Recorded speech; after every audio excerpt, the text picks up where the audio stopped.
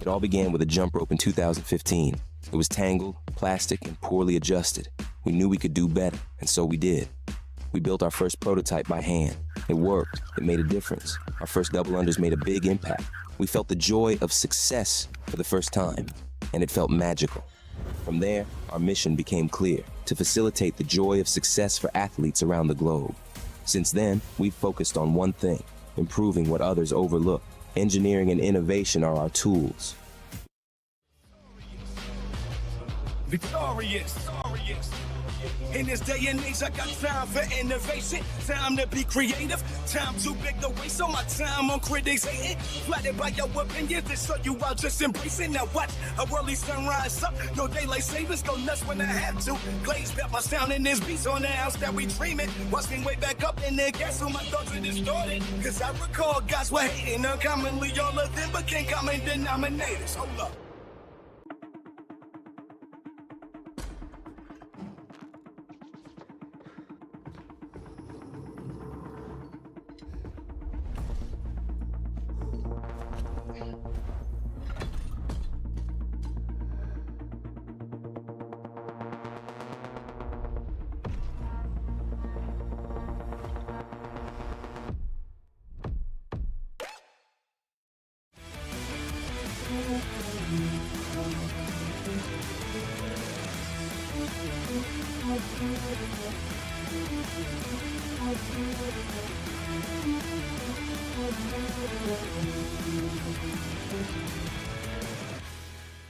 Day 2 of the World Fitness Project here in London opens with a fast-paced chipper. Erg work, burpee box jump overs, goblet squats and dumbbell thrusters, where the final station proved the difference. In the women's field, Olivia Kerstetter set an early benchmark at 12:58, but that mark didn't last long. Teammates Vol Thurman Mo and Uda Lugdukfam pushed each other hard in the penultimate heat, with Thurman Mo surging late to take the win and move into the top 10. The final heat saw a familiar matchup between Laura Horvath and Amy Kringle, with Horvath once again holding the edge. On the men's side, the decisive battle came in the final heat. James Sprague looked in control, but Roman Krenikov executed a perfectly paced race, arriving at the thrusters around 30 seconds behind as Sprague was forced to break. Krenikov capitalized late to take the win and the overall lead at the halfway point. Saturday night moved under the lights, where the athletes took on a 1-rep max deadlift before taking a 2-minute break and then a 100-calorie or 70-calorie echo bike sprint. Dana Paran made a statement, lifting 450 pounds, never to be bettered.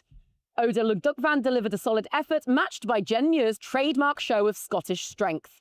Amy Kringle edged ahead of Horvath with a 4:45, but Horvath responded on the echo bike, closing the gap with an all-out effort. The event win went to Vol Thurman Mo, capping off an impressive day 2 with a time of 3:25. At the close of day 2, Kringle leads Horvath by just 7 points. Emma Toll is up into the top 3, and there are 3 Norwegian women in the top 6. In the men's evening session, the opening heat produced the eventual winner. Philroy Peters lifted 445 pounds to the roar of his home crowd, while Chandler Smith found himself just short.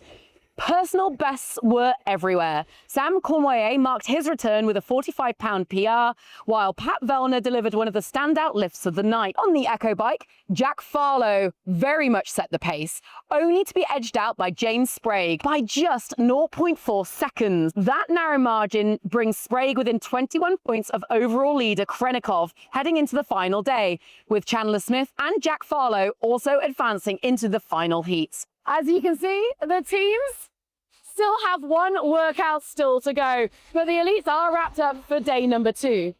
Day number 3, though, that's where it's all going to be decided. So make sure that you guys join us, whether that's in person or online, to find out how London Tour Stop number 1 is going to close out.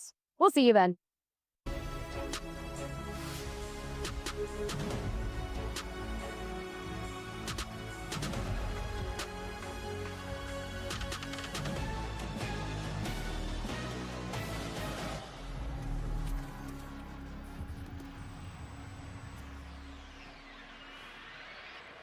Welcome into On the Pulse Live. It is the third and final day of Tour Stop number 1, season 2 here in London, England. We are at Drumsheds, and we're about to crown our first champion of the season. I am Derek Forrest. From left to right, we got two-time Games champion Annie Thorisdottir, former Games athlete, and for multi-sport athlete in Australia, Pip Malone, and we've got Ed Haynes. He is the head coach over at Coastal Fitness and the founder of the Process Programming. Guys, we're coming into the final day. We're going to crown our first champion for the first stop in season 2. How are we feeling? Well, I'm feeling excited. But the athletes, I think, on the final day, now we have 5 scored events that are done.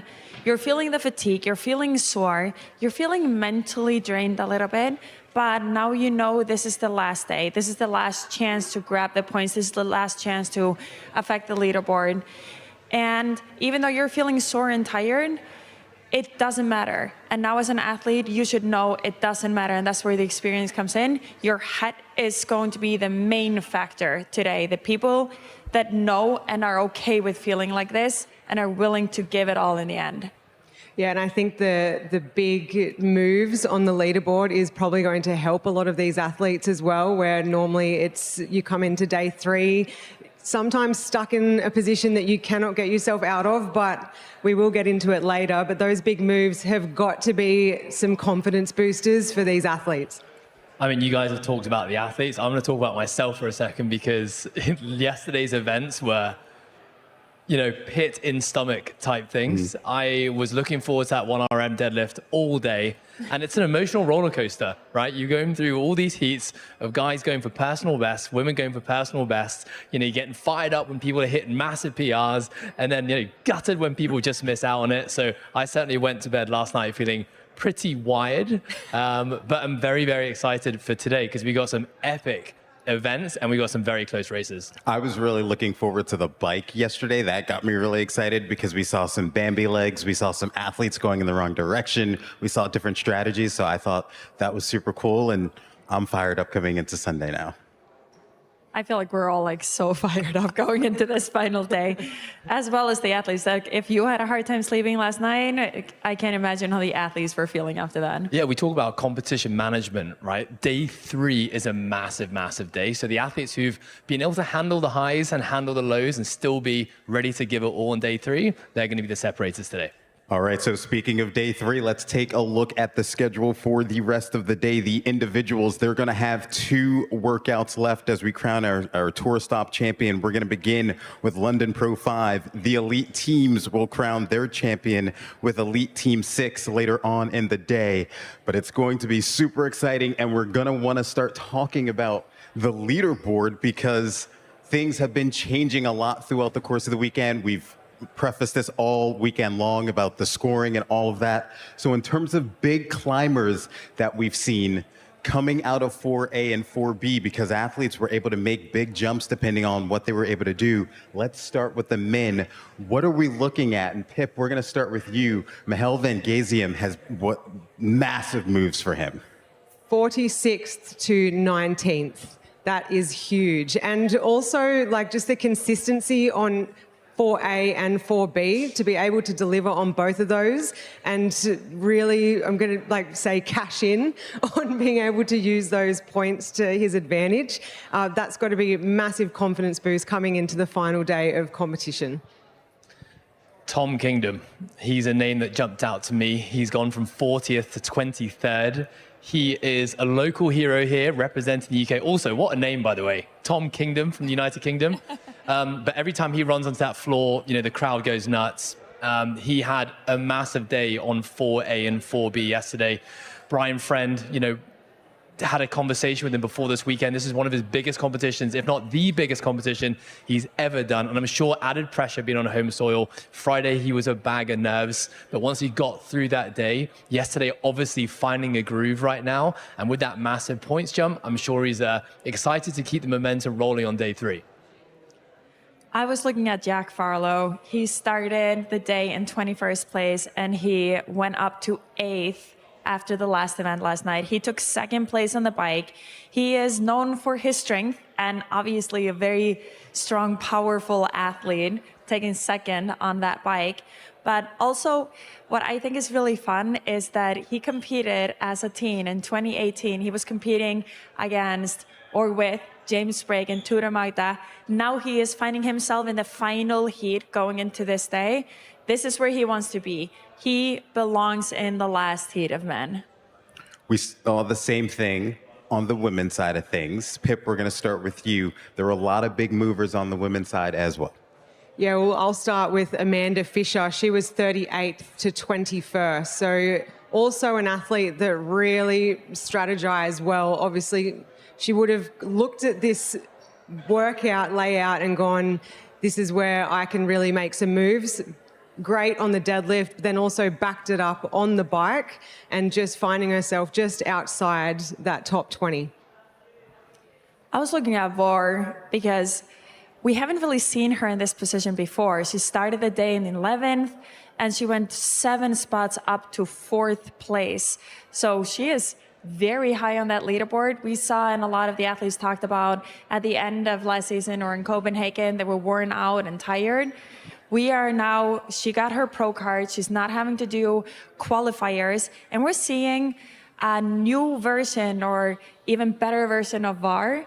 And like I said, having her in 4th spot going into final day, she must be very, very much looking forward to finishing off a good weekend. Another athlete that I think we're all looking forward to seeing finishing off not just a big weekend, but a massive few weeks of competition is Olivia Kerstetter.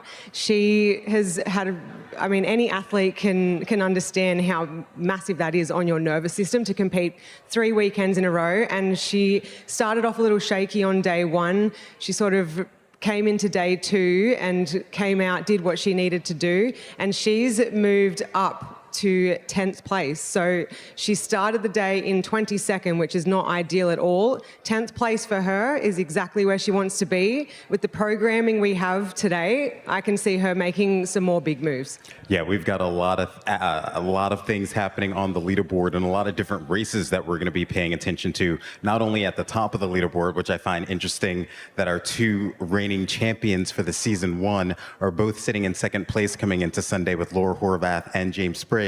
We're also going to be tracking what the challengers do because the scoring is different for them as well. They're right there in the middle, right there in the mix. And then we learned today that the top challenger on both the men and the women will get to bypass the qualifier, in Indy. So we've got a lot of things we're watching. So Ed, you've been tracking everything. Let's start with the women.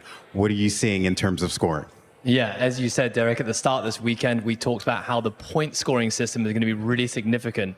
And the athletes who can clock in high placings are going to cash in on big points. But have a look at this. We have 2 ladies right at the top of the leaderboard. We've got Amy Kringle with 446 points over 5 scored events. That just shows with 100 points up for grab just how dominant she's being.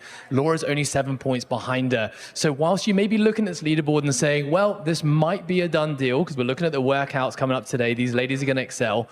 But as you said, Derek, there's a second race that's happening here. Actually, there's 2. We have to always remember we've got the finals coming up in Copenhagen. The top 30 athletes are going to be progressing through to that final tour stop. But then we also have the Challenger Series. And these challengers, they're all fighting for a pro card. At the end of the season, the top 20 cumulative points are going to be locking in that pro card. And when we look at this, we have 34 points between 19th and 27th. 40 points separate 30th and 40th. So whilst at the top of the leaderboard, it's maybe locked in, we've got so many potential changes that might be happening between 19th and 40th place. And these ladies are fighting for that spot at the final tour stop and their pro card. So this is what makes it so fun because we are not just looking at top 3. There are so many things to follow.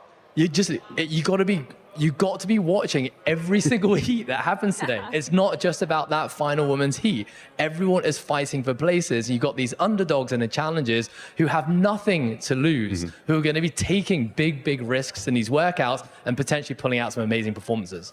Ed, when I say this, it's not going to make sense.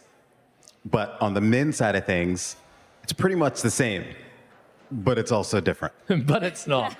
It's the same in the sense that we have some close battles. But what we're seeing in the women's division is that there's a very tight battle up at the top of the leaderboard. In the men's, it's not like that. When we compare the points that our leader has, Roman Krenikov, right now at 381 points, we're talking a good 76+ points behind our top females. And so what we're seeing here is that we've got a really, really tight race. Amongst that top 10, you're seeing 20-point drops from position to position. And that could just be a few spots in a workout placement that could be leapfrogging athletes, into that top 3 podium spot. But again, let's not just talk about that top 10. We've got only 16 men that have over 200 points, and there's 33 points that separate 19th place to 36. I'm just going to say it one more time. The top 20 at the end of the year get their pro card. That's a significant advantage going into next year's season.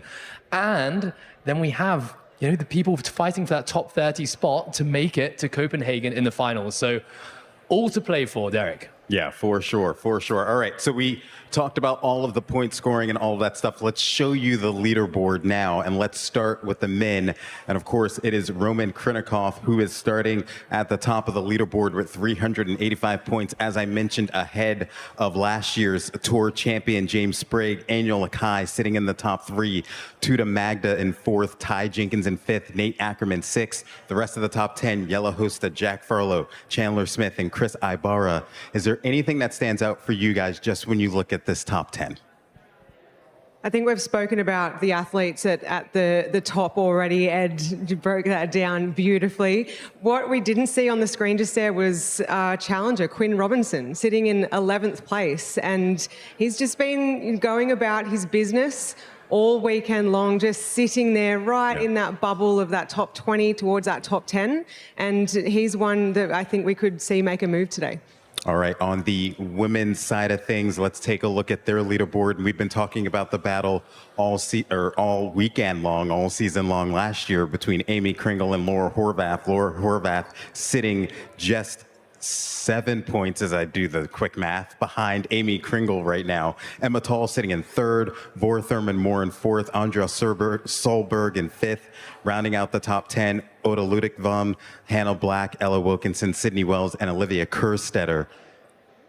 Observations from the top 10.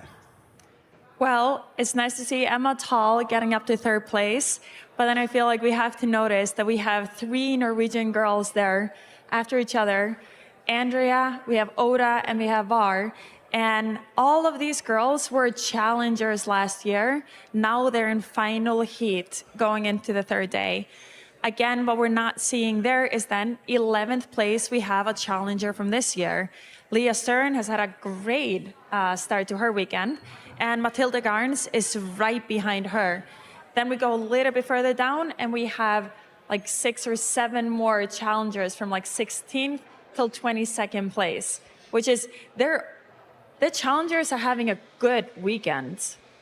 Yeah, so now that we've set the stage for what we're going to see on this 3rd and final day, let's take a look at the first workout, London Pro 5, and what the individuals will be taking part in. London Pro 5 is presented by Ray-Ban. London Pro 5 is an ascending ladder of ring muscle-ups beginning from 1 and increasing by 1 until the final round of 8. Following each set of ring muscle-ups, athletes must complete an 18-meter sandbag bear hug carry. There's an 11-minute time cap for London Pro 5. The sandbag is 200 pounds for the men and 150 pounds for the women.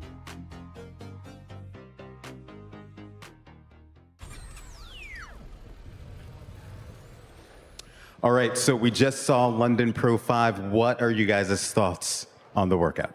Yeah, I think I'll start with, I think the main thing that people are going to see here is ring muscle ups. We're seeing an ascending ladder Ascending ladders are always challenging because as the athlete is getting more fatigued, the demand of the workout is increasing. So pacing and strategy will be an interesting one in this, but there is a second element to this. It's a classic couplet, just 2 movements, but we've got the sandbag carry. And I think a lot of people don't really combine those 2 movements all that much, and maybe don't understand the added fatigue that comes from holding and carrying and walking a bag and then having to get back into a gymnastics movement. So Annie, if I throw it to you, what do you think are the carryover fatigue effects that come from a sandbag and then going back into ring muscle ups? Well, I think it's going to be, like you said, you have an object, you have something on you that is restraining you, it's hard to breathe. And also it's going to fatigue your grip. What you don't often think about when you're carrying a sandbag is you're starting to be sweaty. So maybe athletes are going to have towels or something out there. But when you're grabbing and you're trying to grab onto your arm and you're sliding, your grip is also... Go ahead, you can use your arms now. Your grip is also getting fatigued. So I see this as I think this is going to be about the muscle ups if you manage to move the sandbag, but also it's going to be your grip fatigue on those rings. I think another thing, when we saw our guy Spike running up, I don't know if Spike's actually a man or a woman, we're going to assume he's a man, but Spike in that demonstration, there is a lot of running that's happening on the floor as well. The way that the sandbag is going to be positioned, you're moving up and down this floor, there's transitions, and the transitions is this part of pacing that rarely gets spoken about. How much time is wasted when movements are not getting done? And so the athletes, I think you're going to see this in the top heats, I think we're going to see athletes literally sprinting up and down that floor to get between the sandbag and the rings, and that's going to be adding fatigue, increasing heart rate. It's going to make the workout even more challenging. You're for sure going to see sprinting in the beginning because then you're fresh. Like you said, with this kind of ladder format, you're going to have to get the first set done really quickly because when you're halfway through the workout, you're not halfway through the workout, right? But then towards the end, the athletes that are attacking it, they're going to be trying to run fast to the rings. They're going to be chalking up as they're getting to the rings and then jumping up, getting a first set in and seeing if they're going to need to break it. So we're going to see some different strategies there, I believe. Pip, how would you approach this workout? What would be your strategy? Well, I think Ed hit the nail on the head when he said a lot of athletes don't do this combination often because it really hurts. So I look at it and think, yeah, this is really like backloaded. So you sort of drawn in at the start to move as fast as you can because you've got your smaller sets of ring muscle ups. What I really like about it is it's actually a cyclone sandbag. So rather than your traditional sandbag that's more of a round shape, the cyclone, it's narrower down the bottom. So especially for our smaller female athletes, it's really awkward to pick up off the floor and get it into position, but actually once you're running with it and moving with it, it sits in a much nicer position compared to a traditional sandbag that is right out in front of a small statured woman. All right, so yesterday we were talking and we essentially crowned our kings and queens of the Echo Bike, right? Today, we're going to talk about our lords of the rings and ladies of the rings. So starting with the women and looking at our ladies of the rings, Ed, what are you watching today? Well, the beautiful thing is we have a season under our belts. So we can see historically who has performed the best on the rings. And what we have here is we're actually going to show some footage of some of our top ladies. We've got Laura Horvath. She has a rock climbing background, a really strong pull. Emma Tall always does well on the ring muscle ups, and she's shown that. We have Ariel Lowen, gymnastics background. She's gonna have to have a big day today if she wants to bring herself back into the top 10. And of course, the local champ, the local hero, Amy Kringle. She is shown on multiple platforms in multiple competitions that she loves the ring muscle up, and she has the ability to hold on to these really big sets. And I have to say, she's good with the grunt work, breathing, high heart rate, holding on to odd objects. So these are going to be the 4 ladies that we're going to watch. Ring muscle ups, especially in the female division, always tend to be a challenging movement, but I think you're not going to see any of these 4 ladies struggling with the ring muscle ups today.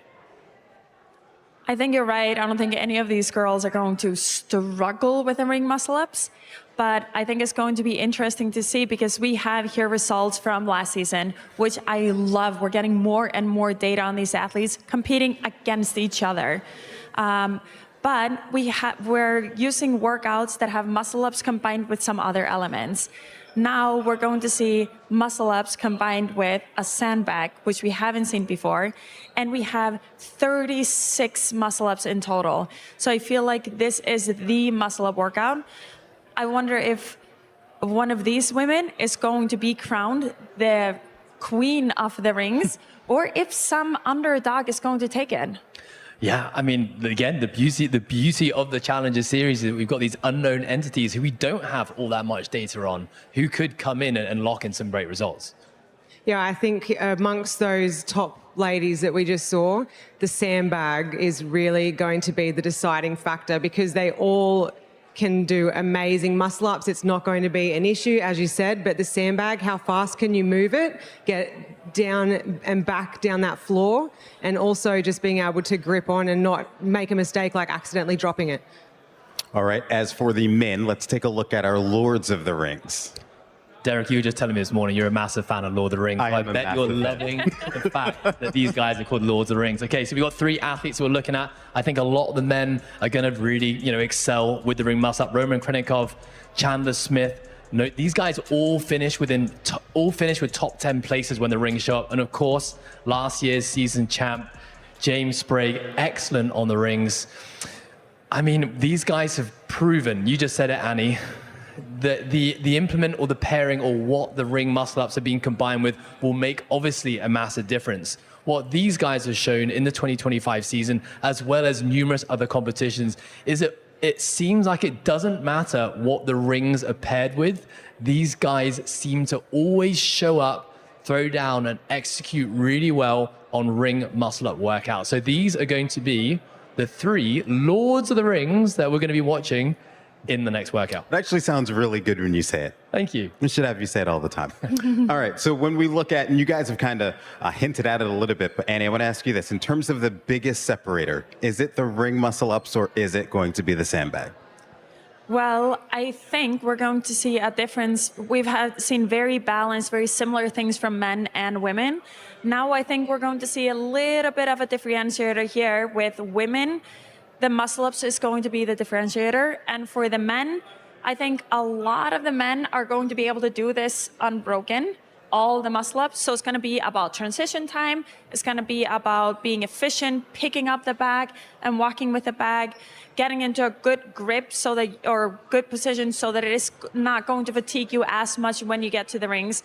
Whereas for the women, there's going to be a little bit more wiggle room, because I don't think a lot of them are going to be going unbroken on the ring. So it's about breaking it up properly so that you have just as little ground time as possible. When we look at the programming of this weekend, we've seen some really exciting event finishes. I'm thinking back to workout 1, we had those overhead squats. Yesterday, we're all waiting for those thrusters to see the showdown happening.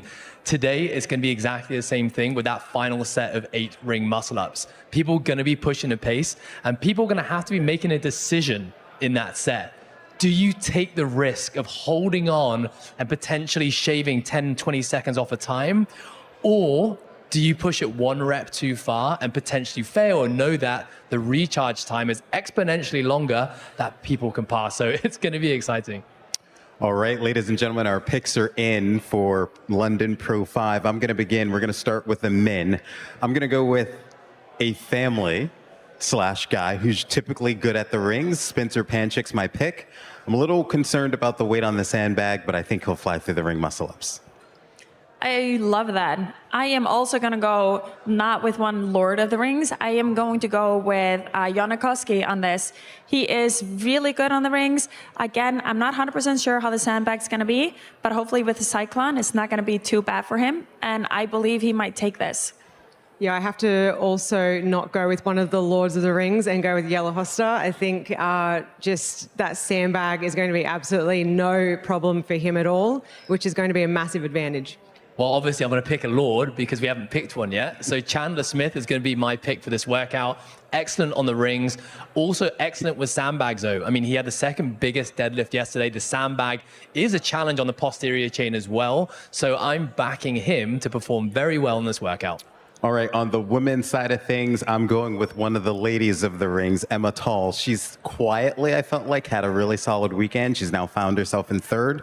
I think she's pretty solid on both implements. I'm going with Emma. That's a solid pick. I'm going to go with Matilda Garns.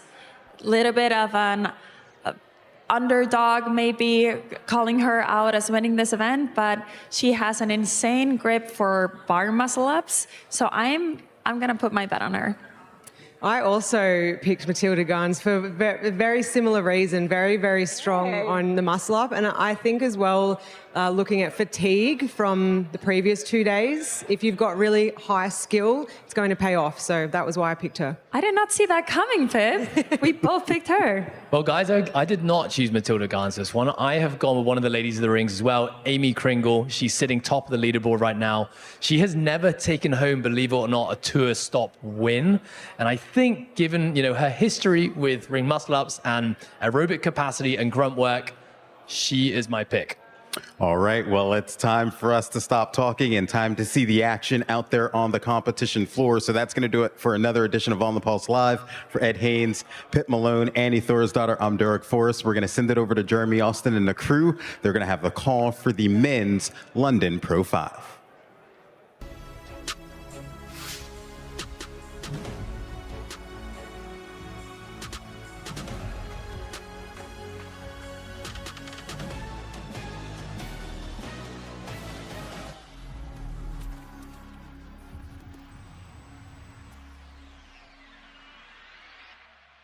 It all began with a jump rope in 2015. It was tangled, plastic, and poorly adjusted. We knew we could do better, and so we did. We built our first prototype by hand. It worked. It made a difference. Our first double unders made a big impact. We felt the joy of success for the first time, and it felt magical. From there, our mission became clear: to facilitate the joy of success for athletes around the globe. Since then, we've focused on one thing: improving what others overlook. Engineering and innovation are our tools. Victorious. In this day and age, I got time for innovation. Time to be creative. Time too big to waste all my time on critics hating. Flattered by your opinions, they show you I'll just embrace it. Now watch a early sunrise up. No daylight savings, go nuts when I have to. Glaze bet my sound in this beats on the house that we dreaming. Watch me way back up in there, guess who my thoughts are distorted. Cause I recall guys were hating uncommonly. All of them became common denominators. Hold up.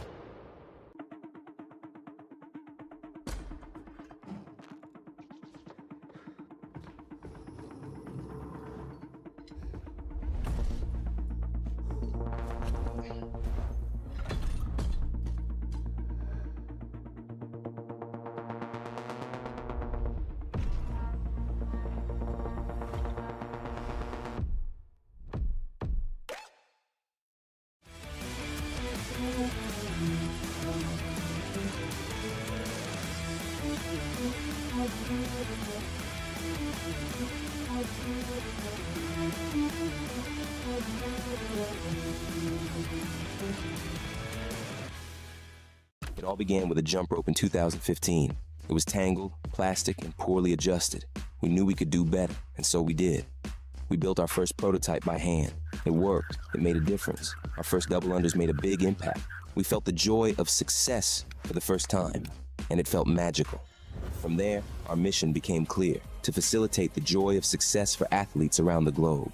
Since then, we've focused on one thing: improving what others overlook. Engineering and innovation are our tools.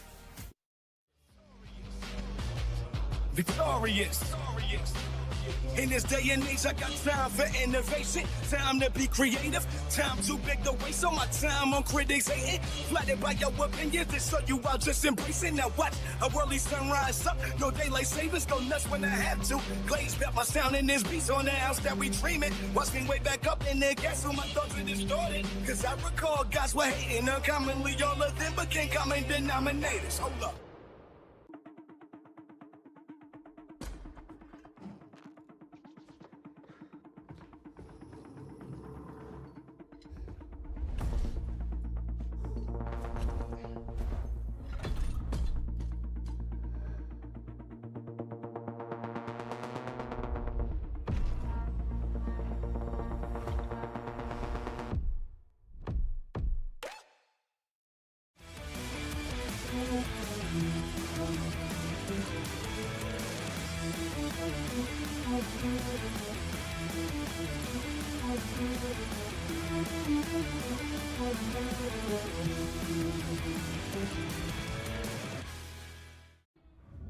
My goal is always to win.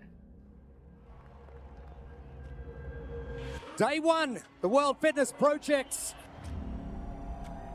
A no rep from Horvath. It was just too much for my body. Like, I think mentally I could push, and I was pushing more.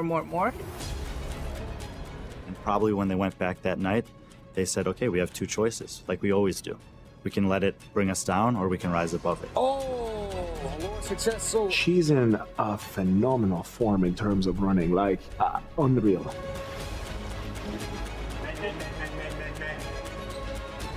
The overhead lookout was just not there anymore. What carries me through it starts at home. Now we are talking as brother, sister. Now we are, business partners. Like, it's just managing, being able to not carry one thing over to another. They're still hard. Just I need to work on my lookout, like extension. Laura Horvath is going to take this out. It won't be the fastest time. It'll be the second fastest time, Laura Horvath.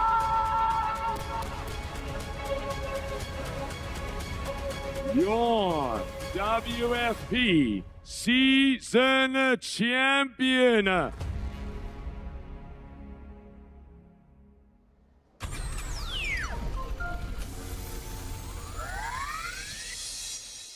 Welcome to day number 3 of the first tour stop of the World Fitness Project. We are live from the Drumsheds, closing out season 2 for our first tour stop here in London. Jeremy Austin with you, and alongside me, Tommy Marquez. A massive 2 days so far. Some crazy finishes from the deadlift and the Echo bike yesterday. More craziness on the way today. Now, Tommy, we had a big day yesterday. What impressed you most about what you saw? And I know there was a lot. Well, let's start with big is an understatement, right? 14 women north of 400 pounds, a dozen men over 600. So might be hard to top that, but there has been some amazing performances that I think not just from young athletes, but from some established athletes, even if they fly under the radar. Emma Tall right now sitting in 3rd place has had a very, very calm run towards the podium so far. Hasn't had any one of those spectacular splashy finishes, but just steady around those 7th, 8th, 12th, nothing, too high, too low, and it's been good enough to keep her in the podium race. And then some youngsters right behind some established athletes in that 5, 6, 7 spot between, Ty Jenkins, Nate Ackerman, Tudor Magda, hoping to maybe make a little bit of a push here. And they've got a stout test ahead of them, especially with some younger athletes making some names like Anyola Kai. Big time, and very unassuming from Emma Tall, as you said. And we see Amy Kringle at the top of the leaderboard. Laura Horvath in second, only 7 points back.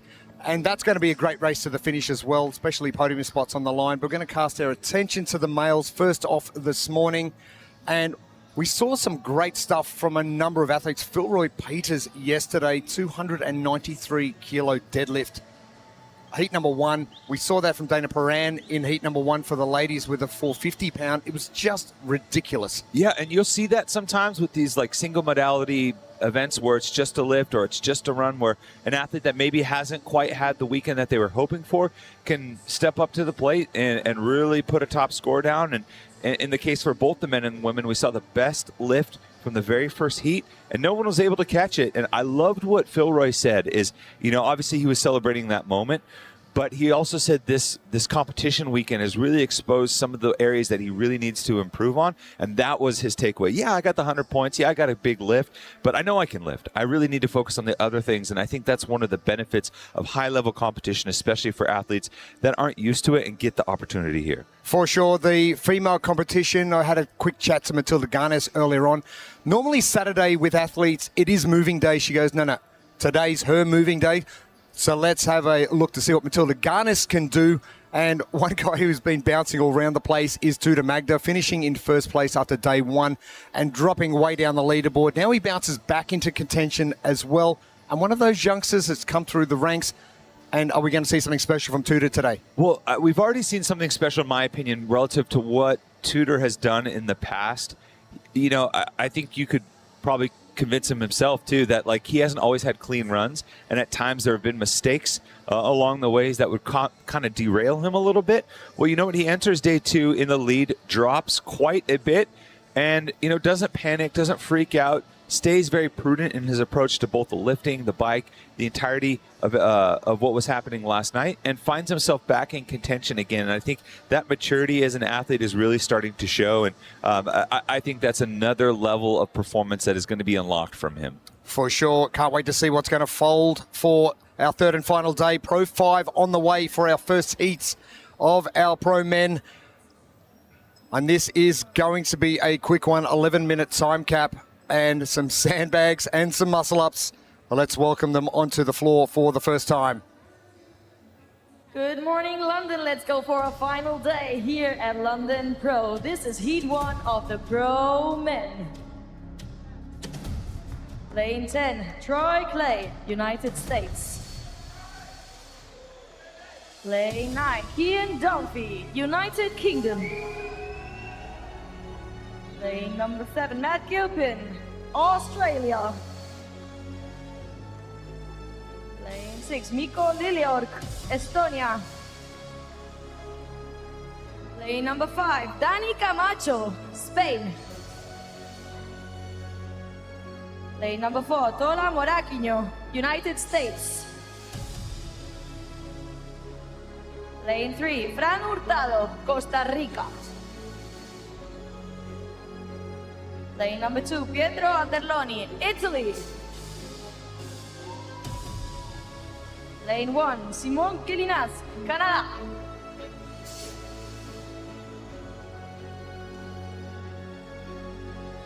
Lane assignments. 1 minute. Our first heats of our pro men for Pro 5. And are we going to see some short-statured athletes dominate Pro 5 with the range of movement required? We're going to go 1 up to 8 of ring muscle-ups. In between each round, you have an 18-meter sandbag bear hug carry with that cyclone bag. You're going to have 90 kilos, about 200 pounds for the men in that bag. It's really time for these athletes to start moving. Matty Gilpin hasn't had a great weekend by his own admission this morning at breakfast. And a few accommodation issues, which he's got sorted out, thankfully. Good night's sleep and good breakfast this morning. There you go.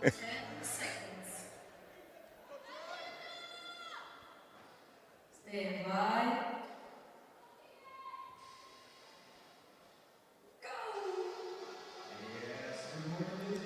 And underway for the first heat of our men. And the blueprints presented by Reband.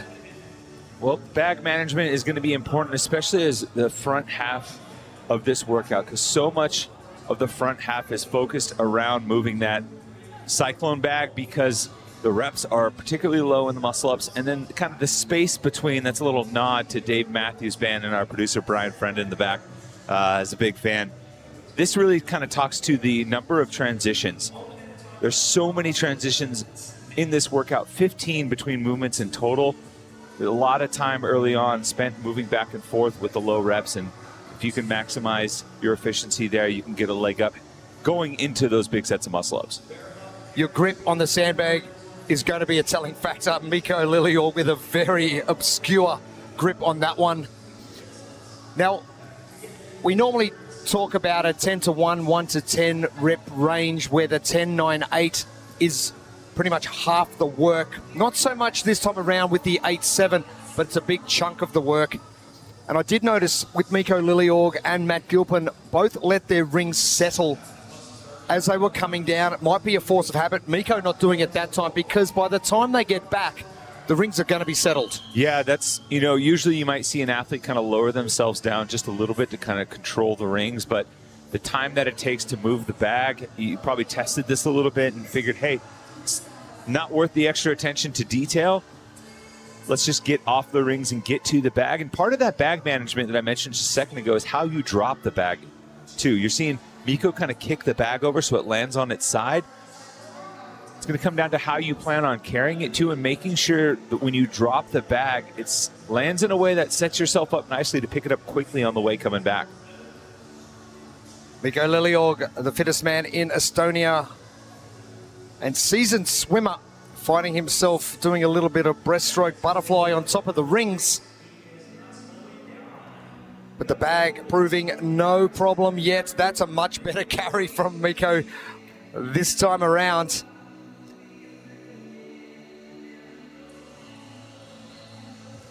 Upgrade your training. Shop the limited edition Ray-Ban WFP collection before it is gone. Scan that QR code on your screen to learn more and elevate your training with Ray-Ban. Gilpin chasing down your leader, Miko Lilleorg. Lanes 6 and 7.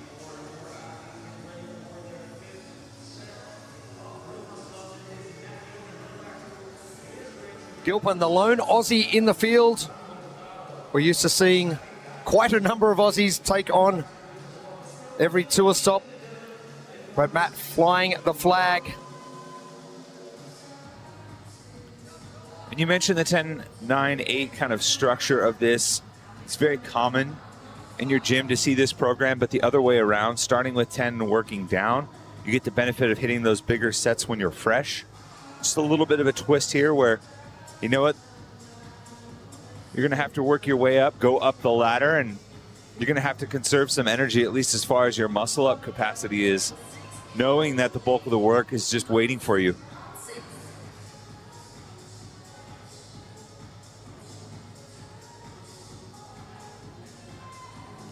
Gilpin, another good carry. And yeah, very particular, same as Miko. How do you place that bag just to make it easier to pick back up? Miko seems to be swaying a fair bit on those rings.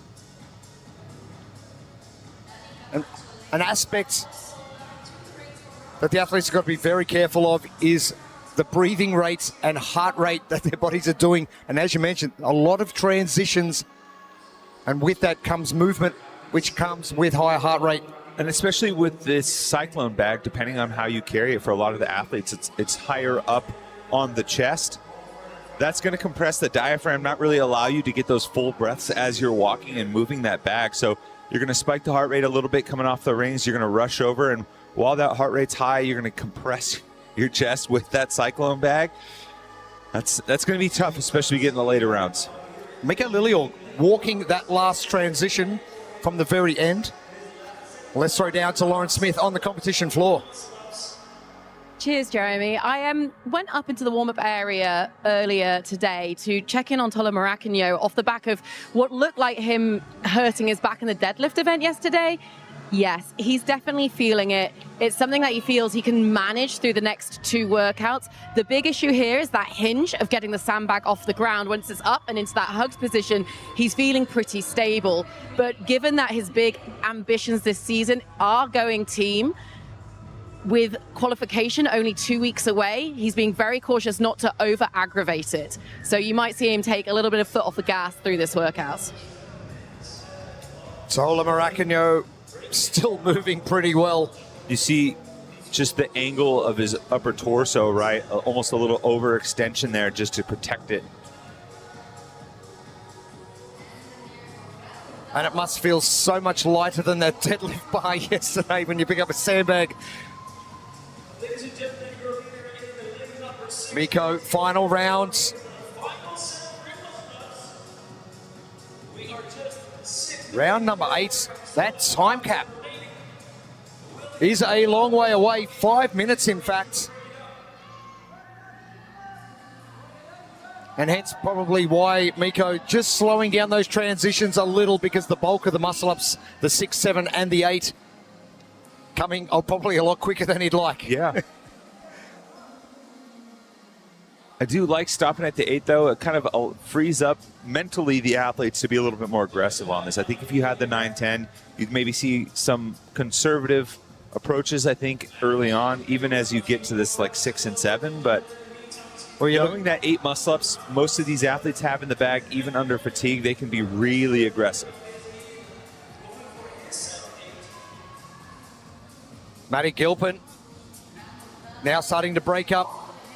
That's one aspect we haven't spoken about. Who is going to go through every set of muscle-ups unbroken? You think 36 is a fair chunk? If you drop that 9 and 10 and you go to 55 reps, which is a whole lot of volume. And you can see kind of where bag management comes into play there. Miko didn't have the bag set down in the previous round. He had to turn his back to the finish line, pick it up, rotate around. Knowing what's coming in the later heats, those are precious seconds. Miko Lilliorg, 7:18. A great finish.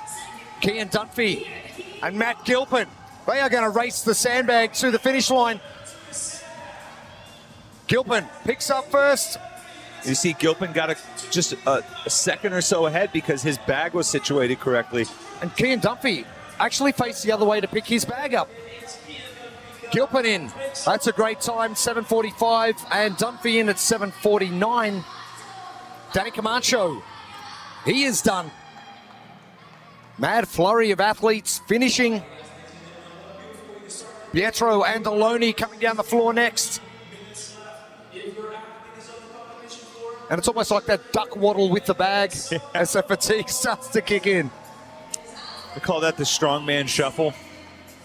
See a lot of these odd object, heavy implements, strongmen figuring out a way to be fast with the feet while still being stable up top to make sure those odd objects don't come loose. Tola doing it pretty easy considering he has got that bit of a tweak in the back, 8.5 minutes. Well, if we fast forward to the pro women's field, Jen Muir, this would be right in her wheelhouse, lifting heavy things up in the Highlands of Scotland. The caber toss and everything else that goes on up there. Oh, man. All sorts of crazy stuff. That's cool, though. I just hope she comes out with some face paint today. It's a tall task. She set the bar high yesterday. A nod to Mel Gibson. Another great Aussie. Simon Zalina heading down now.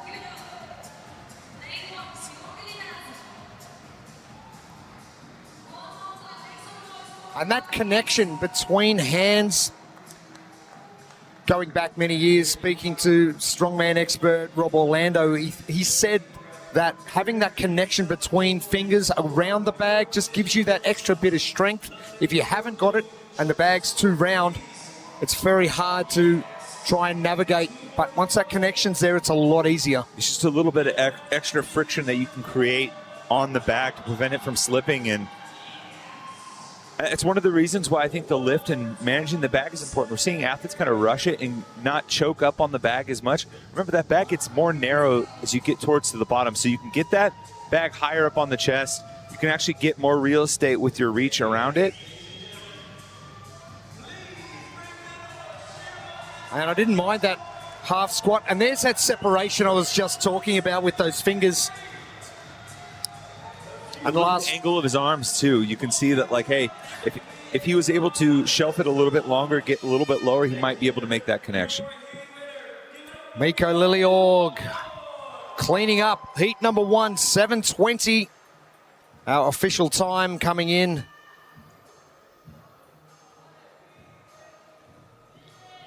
And we're going to see 1,000 different strategies on the floor in the next 9 heats for our pro men and our pro women.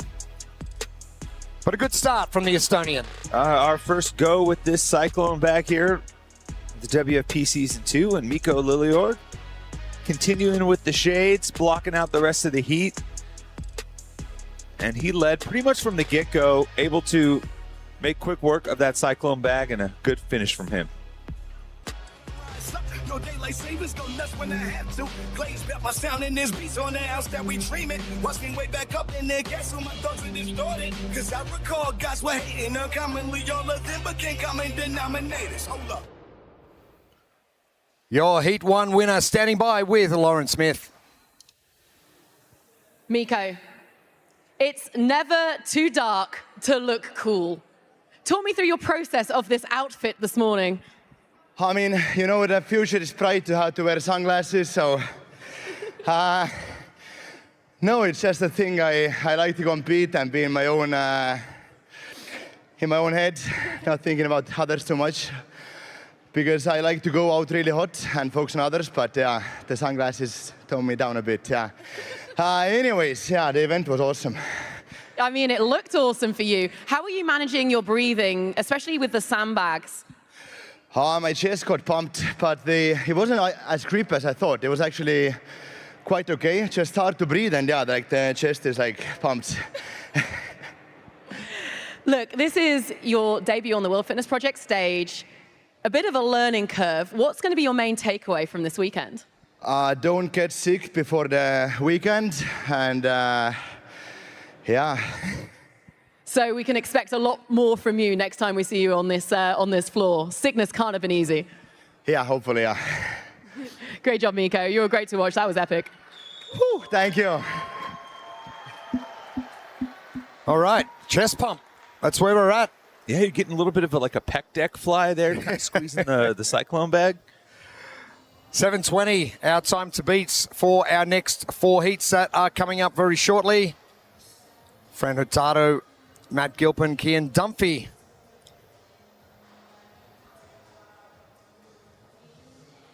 The stage is set. 11 minutes on our time cap.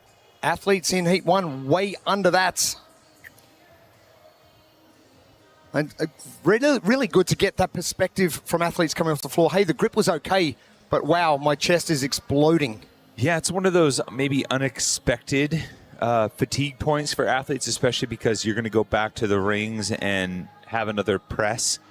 You're seeing a lot of athletes like canting forward in the catch for the muscle up, so making it more of a chest rather than triceps type movement. And then now you just got a little bit of interference with the cyclone bag. Who thought? Does your strategy change if you're an athlete coming up? It depends on how much those athletes are sharing information or if anyone is paying attention to that. Number 2. In lane number 10, Andreas Timenes, Norway. Lane number 9, Victor Garcia, Spain. Lane number 8, Toby Buckland, United Kingdom.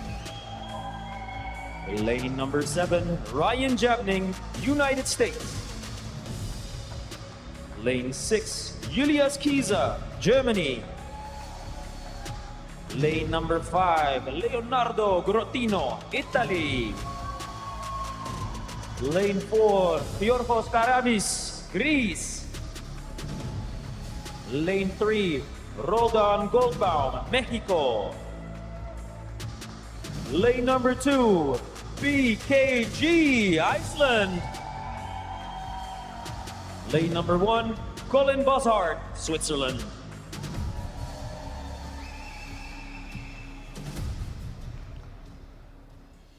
Our second of 5 heats onto the competition floor.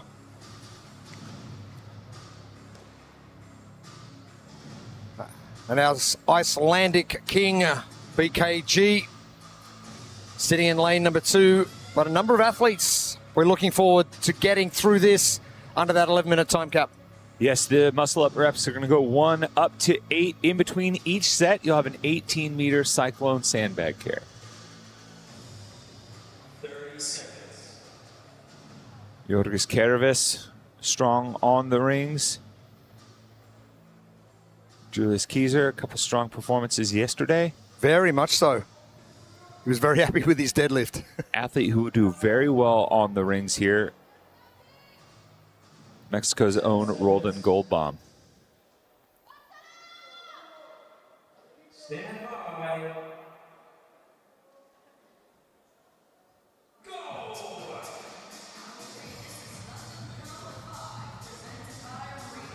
And Colin Boshart deciding to not continue with Pro 5. So that lane number 1 will be empty. And a much tighter battle early on. Interesting, we're seeing the back being held upside down. It's putting more of the weight to the bottom, towards the legs, but shortening the distance around the bag that you have to grab. What's the benefit? I think it's grip, right? If you're grabbing around the narrow part of the bag, you can get the hands in, and then maybe the weight disbursement isn't that big of an issue. So could be a little sneaky technique that we got here in Heat 2. Keys are off to a good start. We look at Heat number 1. What lessons does Heat 2 learn from Heat 1? Well, I think seeing a couple of the athletes that had to flip around once they picked up the bag, I think they're going to be a little bit more prudent in how they set the bag down.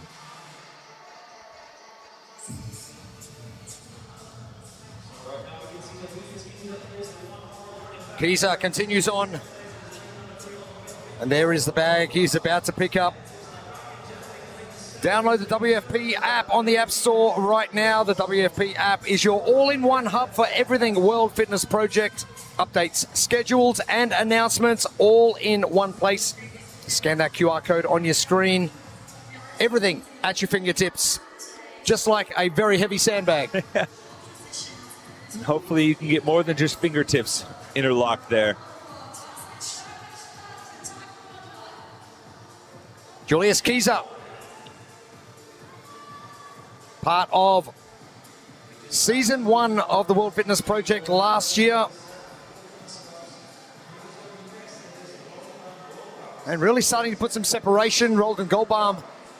You can see the interlocking fingers there. No issue with him as far as wingspan, getting around that cyclone bag, getting some good real estate on the grip, and then the interlocking fingers is huge.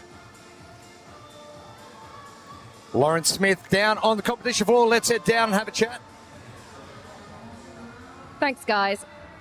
In the warm-up area, I was noticing a lot of really interesting techniques for how this field were preparing to take to the floor. You had Toby Buckland. He was doing a very controlled breathing exercises into what was basically a balloon. Now, it's something that swimmers use to open up their diaphragm, and he leans into that as his background, but it's basically helping him get control of his breathing. So under the fatigue of that sandbag, it will help him out on the floor. You also had Andreas Timnes, and he was with his coach working on visualization. So he was running through all of the movement pattern of this workout with his eyes closed, assumingly so he can perform under fatigue and pressure out on the competition floor. Some interesting techniques really to try and get prepped here. Obviously visual simulation has been huge in other sports. Kind of cool to see, you know, some techniques from swimming as far as breathing is concerned coming over here, especially with, like as we mentioned, the compression that's going to happen on the diaphragm from that cyclone bag. Well, Miko in his interview just said the two takeaways were the very heavy breathing and the chest pump that he got. So maybe everyone out the back now is going, okay, we've got to start strategizing a little bit differently to what we probably thought. And the increased fatigue over the weekend as well.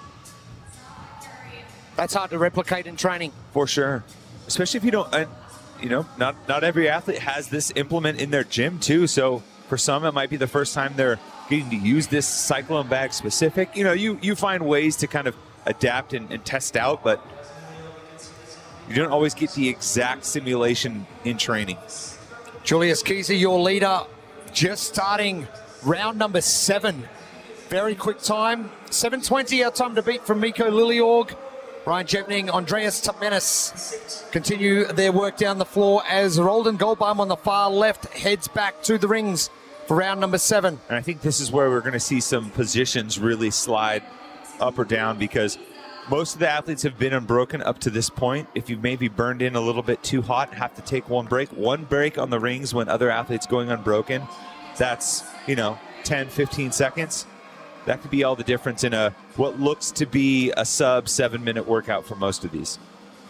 Julius Kiza, the second last bag carry.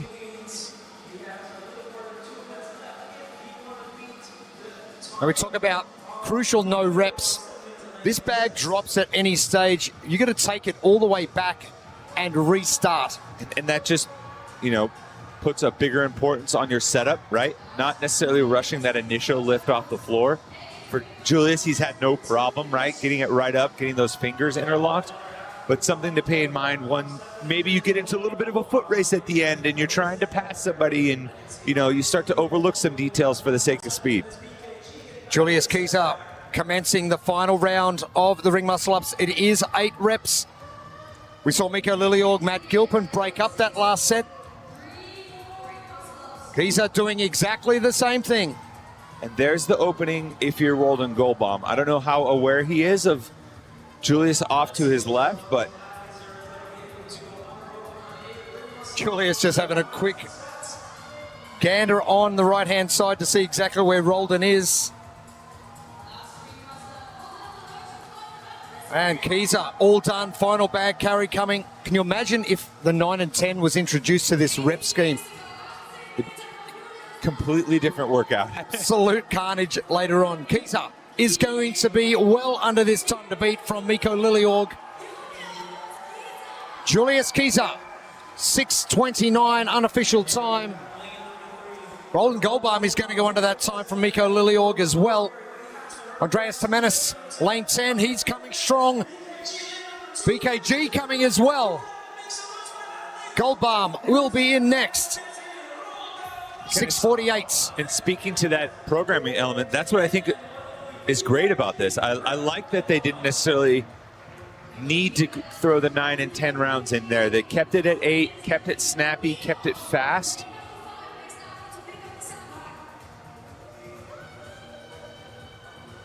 And BKG just getting in ahead of Fabian Benito. Leo Cretino.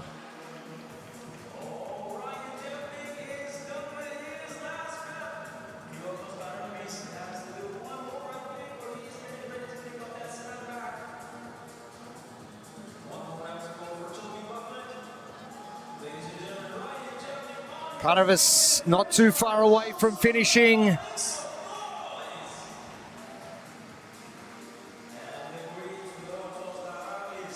$6:29. Quick time to beat.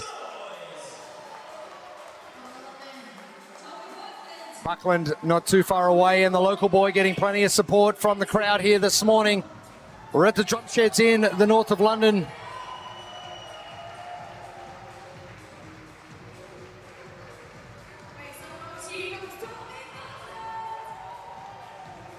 All done with 3 minutes to spare. And Keyser just putting the accelerator down a little bit more than we saw from Mikko Liljeorg. But the result seemed to be better for Julius Keyser. Yeah, he just seemed a little bit snappier through the late transitions and able to manage the muscle up volume, particularly in the final 2 rounds, really well. It was him and Roldan Goldbaum going toe for toe early with the bag. You see Roldan making quick work of those muscle ups. Julius Keyser only took 1 break the entire time on that final round of 8. Consistency across the board and no problem getting his fingers locked around that cyclone bag. And a 30-second improvement on the top time and a strong start to the final day for Julius Keyser. No daylight savings, go nuts when I have to. Glaze back my sound in this beats on the house that we dreaming. Watch me way back up in the gas so my thoughts are distorted. Cause I recall guys were hating uncommonly. All of them became common denominators. Hold up.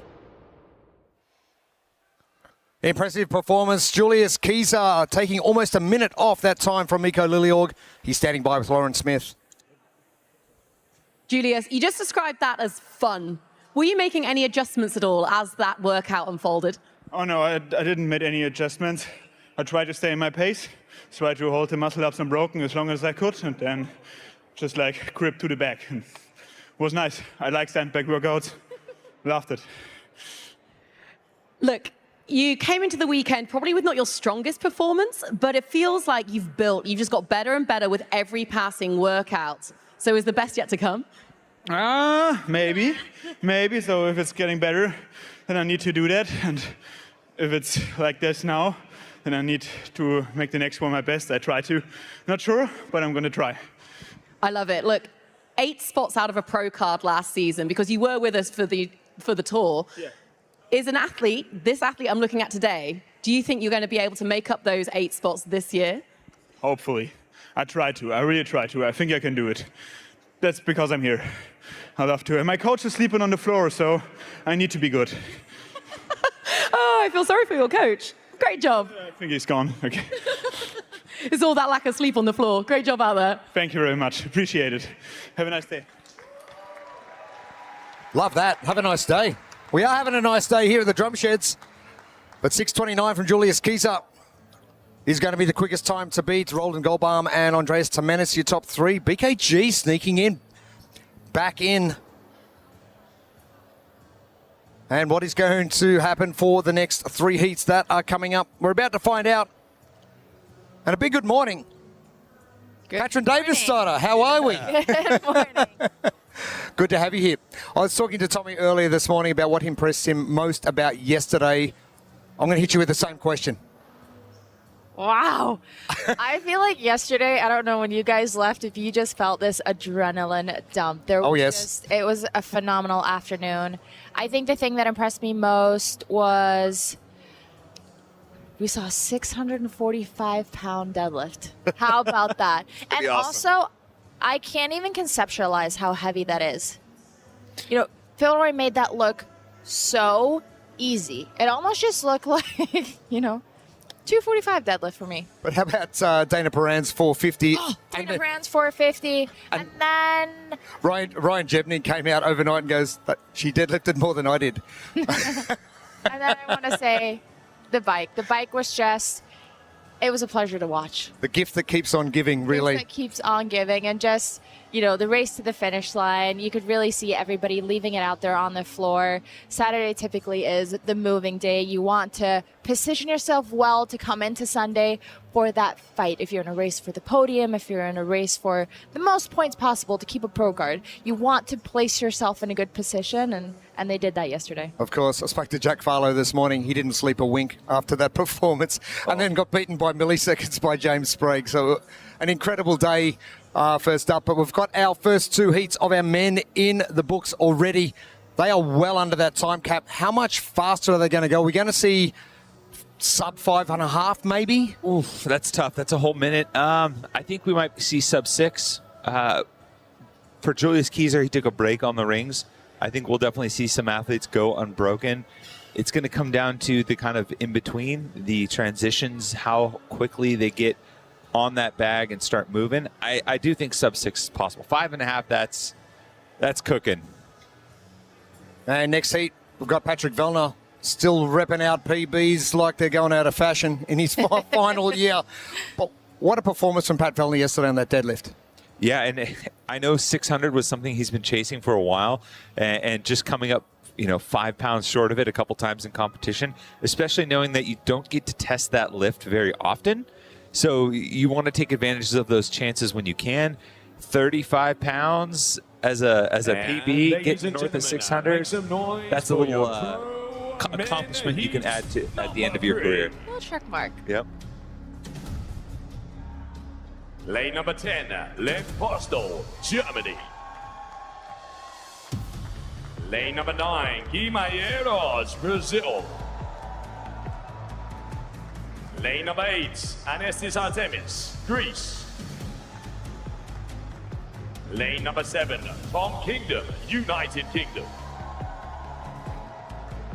Lane number 6, Patrick Vellner, Canada. Lane number 5, Noah Wilson, United States.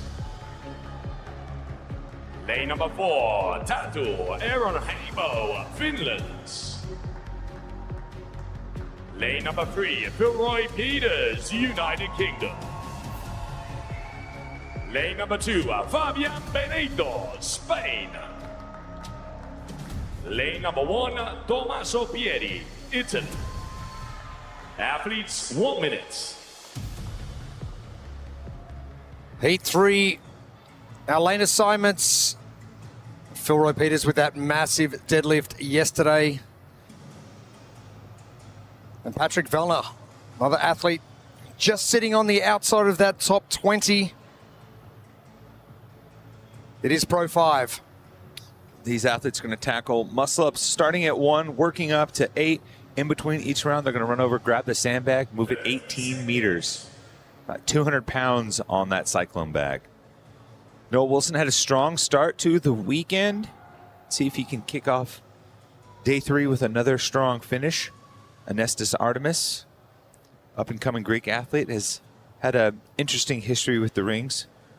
Fabian Benito, hoping to recapture some of his strong performances of the past.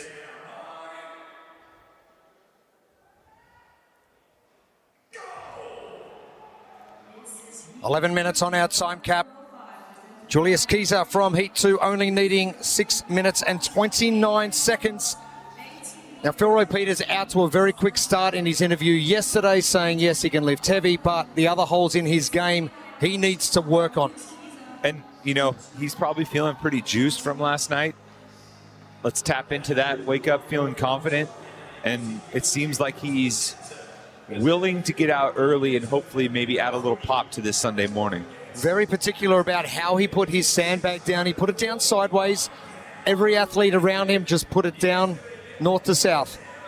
Well, I think that's just a sign of an athlete paying attention to every single detail. And it might not take a lot of time, but you think about it, over these 8 rounds, it's going to add up. So placing it in a manner that you're going to be the quickest to pick it up and get going, wasting the least amount of energy, is, I'm very impressed with his athleticism and thinking on the fly there.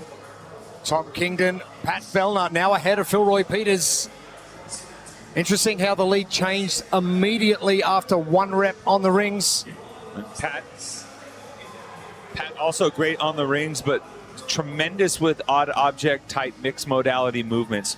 I mean, we've seen Pat with variations of the cyclone bag, other types of heavy sandbags, win events at the highest level. Kind of brings you back to the North Park in Madison and seeing Pat out there on the field, kind of battling his way back up the leaderboard.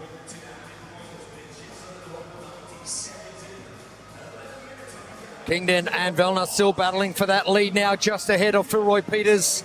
And upgrade your training. Shop the limited edition Reband WFP collection before it's gone. Scan that QR code on your screen to learn more and elevate your training with Reband.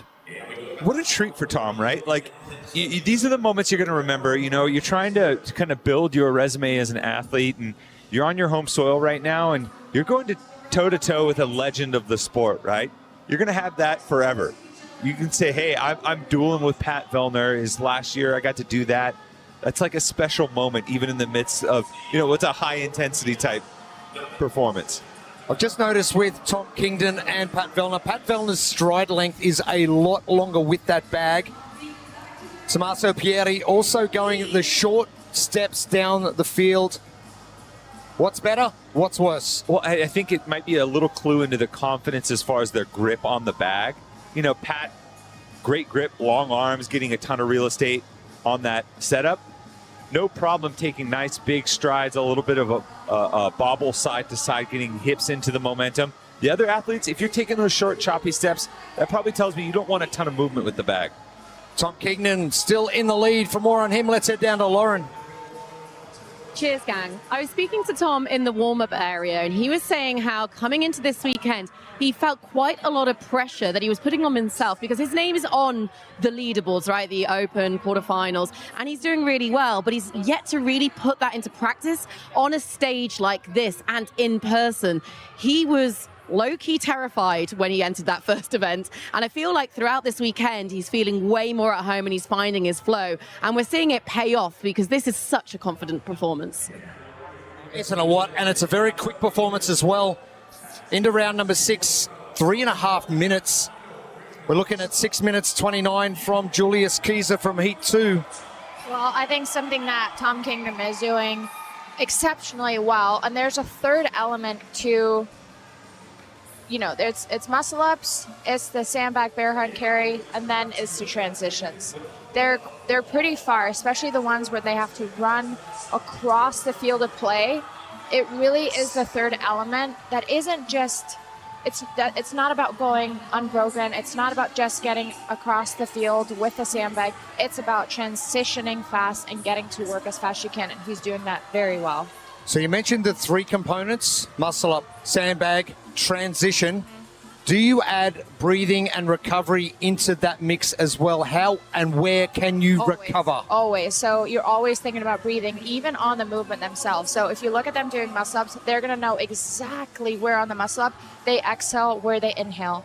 On the bear hug carry, they are breathing constantly. It's a very hard movement to breathe on, so you're trying to brace and breathe at the same time. As soon as you've let go, that's your greatest time to recover. So that's when you're mostly thinking about your breathing. But 7 rounds down on the muscle ups of Tom Kingdon.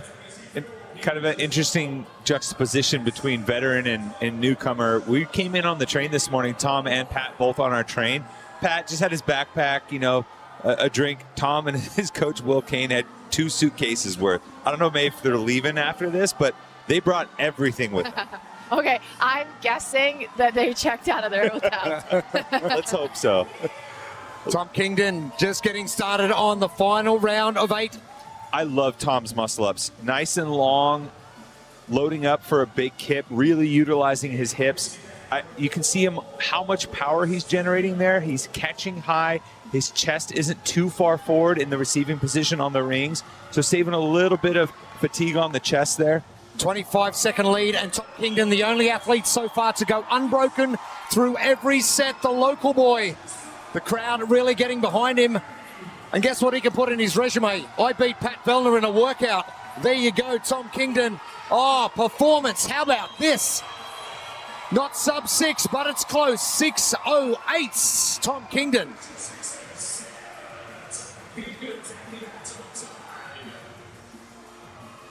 That's going to be one of those stories you share with the kids later. Impressive from Tom Kingdon. Roy Peters trying to play some catch-up now. Pat Vellner really at the end and good position to break in. So you can see that his push is kind of starting to fatigue, and something that, you know, might not be obvious, but carrying that bag, you're trying to squeeze it as hard as you can, and it's really fatiguing your pec muscles on top of the muscle-ups. Vellner is done. Nice. Guy Malheiros. And Noah Wilson is going to be next. Guy Malheiros learning some important lessons this morning from a couple of parents on the train too. Yeah, we were chatting with him. He's got about a 3-month-old at home, so not getting a ton of sleep. All part of that very special journey we all know about. Yep. Phil Roy Peters is in. Fabian Benito, Artemis, and Pieri also getting in. Len Postel, Tatu, Aaron Hamo.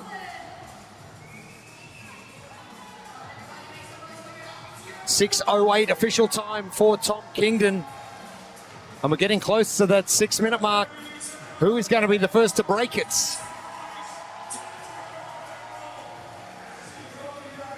Last athlete on the floor, and still plenty of time.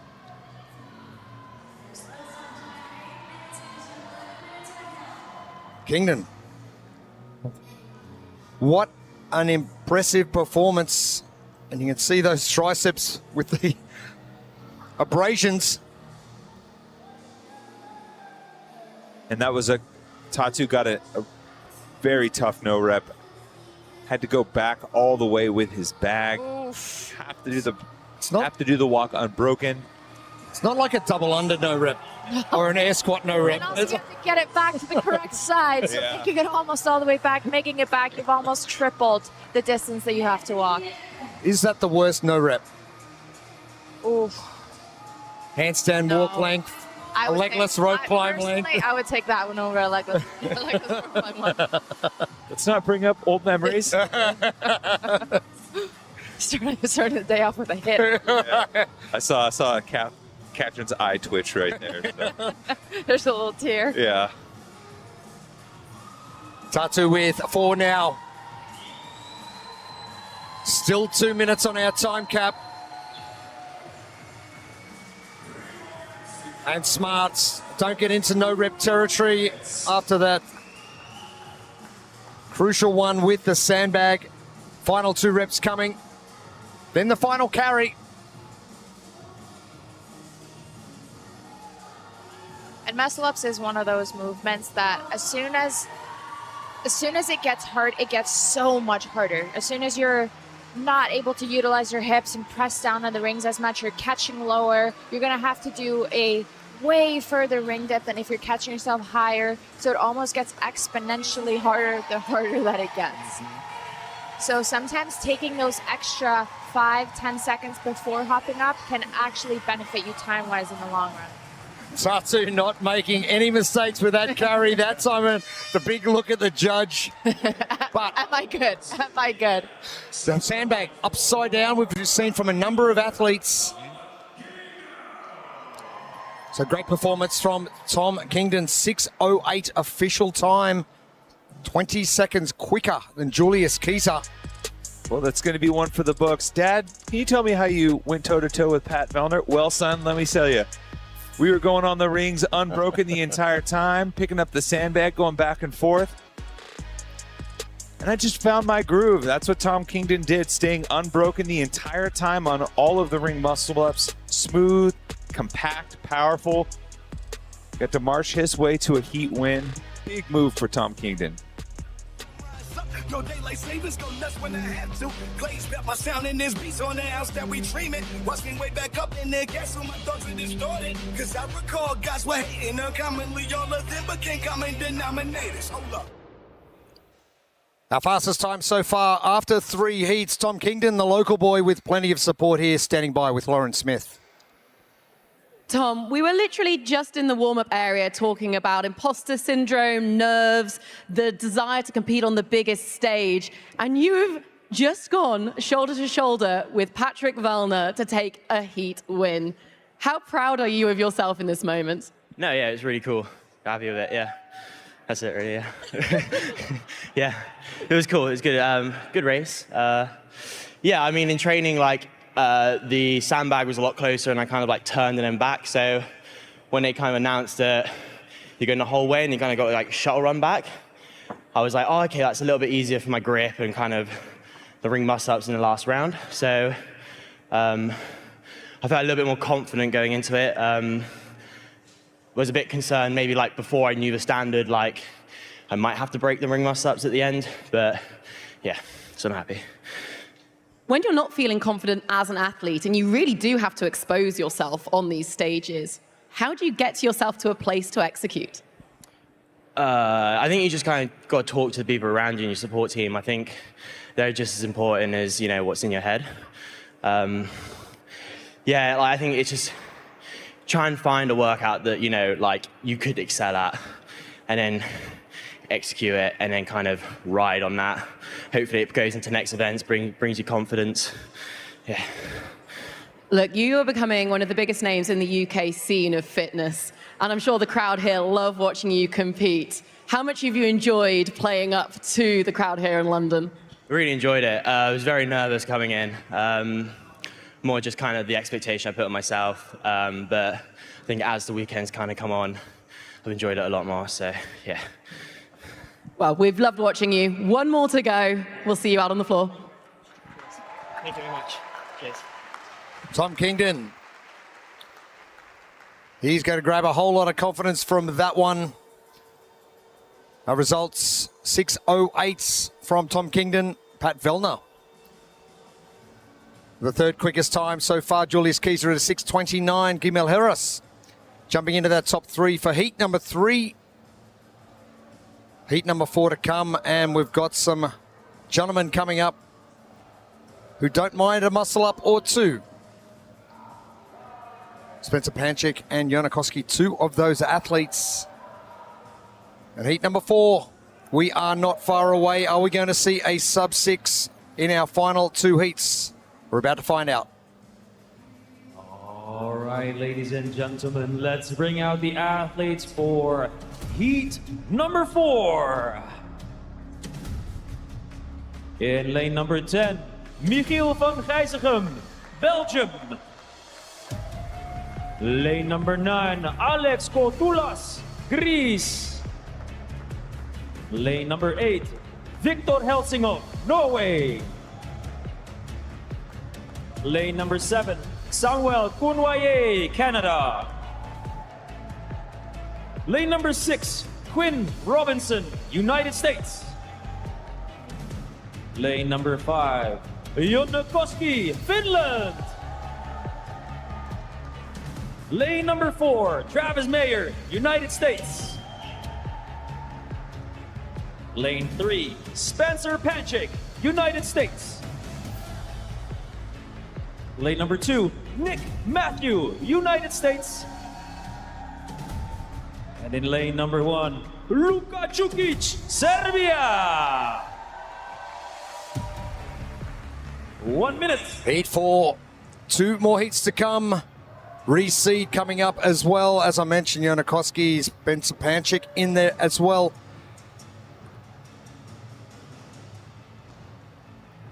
.608 is our time to beat for London Pro 5. And they're going to have to go unbroken through these muscle-ups, starting at 1, going up to 8 with the 18-meter cyclone sandbag carry in between.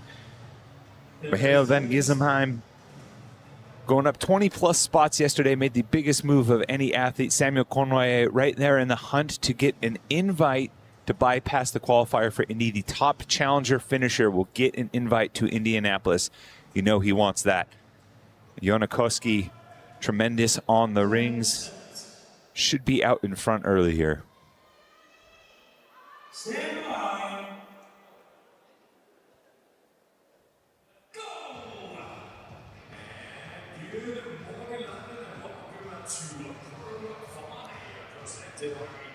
The blueprints presented by Reband. Bag management for the Cyclone bag, not just the carry, but the setup. How do you drop it to set yourself up for the next one? How do you grip it? And management to make sure you don't get that costly no rep. And then the space between, Kat mentioned it earlier, all about the transitions here. There's 15 total transitions between movements, including ones all the way across the floor. Being fast and managing those transitions well can earn you precious seconds. Talk about earning things. Sam Cournoyer overnight finding out about that challenger wildcard spot, and he said he is going to put the hammer down and go chase that as the top challenger to bypass. And how important is that to bypass doing qualifiers and having to do more work to get into Grand Park? Well, it's huge, especially for someone like Sam who, you know, is still kind of working himself back into the rhythms of competing at a high level. And you heard from him last night that he's got a family and different lifestyle factors that are playing into the equation now. So to not have to do the qualifier, to get that direct invite, knowing that you get an opportunity to show up direct, it's going to be huge. Can I just add to that yesterday in his interview, he said he has 1 hour a day to train. That's not a lot of time. That is probably a sixth of what the rest of the field is training. And having to do a qualifier, it's probably going to take up that 1 hour a day, and you might have multiple ones of those. So you might be losing a substantial part of your training block. So this could be huge for Sam.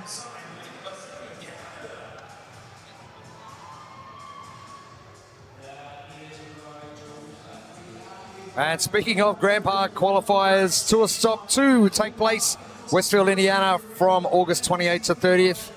Just scan that QR code on your screen and get your tickets today.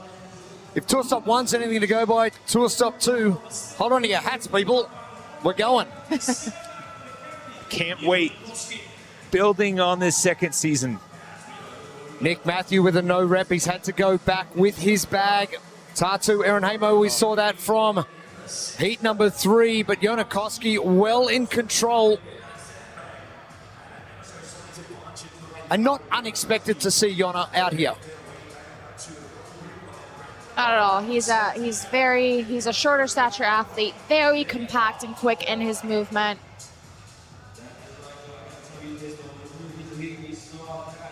He's performed very well in workouts just like this, taking second place on the sandbag muscle-up workout at the 2023 games.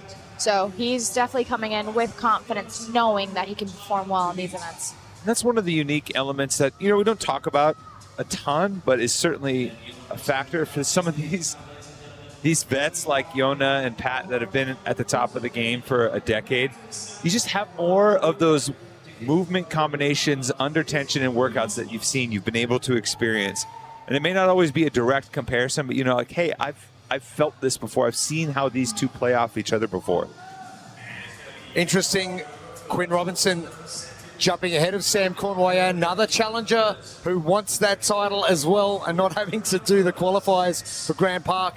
Well, what a jump from Quinn Robinson going from team to individual. He's doing well. And right now, he's the gatekeeper as far as, you know, trying to get that direct wildcard invite to Grand Park, but also He's just one spot out of moving up into the top heat. We are reseeding after this workout, so an opportunity to join the top heat if he performs well.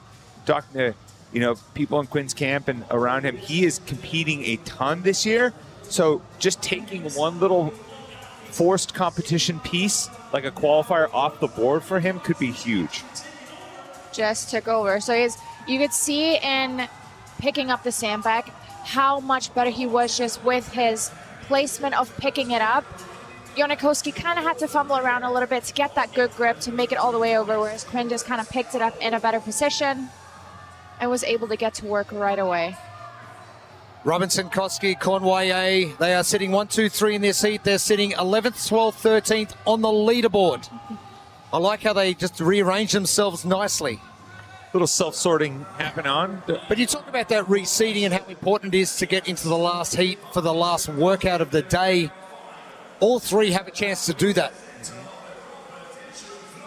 Just putting the pressure on the later heats, knowing that, hey, the guys that are right behind me on the leaderboard are going unbroken, and right now they're all three at the front of the heat. So you can see Quinn hustling over, making quick transition of the work, really with no words saying, I want to be in that last heat.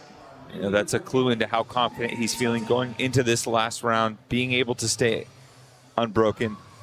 And we talked about that a little bit yesterday, of just that energy on the field in that last heat. Those are the guys that are performing well. Those are the guys that, it's flowing for them. They're just doing very well, and they come out with confidence, and they come out fast, and you just naturally go so much faster. And so what an advantage to be in that last heat. You're competing against the best in the field.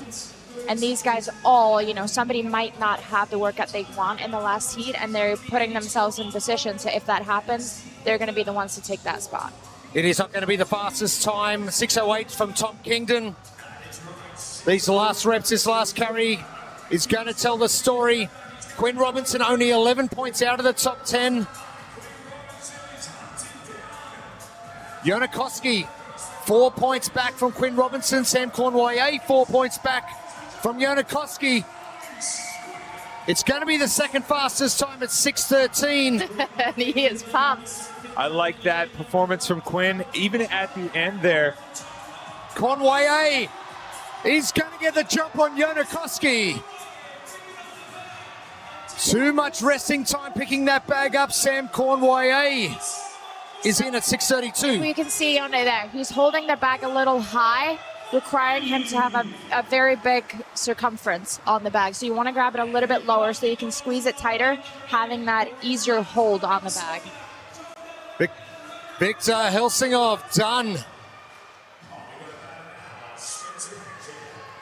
That was impressive from Quinn Robinson. Very. And to pace it that well. Yeah. And push when he needed to. And there was a nice piece at the end. I thought that showed some maturity there.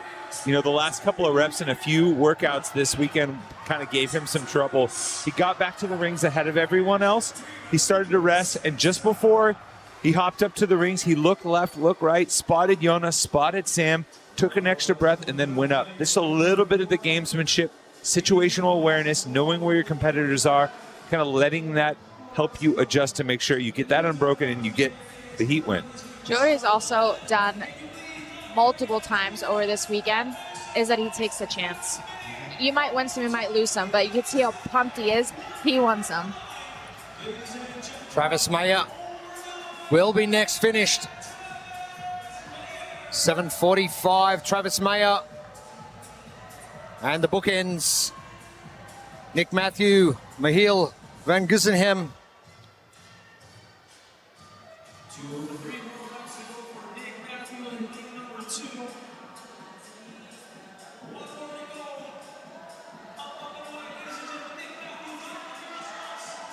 Nick Matthew, bit of an issue earlier on with the judge.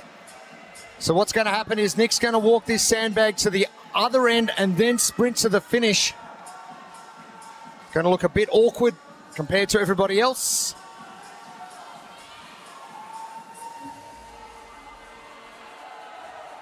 Michiel van Guggenheim done. Matthew.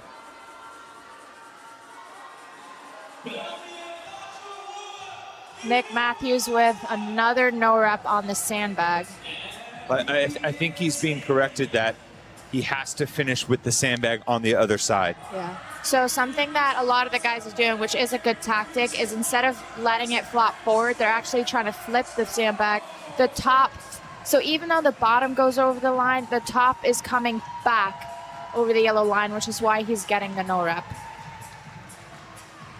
And I think Nick Matthew was of the same opinion of me. It's that all he had to do was run to the line, but the judge saying, no.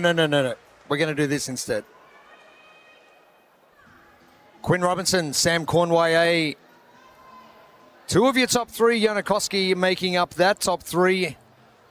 And Quinn Robinson, can he move himself into that final heat coming up to the final workout of the competition? Well, these types of performances will certainly help a pair of vets, Samuel Cornoyer and Janikowski, hanging tough with Quinn for most of it. But especially as we got to the later rounds, Quinn just a little bit faster in transitions, able to stay unbroken, quick with getting that bag up. And that final round of muscle-ups, you could just see the excitement and the energy coming off of the rings for Quinn Robinson. And that was a huge performance.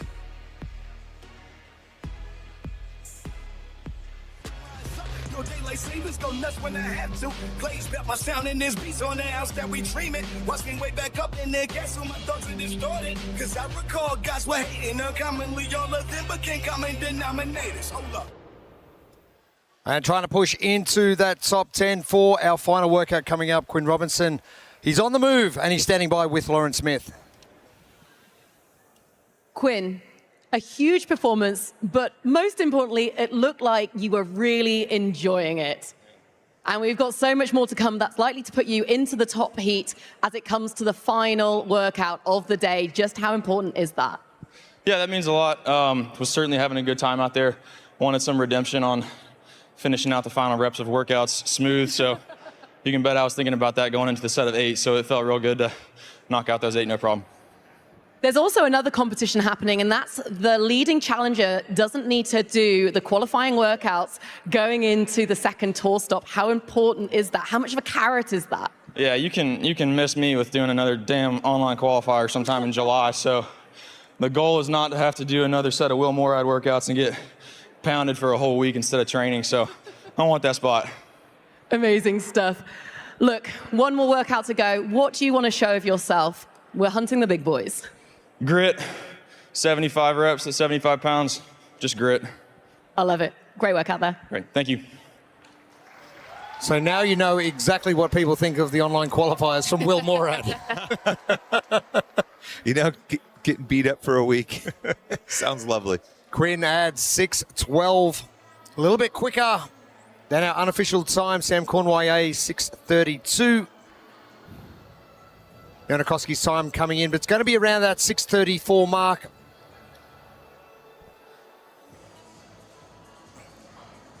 And our final heats on the way is a sub-6 possible.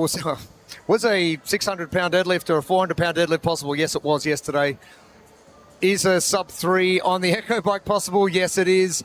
Is a sub-6 on Pro 5 possible? Come on, let's go. I mean, I'm starting to sense a little bit of a theme here that anytime we throw something out as is it possible, the athletes always step up to the challenge and exceed our expectations. I mean, we've seen a couple of athletes go unbroken throughout, so to get that sub-6, you're going to have to be pinned the entire time.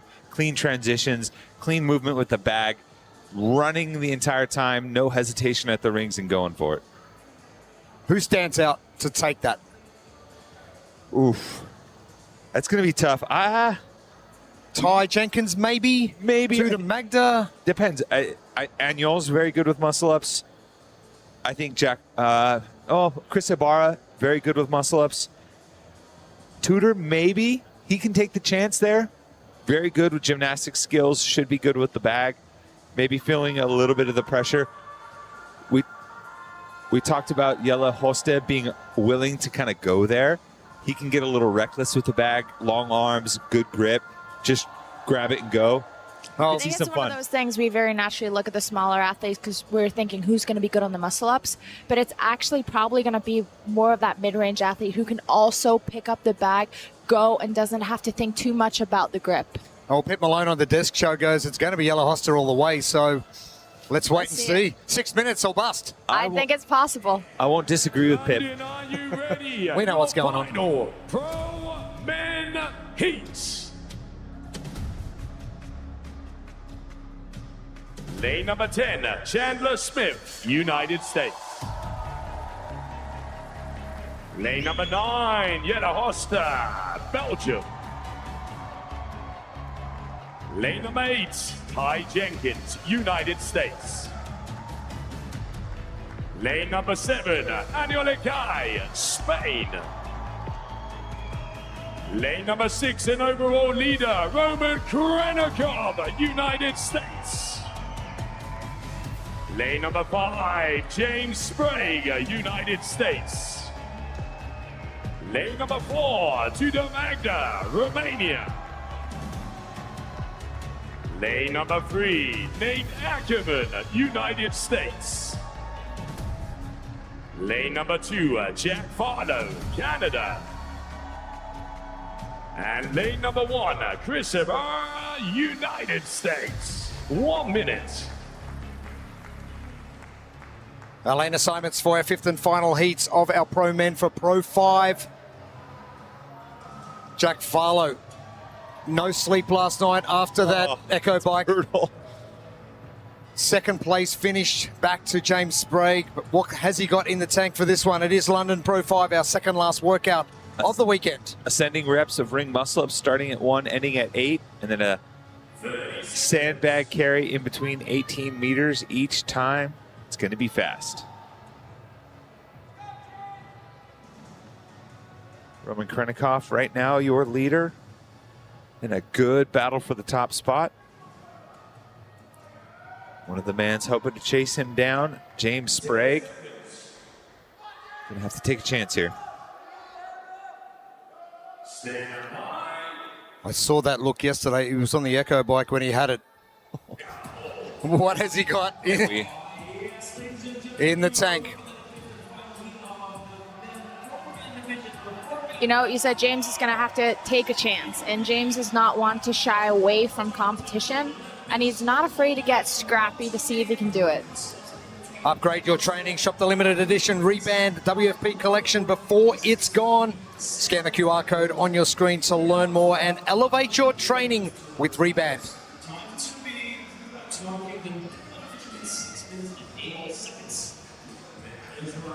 Sprague catching very high. Yeah, that's huge. Something we spoke about with that transition. How can you minimize the time you're spending on the rings? That's how you do it. Well, that's one of the additional skills that you can have if you have a powerful kip, right, and a really good pull, is you don't necessarily have to catch deep in that dip for the muscle up. Saves a little bit of that pressing strength and that kind of stretch on the chest muscles. The two good friends, James Sprague, Tudor Magda, going at it again. Are they going to go look left and right this time around to see who's where?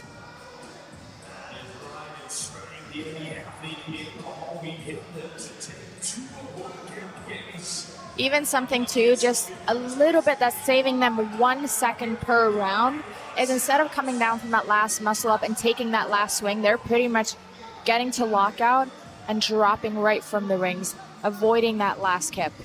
Aniol Ekai, Roman Krenikov jumping into equal seconds.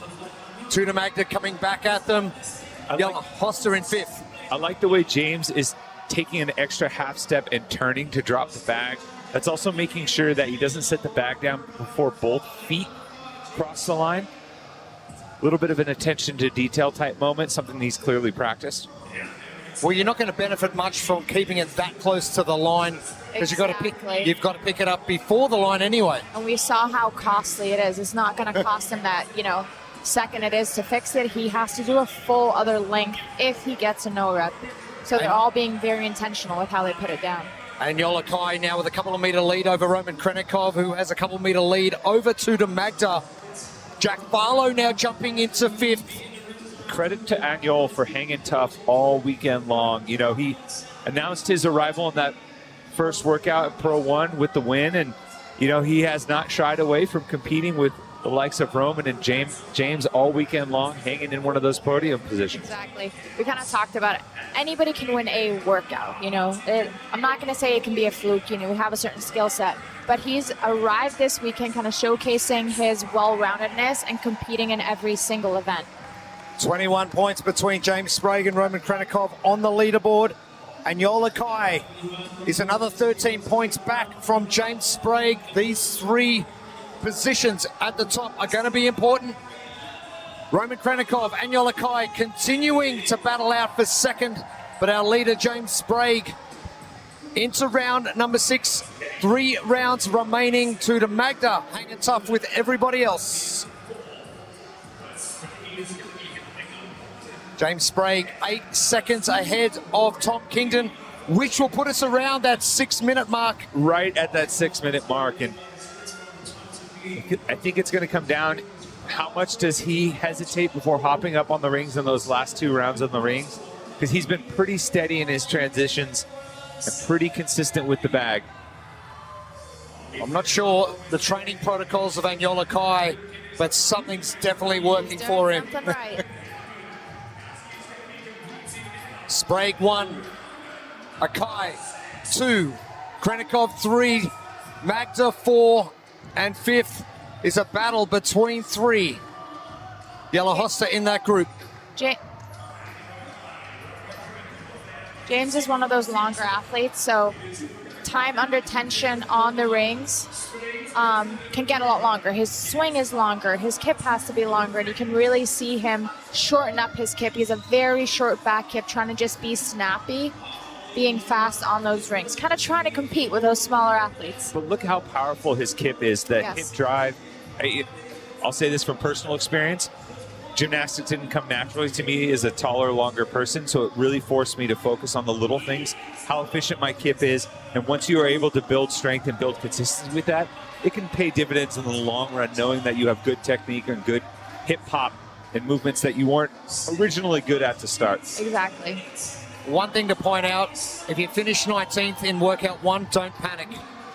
Yeah. Sprague has been on the charge ever since, and very, very clinical with positioning of his feet and the sandbag. Now, Anyol is giving up a little bit of time on the rings, but making up the time on the sandbag. And they've basically pulled even with James here now that he's kind of taken a break on the rings. He's the first one to jump up, but Roman right after him. It's going to be a tight finish. One thing James Sprague is doing when he exits the rings, he swings forward to give himself that propulsion and the momentum coming off the rings. So keep your eyes on that left side of your screen with James Sprague. Oh, it's gonna get exciting. Oh! Last rep. Oh, it's a last rep for all 3. Krenikov, here we go. Come on. We got a race here. Roman making it through. Roman Krenikov is going to finish first once again. What a finish. Anyola Kai is going to finish second to James Sprague. Oh, the top 3, the juggle continues. Anyola Kai past break at the end. And Roman just with a clutch finish. And we still didn't get a sub 6. We were close. But all 3 beat the time to beat from previous heats. What a race. One thing that I thought was huge there, Anyol, when he was picking up the bag, he had a clean look at where James was. James was blind to the rest of the competitors because he had his back turned to them. So even though Roman got out first, as Anyol picked up the bag, he got a clean look at James and got a couple of steps ahead, while James didn't really get the advantage of seeing where the other men were. Now Nate Ackerman beating Ty Jenkins home. That's going to shuffle things up a little bit on the leaderboard as well. to Magda finishing outside that time from Tom Kingdon. Yellow Hosta, our last athlete to come through and finish up 7 minutes flat. And every athlete home. Wow, that race to the finish line. That is what I'm saying with that last heat. That urgency, that fight. They're all in it, and they're all in it to win it. And that race to the finish, wow. And a huge credit to Roman. He wasn't necessarily a name that popped up amongst us when we were discussing this workout pre-event, but he deserves all the credit in the world for the display of pacing and poise and composure and fight at the end, because it was a three-man race the entire way. with both Agnol and Roman just a half beat behind James. But after a break on that final round before the rings, they were basically dead even. It looked like James was going to run away with it, but we got ourselves a foot race with 200 pounds in their arms, and Roman Krenikov, unafraid to take the chance, gets the top time, tongue out, 100 points in the bag. Yo, daylight savings go nuts when I have to. Glaze bet my sound in this beats on the house that we dream it. Watch me way back up in there, guess who my thoughts are distorted. Cause I recall guys were hating uncommonly. All of them became common denominators. Hold up. And we're going to sort of catch our breath, as is the person who just came over that line, just over that 6-minute mark, Roman Krenikov standing by with Lauren Smith. Roman, what an unbelievable finish. Talk us through that. Yeah, it was awesome. Thank you guys for supporting me. Yeah.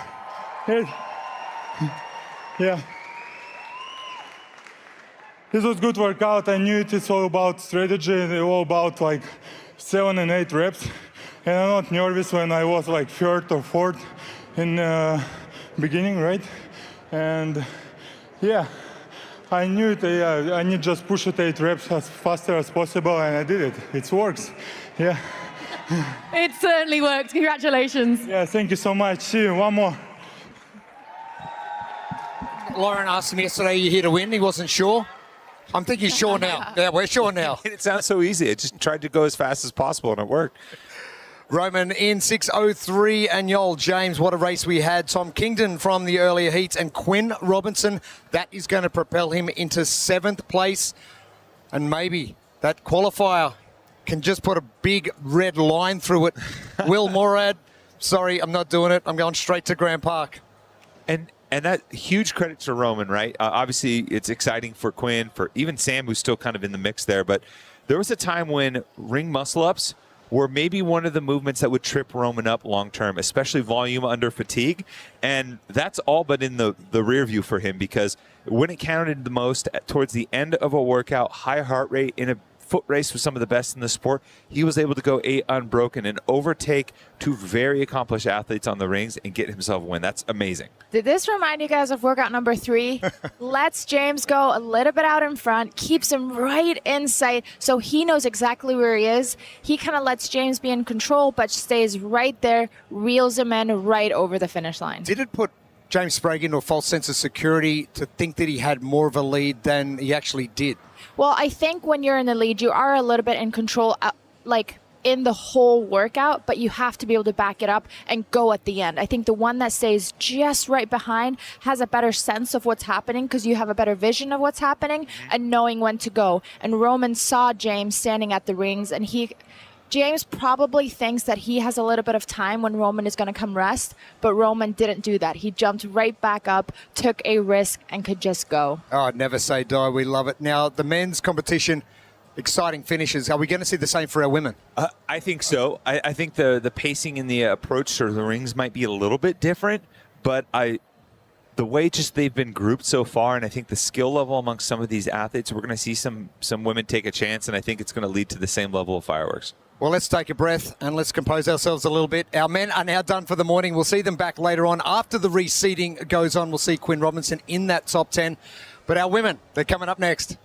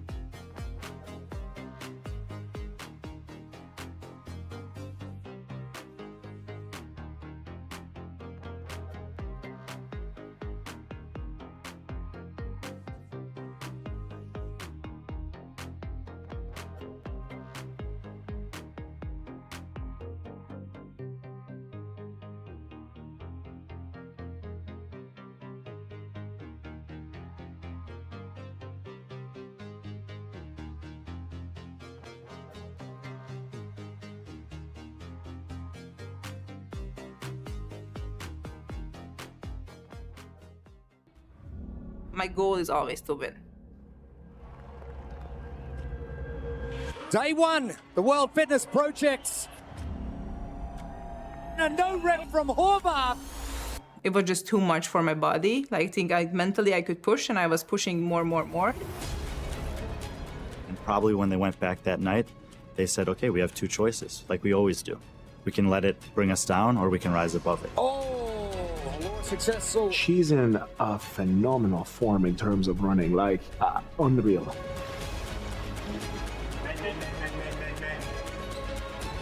The overhead lookout was just not there anymore.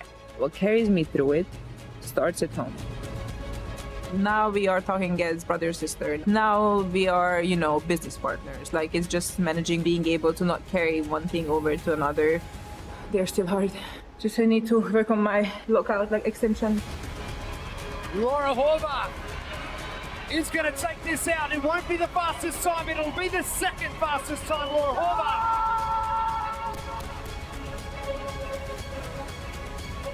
Your WFP season champion.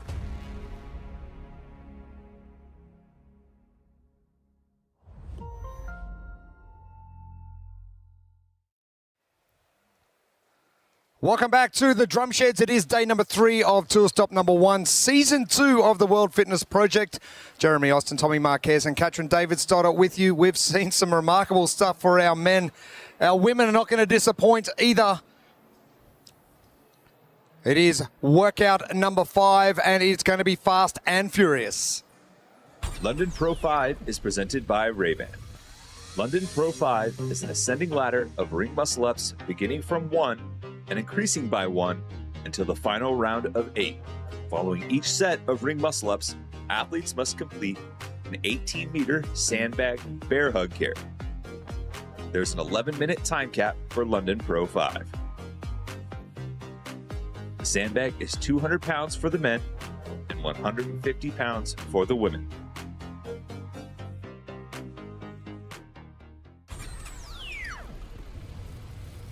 Pro 5, we've got 2 more workouts to come for our 3rd and final day of Tour Stop number 1. And Spiky back on the competition floor and looking pretty fresh. He does. I'm cleaned up very nice. We saw a sign in the stands asking where he was. Well, there you have it. There we go. We've got it. Ask and we'll provide. That's it. Our women's standings after 2 days of solid competition. And Amy Kringle with that 7-point lead. It is going to be a dogfight all the way to the end. Emma Tall just going about her business and just unassuming throughout the first 2 days. A very BKG-esque performance. You know, nothing too high, nothing too low, but enough to get you right there in the podium hunt.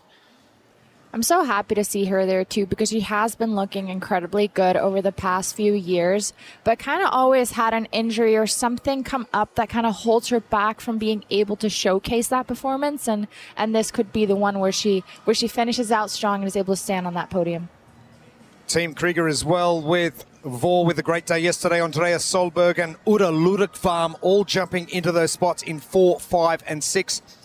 Hannah Black in 7th. It's going to be a tight finish. Let's head down to the floor now. Heat 1. For heat number 1, lane number 9, Sarah Sigmundsdottir, Iceland. Lane 8, Vivian Marie Christian, Germany. Lane 7, Noortje Bleker, Netherlands. Lane 6, Maribel Gallardo, Spain.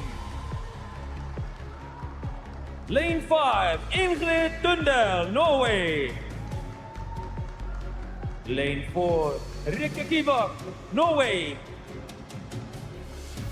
Lane 3, Marika Seppala, Finland. And lane 2, Linda Keesman, the Netherlands.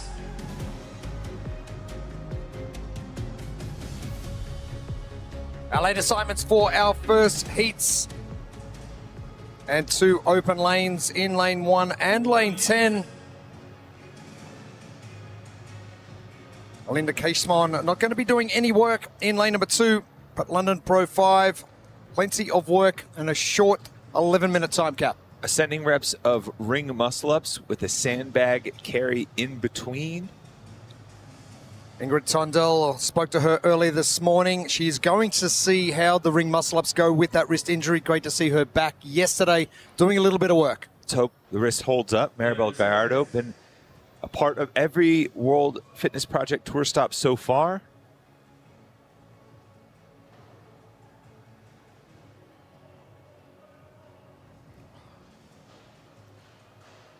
Rika Kiefog. 10 seconds. Stand by.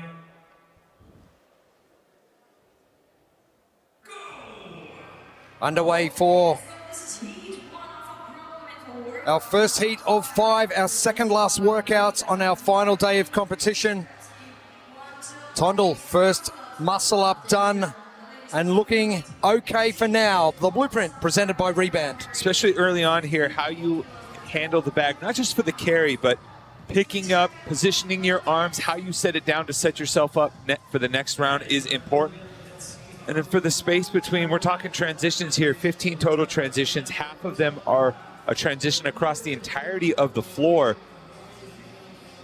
So a lot of time that can be gained or lost depending on how you manage those transitions.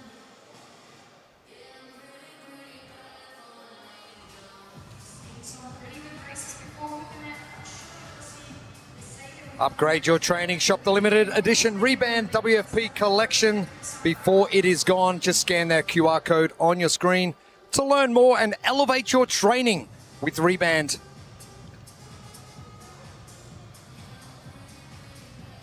Rika Kiefog off to a great start, part of the Krieger training group.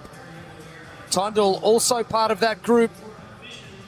1 in 5 female athletes. That's a big field considering we've got 50 athletes on the floor. It's huge, and it just speaks to the success and growth of that training program, particularly in the last couple of years. There's some fit people out in Norway right now. Norway. That's a good one. Sounded like a pirate saying no way.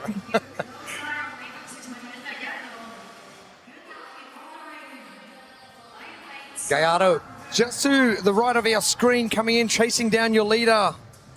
Rika heading back in lane 4, and that big lean back, benefits of doing so. Well, most of these women are maybe going to be 150 pounds, so they're carrying the entirety of their body weight or more right in front. So just to counterbalance that weight a little bit, use their posterior, just lean back and move forward. Yeah, it gets that bag a little bit more towards your center line. It's not as loaded on the anterior part of your body. You can kind of almost half shelf it with how it sits on the upper part of your thighs and hip. And if you're feeling a little dosed up on your posterior, it gives the back just a little bit of a break. Rika Kiefog progressing very well, not just through the bag carries, but also the muscle ups. Noche Blaker, Vivian Marie Christian, your top 3. Gallardo rounding out your top 4. And I don't mind that. Just pause for a split second, compose yourself, and then go. Yeah. We saw those fast times from the gentlemen just over that 6-minute mark. What's our expectation for the pro women? Well, I think across the history of the sport, at least, you've seen a wider array of skills and capacities on the ring, specifically between the top women in the sport. So I think you might see an even bigger gap between what these women Heat 1 and Heat 5 are able to do. Yeah, you're spot on. Yeah, generally speaking, like, the women haven't been able to hold as many unbroken sets, and they've made up for it in other areas. So I think we might be a little bit slower here.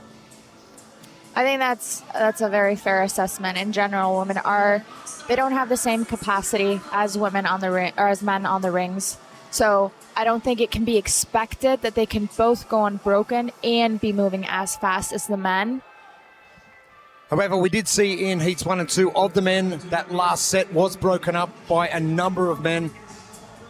Not able to get that last one. Even Pat Vellner breaking up that last set of the 8. Exactly. Yeah, and there are women that are capable of going unbroken here. I think Fisa Gaffi is one of them. But does that cost time and energy on something like the bag, whereas a smaller athlete, she might have to be a little bit more prudent in her pacing? Rika continuing to go unbroken in her muscle-ups. And the bag doesn't seem to be troubling her at all. Norcia Blaker in the background. And Gallardo now moving into third. 5 down, 6 remaining.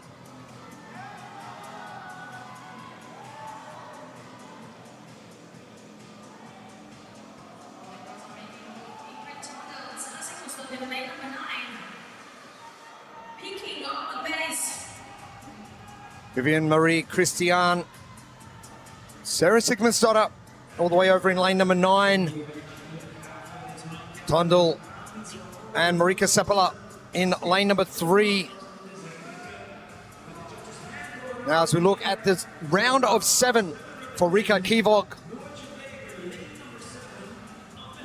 Again, still going unbroken. Another set unbroken. Impressive work from the Norwegian.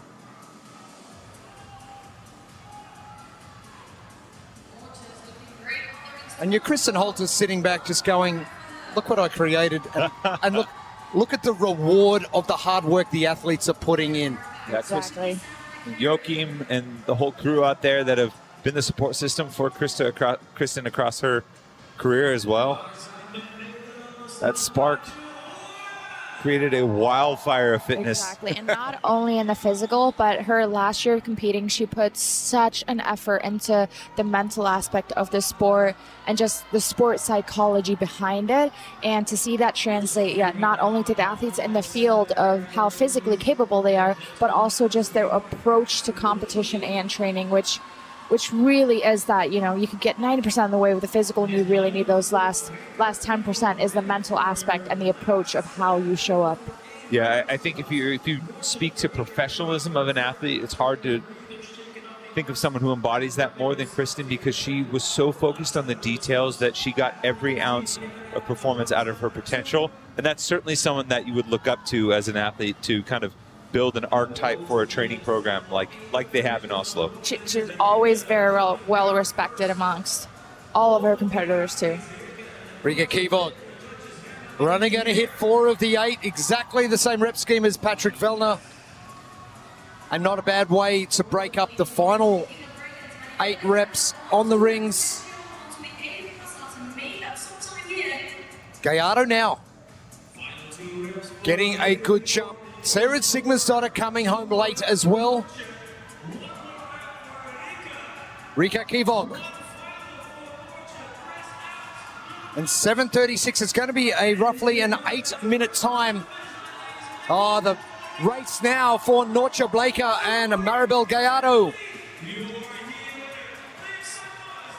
Rika Kivog. Unofficial time is 7:52. Norcia Blaker is in. Gallardo will round out our top 3 at the 8-minute mark. And Sarah's in a good position to finish 4th. And she's done with her last muscle up.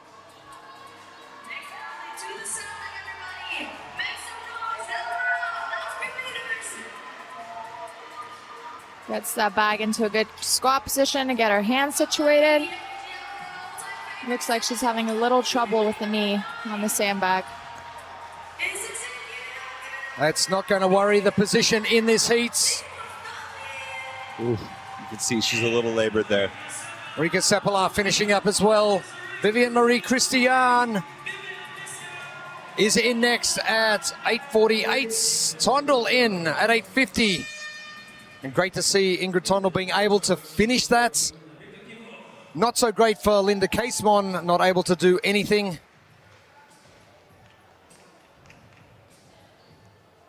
Massive shame. We saw that from Colin Bossard, just not feeling it over the course. This has to hurt as an athlete, just sitting there and having to watch her heat go. Oh, it's just so frustrating. I know I can and I want to, but I can't. But someone who could, Rika Kivag, unbroken through the first half of these rounds on the rings, perfectly comfortable leading from the front. Beautiful technique, catching high for most of these. The start day one, a good performance, something you can hang your hat on for the Norwegian. No daylight savings, go nuts when I have to. Glaze back my sound in this beats on the house that we dreaming. Watch me way back up in there, guess who my thoughts are distorted. Cause I recall guys were hating uncommonly, all of them became common denominators. Hold up. A little bit laboured on the finish, but a great fourth place finish in this heat. Sarah Sigmundsdottir standing by with Lauren Smith. Sarah, it's so good to see you back out on the competition floor. What's it feel like to be back out executing in front of a crowd here in London? I feel like this is my first comp ever. That's how it feels. I've been so excited and anticipated if I could compete and if I couldn't. And I'm just so grateful to be here. And I can't believe it's Sunday and there's only one more event to go. And my body is great, except for I'm very sore.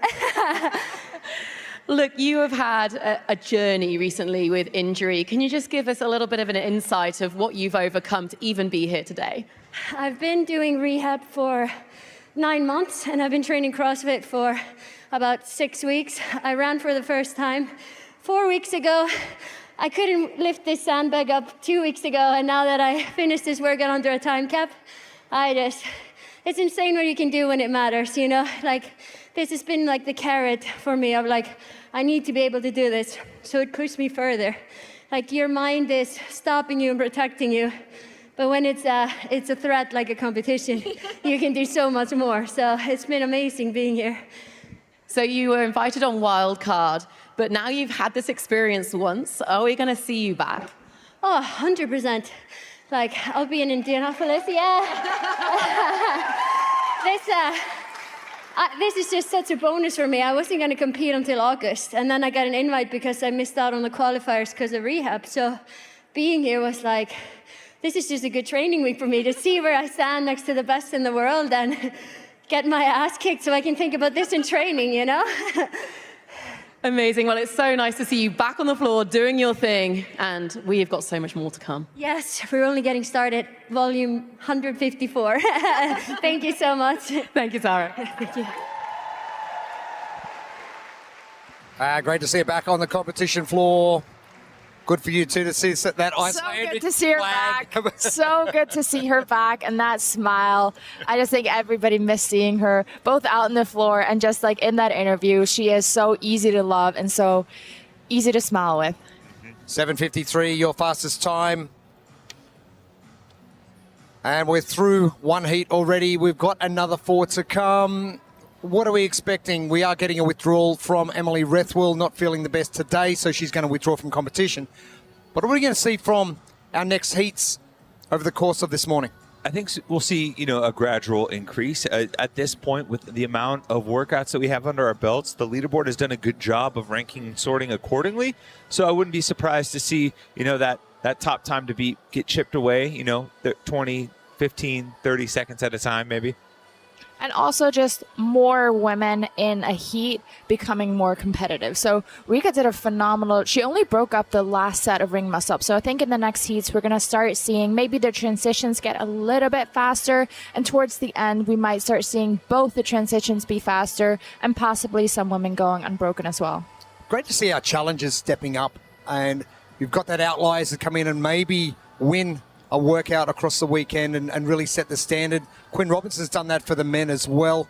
And I just think it's great for the sport and great for the World Fitness Tour over the course of the year. Yeah, well, one of the major themes I thought from season one was opportunity, right? And I think that has carried over here with how we've seen the challengers perform, the benefit that they've gotten from being in one gigantic heat with the pros as well.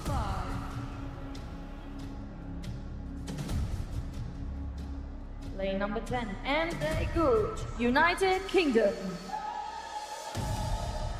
Lane 9, Hannah Hardy, United States. Lane 7, Caroline Prevost, Canada. Lane 6, Sydney Mikulishin, Canada. Lane 5, Manon Gonès, Belgium. Lane number 4, Blair Cheney, United States.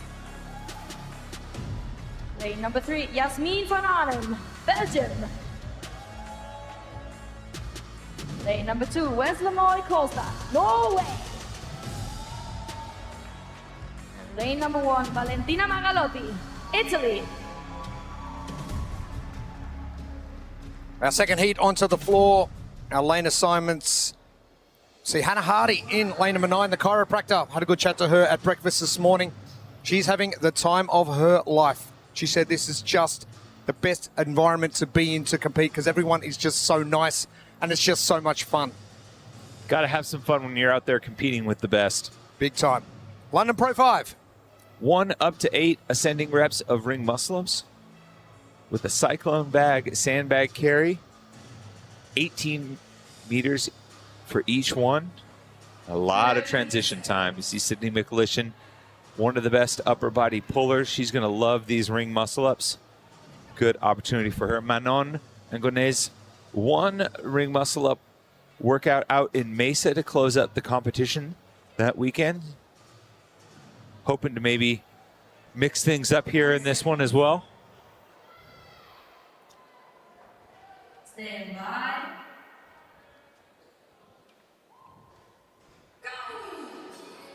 We are underway. Kat, I'm going to hit you up straight away with this one. What's that time like in that 10 seconds before you get going? Oh, there's so much anxiety and buildup. So all you're trying to do is just breathe and focus on one thing. Focus on what is the first thing that I'm going to do. Look at the steps that you need to take. Do you have the riser? Do you not? How are you going to approach the rings? And I feel like that focus really grounds you. Is it just like the 1 muscle-up rep? Let's get this, the execution. The very first thing, if it starts with the echo bike, you're literally looking at the pedal thinking, what's the quickest way for me to get to the seat and get that pedal going?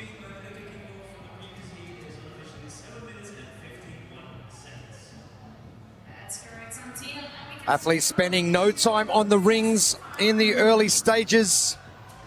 And upgrade your training. Shop the limited edition Reband WFP collection before it's gone. Scan the QR code on your screen to learn more and elevate your training with Reband. Jasmine Van Arnhem. Quick move.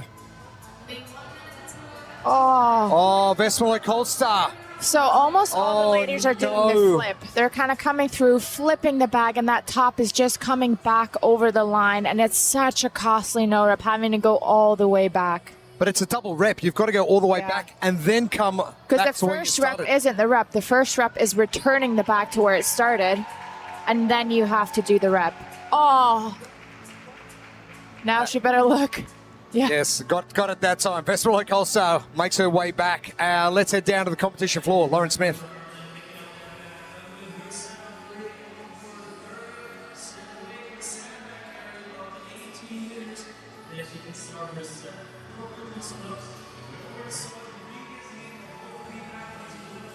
I was chatting to Caroline Prevost in warm-up, and she was saying how the way she's going to structure this workout is to go unbroken on those muscle-ups. But it all comes down to managing muscle-ups under the high heart rate that is enforced by those sandbags. And she doesn't quite know how that is going to feel until the moment. So she might be doing a little bit of adjustment on the fly.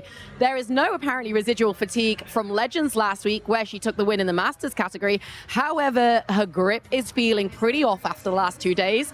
So she's going to see how that plays out on these. Caroline Prevost. So much experience. Across the competition, Jasmine Van Arnhem still in the lead. Pay attention to Caroline Prevost's grip on this next sandbag, Jeremy. She's actually employing a slightly different one. We saw a lot of the men interlock their fingers. She's doing what's more, we call it a monkey paw grip in martial arts, in jiu-jitsu, where you're basically overhand hooking with the thumb as well over like a wrist or a palm. She's got a lot more like tension on that bag. you're anchored at the wrist instead of just your hands too, so you're able to at least release a little bit of that grip pressure for one of your two hands there too. And still with that neurological touch point.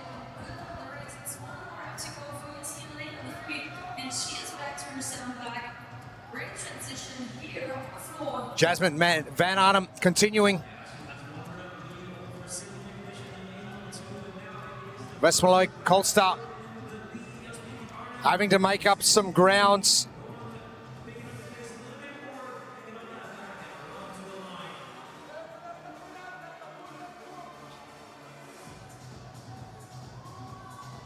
Shop exclusive WFP London Pro merch all weekends. You scan that QR code on your screen. Come down to the Drumsheds and head over to the WFP booth and pick yourself up a great bargain.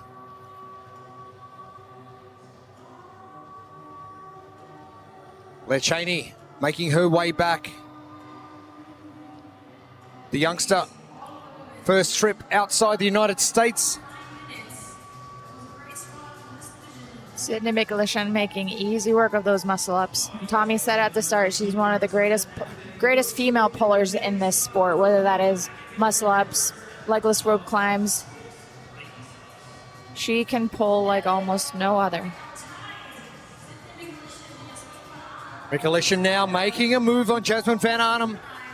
This is going to be a great battle with these two to the finish. Sydney looking probably in a better position fatigue-wise.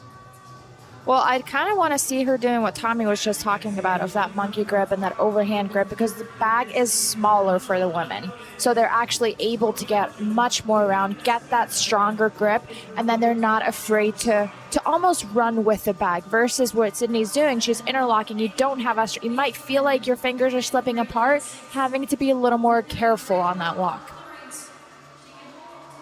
Mikulishin, Van Arnhem.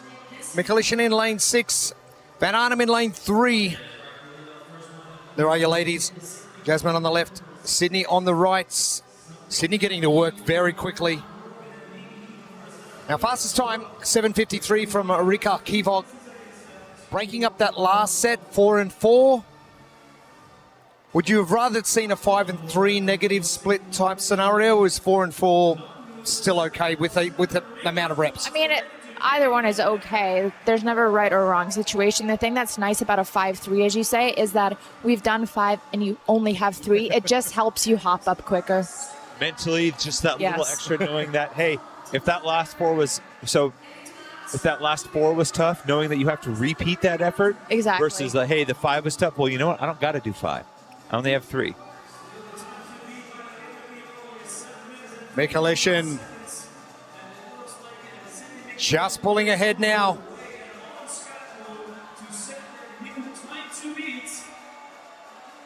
As we head to round number 8 for Sydney Mikulishin. Jasmine Van Arnhem. We still have 90 seconds before we've got that time of Rika Kivog to worry about. Sydney looking in good position now, just coming down to that tricep fatigue. It looked to me like a chest fatigue, actually. It looked to me like it was hard for her to press out from the chest fatigue. And kind of the sandbag maybe taking more out of her than she thought, with just how hard she's gripping it and not making it over just as quickly. Van Arnhem going a 5-3 split. Ooh. Sydney breaking up. 4-2-2 to finish. And here, just to kind of carry on with what we're saying, as good of a puller that she is not the best pusher. So if the push starts fatiguing for her... Final rep for both. Oh, come on. Here we go. Now the race is on. Jasmine's just seen it as well. The ladies are going to have the fastest time. Who wants it more? Mikulishin. Manon passing right there at the end. Getting the job done. Mikulishin ahead of Van Arnhem, but Manon backing up exactly what she did last year in our inaugural season of the World Fitness Project. Yeah, she closed strong from an earlier heat with the muscle ups at Mesa. Does something similar here. Wasn't necessarily in the first couple of athletes early on in the rounds of muscle ups, but able to make a push late.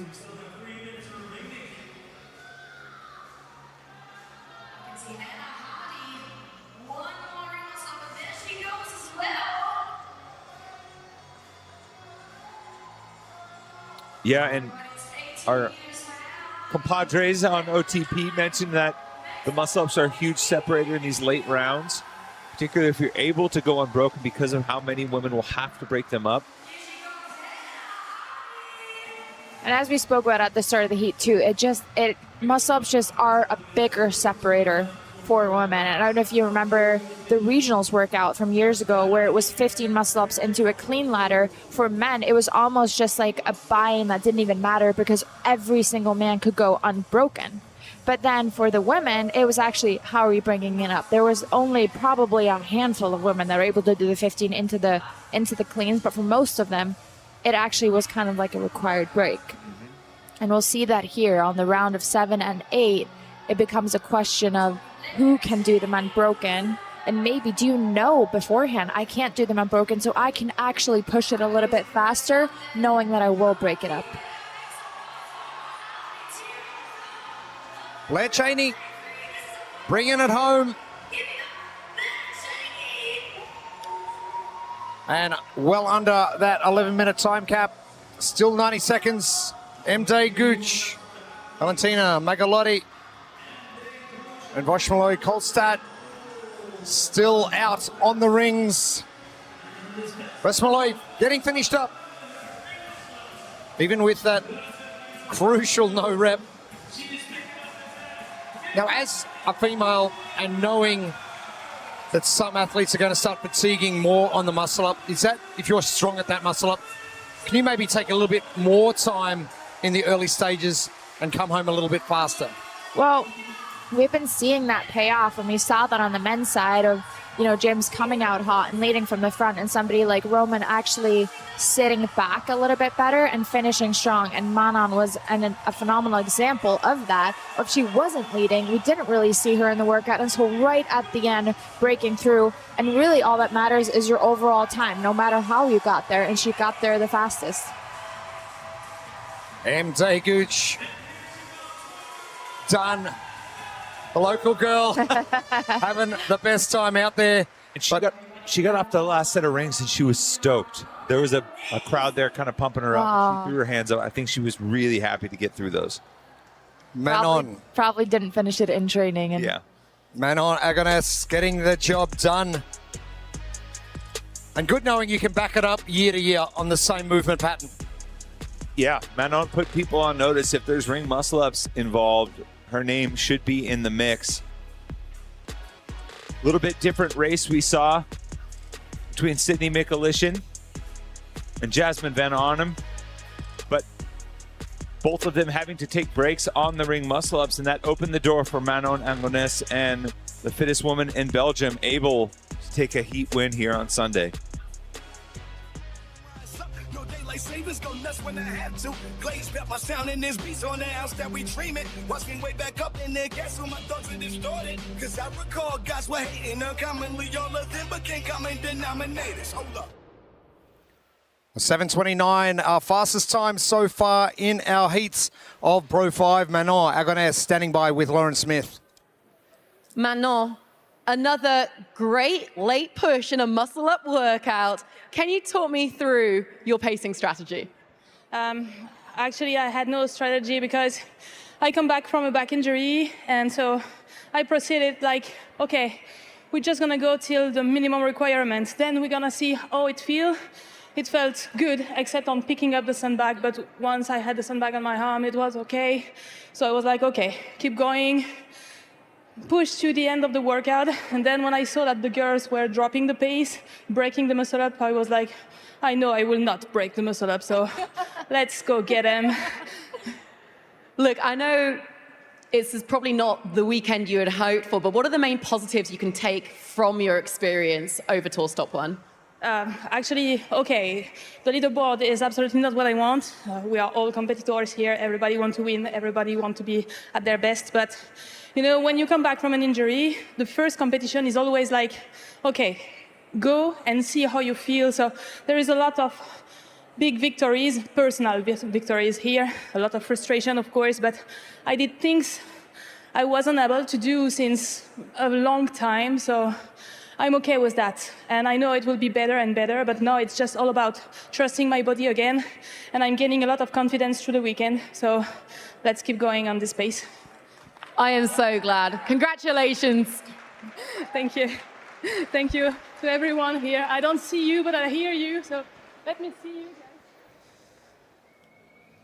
How about that? I don't have a strategy. There we go. And great perspective about coming back from injury, right? Yeah. You know, she understood, hey, there's going to be a lot of little victories and things where I have to adjust my expectations and find the little wins in that. Heat 3 coming up very shortly.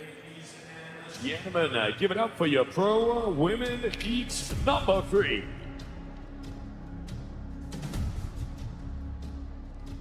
Lane number 10, Dana Perrin, United States.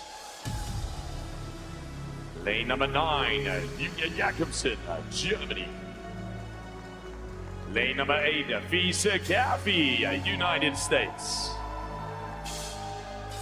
Lane number 7, Ariel Lowen, United States. Lane number 6, Amanda Fisher, United States. Lane number 5, Amanda Jobs, Sweden. Lane number 4, Anja Keller, Germany. Lane number 3, Nicole Hare, Switzerland. Lane number 2, Pernille Christensen, Denmark. And lane number 1, Elena Garratala, Spain. 1 minute. And here are your lane assignments for heat number 3.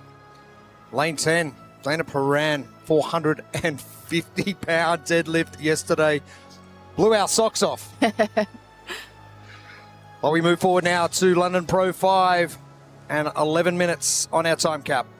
11 minutes to do a ring muscle up starting at 1 and working up to 8 with a sandbag carry in between each round. 30 seconds. Amanda Jobs, best interview ever yesterday. Yeah. A lot to live up to there. Fisa Caffey, someone that should relish the time on the rings here. Pernille Christensen, one of those unknowns coming in as a challenger. Exactly the same as Arika Kivog from heat number 1. Stand by.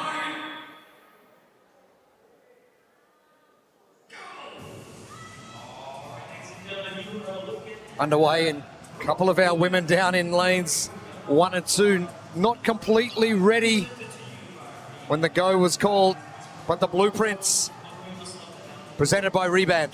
Well, back management is going to be key here, both in how you get set up with your grip and how you set the bag down too to set yourself up nicely for the next round.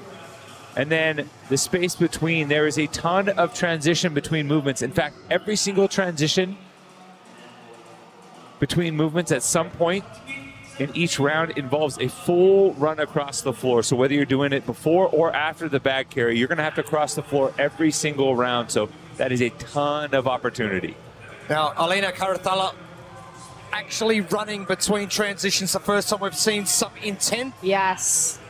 I like seeing it. It's one of those things that we talk about. It's a third component of this workout. There's ring muscle ups, there's a sandbag bear hug carry, and then there are the transitions, and they are very substantial in this workout, having to run all the way across the field, and she is hustling those transitions. She's also very good at gymnastics. You can see she's very comfortable on the ring. She has a compact, very tight swing. She keeps those legs together, getting very easily across and over the rings, and so I think she has that confidence and knows that she can push this pace.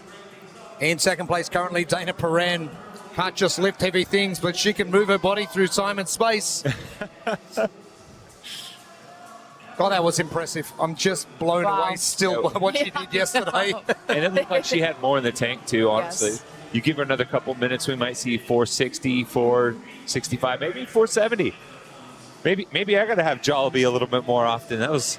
You know how we kind of talked about raising the bar and the competitors raising the bar and showcasing, oh, this is what we're doing now? I feel like she was doing that for herself. Like, oh, she surprised herself not knowing that, you know. I bet she looks at the video and was like, oh, wow, there's more in there. Like, wow, this is what I can do. The 2026 WFP Finals, we are heading back to Copenhagen from December 17th through 20. Scan that QR code and get your tickets today. Secure your seats. They are going to go hot. We had a full house last year. We're expecting the same this year. We'll find out who is going to earn their pro cards for season 2027. Fee Sagafi done with another round.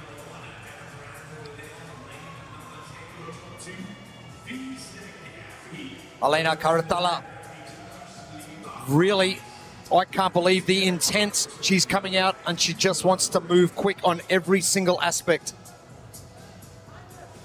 Is that a matter of going out hot and sending it and trying to hang on and just hoping that your training and your experience level can match what you're putting out? No, I don't think this is one of those workouts where you can kind of just go out and hope you can hang on, because of, we've talked about, you know, the risk of failing. And when a muscle up goes, it's very hard for it to get back. And as soon as it gets hard, it gets exponentially harder. So you do need to manage these workouts, know your abilities, know yourself as an athlete very well. I think she knows herself very well and knows that she is capable of doing these muscle ups, capable of making these transitions and still performing well. Somebody else that I want to look at is Fee Sagafi moving up the leaderboard. She is about a sandbag behind, but she's so good on the rings, and I think Fee also is trusting that if she can make it to those later rounds, if Elena happens to have to break it up, Fee is right there within striking distance and can catch up with her. Fee getting to work on the start of her muscle ups as Elena Karatala heads to the sandbag once again. And I think there's a little bit of added motivation too. Elena finished 48th in the bike yesterday, so her worst finish of the weekend to close out Saturday. So, you know, had some time to maybe muse on that a little bit or try and put that in the rear view, and wants to come out and change her fortunes a little bit with a strong performance in with what are two clearly good movements for her. The comeback way better than the setback. Fee Sagafi continuing in second place. For more on her, let's head down to Lauren. Thanks, guys. So I was speaking with Matt Torres, who looks after Fee Sagafi, and he was saying that a huge part of this off-season has been that rehab from her shoulder injury. He has full confidence that she is in great shape coming into Tour Stop 1. A little uncertain on how it will hold up under the muscle-ups, but not to any major detrimental way. What he believes is over every single tour stop, we're going to see a stronger and stronger Fee Sagafi. And this is definitely a workout she's been looking forward to. And competitions are just better with a smiling Fee Sagafi. Exactly. Elena Karatala just finished her set of 7 muscle-ups, not showing any sign of fatigue or difficulty in the press. She might be the first one to go unbroken and do it pretty fast. She might be setting a great time to beat for the later heats. Manon Agones, 7:29. She'll be in the low 6s. And that is 2 minutes from now. Yeah. Elena well in control. Fee Sagafi jumping into second. Now battling with Ariel Lowen.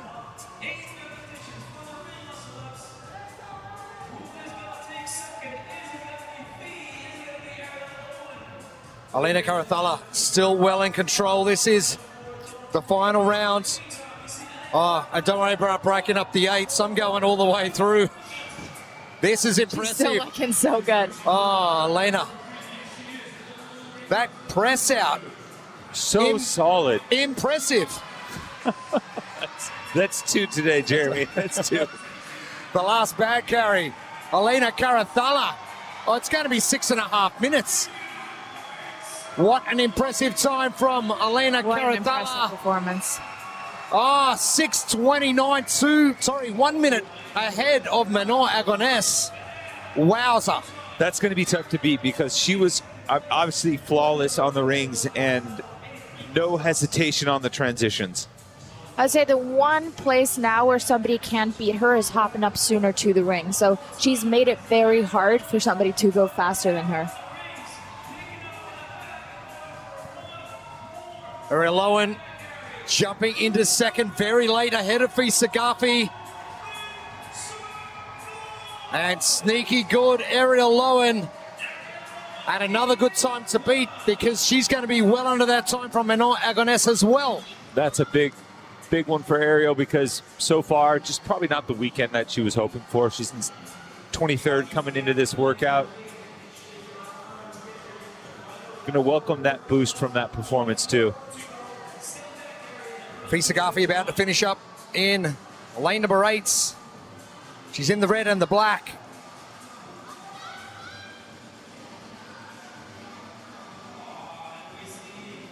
Anya Keller, 2 reps for her as well. Fisa Garfi with a couple. Anya Keller, the opportunity to jump ahead of Fisa Garfi.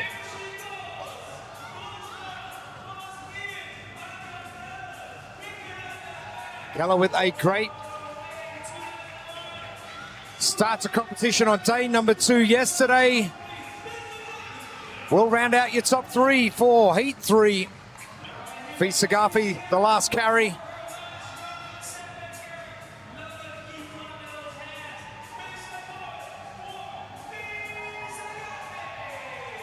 And the smile's back.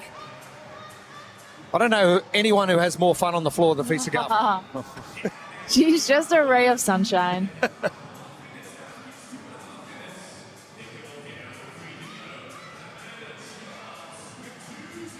Still plenty of time on our clock. Pernilla Christensen, bottom of your screen in the pink. Final 2 reps. Zacole Hare and Amanda Jobs get to work. Oh, foot race. Gotta love this. Switzerland v Germany. It is going to be Switzerland. Zacole Hare. Pernilla Christensen gets home as well. Nice job from Nicole, especially given what her ankle looked like earlier this week. Dana Perrin.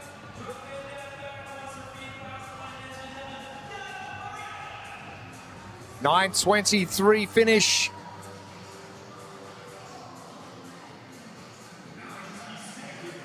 Julia Jakobsen all done with the muscle ups. Amanda Fisher, the final athlete, still going on the final set.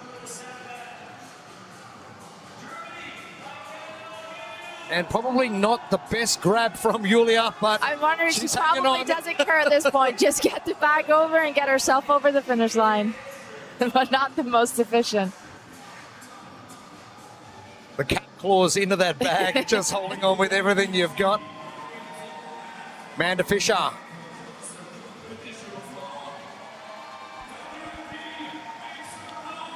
She was very happy yesterday with her performance.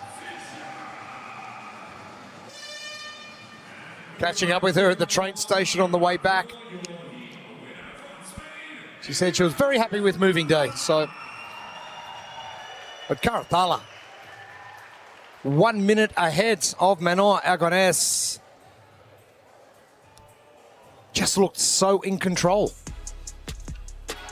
And really in control from the beginning. She came out faster transitions, really quick with the bag on that first round. And the big question for Elena Karathala was, is she be able to keep that pace the entire time? You got a good push from Dana Perrin, who was toe-to-toe with her in the early rounds. Fisa Garfi, who's good at muscle-ups, thought she might give a push, but by the 4th or 5th round, it was Elena all by herself.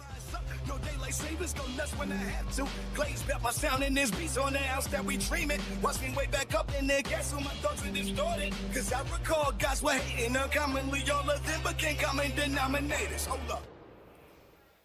Lena Karathala, impressive performance. Let's head down to the competition floor. Josie Astula.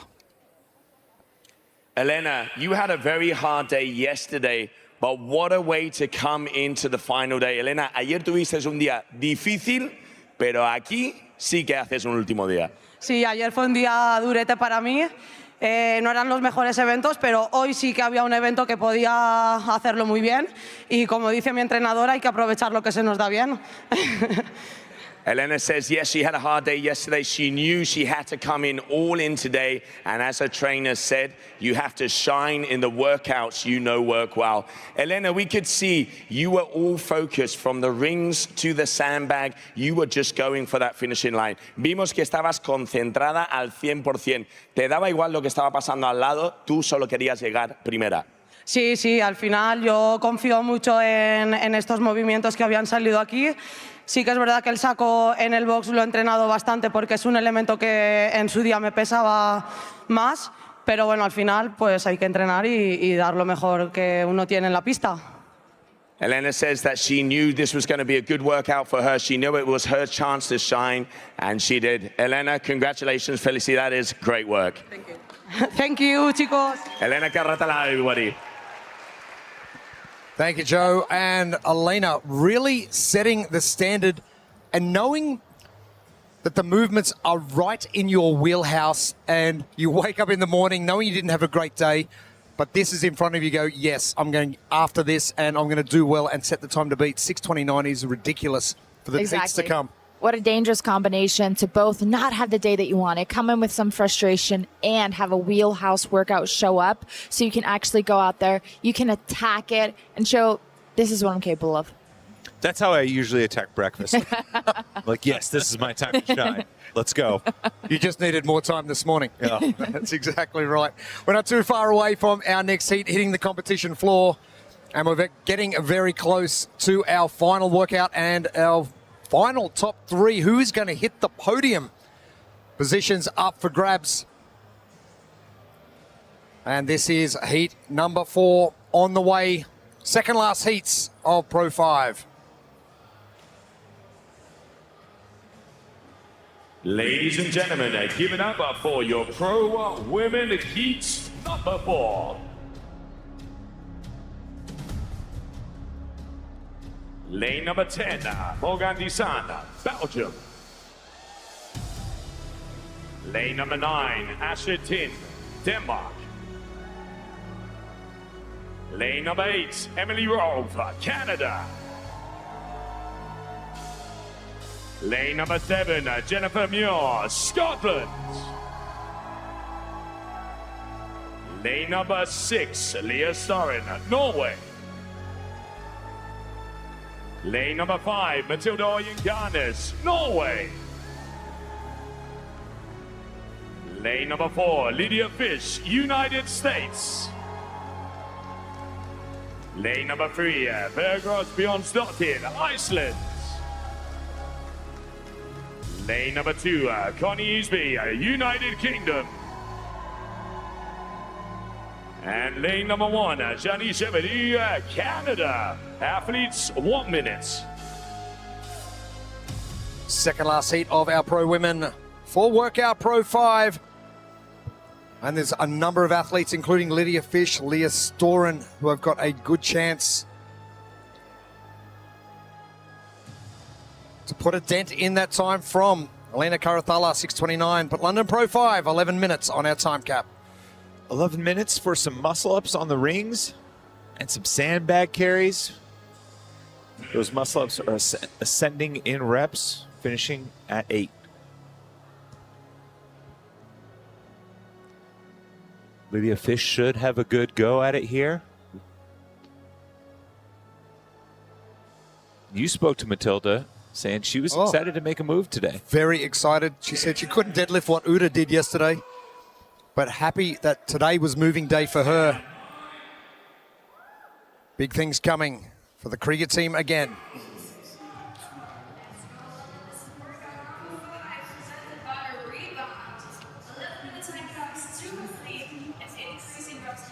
Underway for our second last heats. Upgrade your training. Shop the limited edition Reband WFP collection before it's gone. Scan that QR code on your screen to learn more and elevate your training with Reband.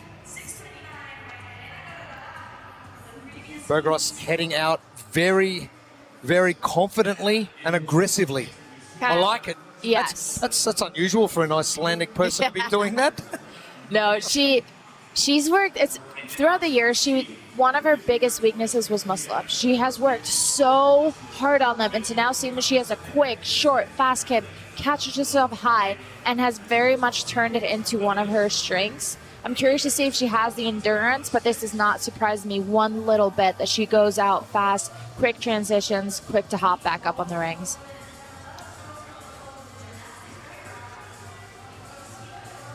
Bergros in the lead, Matilda Garnes into that second position.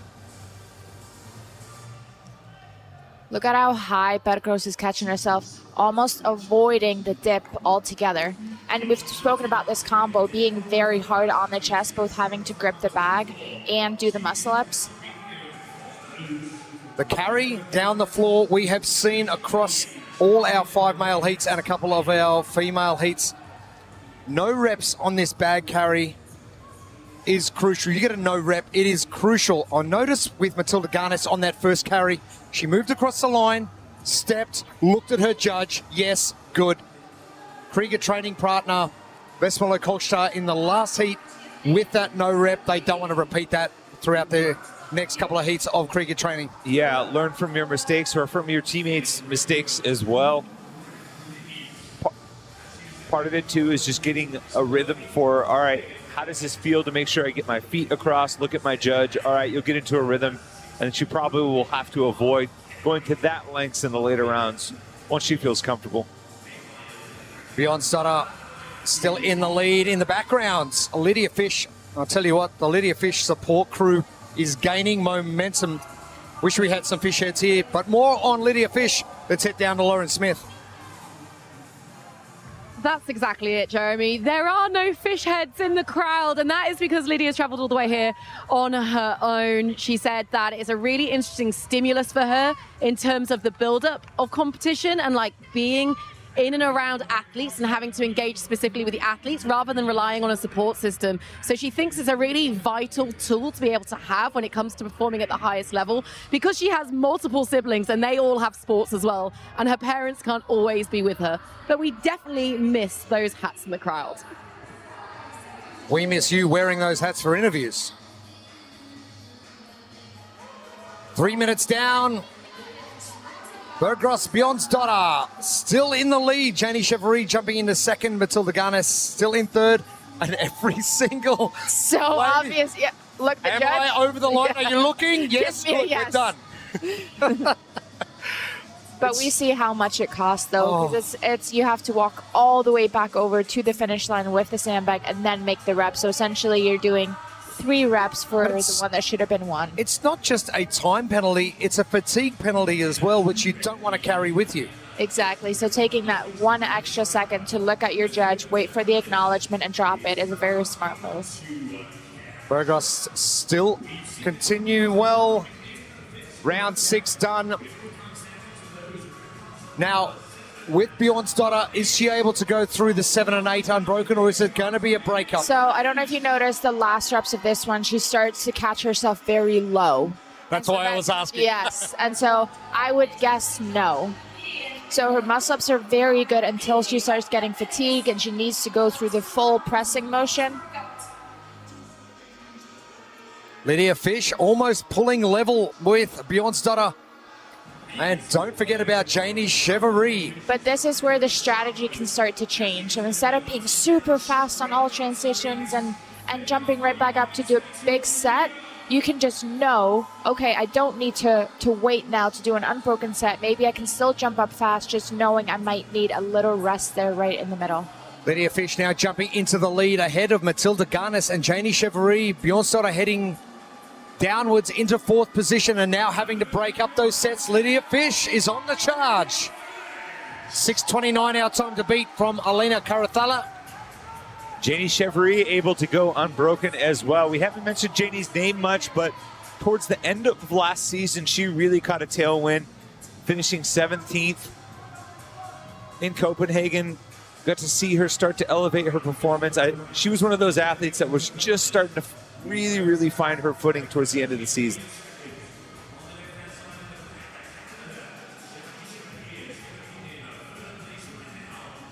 Lydia Fish getting straight back to work. The final round for Lydia Fish. 6:29 time to beat. And this has been impressive from Lydia. And these types of workouts with higher up gymnastics is where, you know, she really is able to make a move. That's where she grabs all of her points. Just really makes her way up the leaderboard. Tolaganis still in second. Janie Chevrolet in third. Leah Storen moving into fourth now. Lydia Fish breaking up the set of 8 into 2 sets. Matilda Garnis going unbroken. Can she hang on to this final rep and make it a foot race? Yes, she can. Lydia Fish, Matilda Garnis. She wasn't kidding about moving day, but Lydia Fish is going to hold her out. 3 sets of that last 8 for Lydia Fish and 6:36. Not as fast as Elena Karatala. Matilda Garnis is in.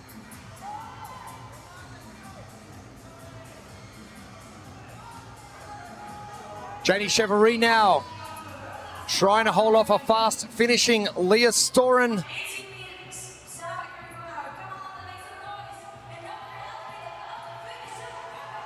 Janie moving that bag pretty easily. And great work from Janie Chevrolet, Lydia Fish. Extremely happy with that. She should be.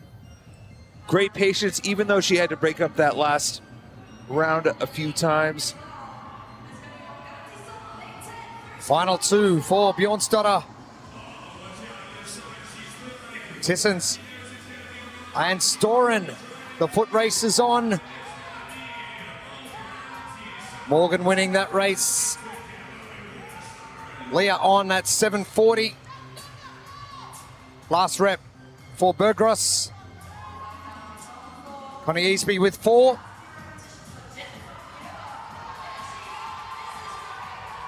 Jen Muir. Oh, who's gonna make, oh, fumbles up, picking it up. Jennifer Muir got it. Jen Muir. Some great support from the local crowd here.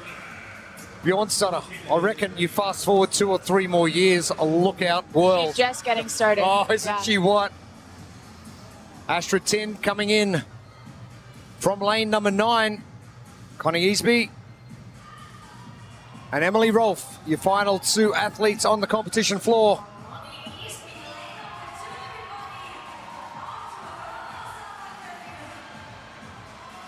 Here comes Rolfe. Connie Easby's got to get moving here.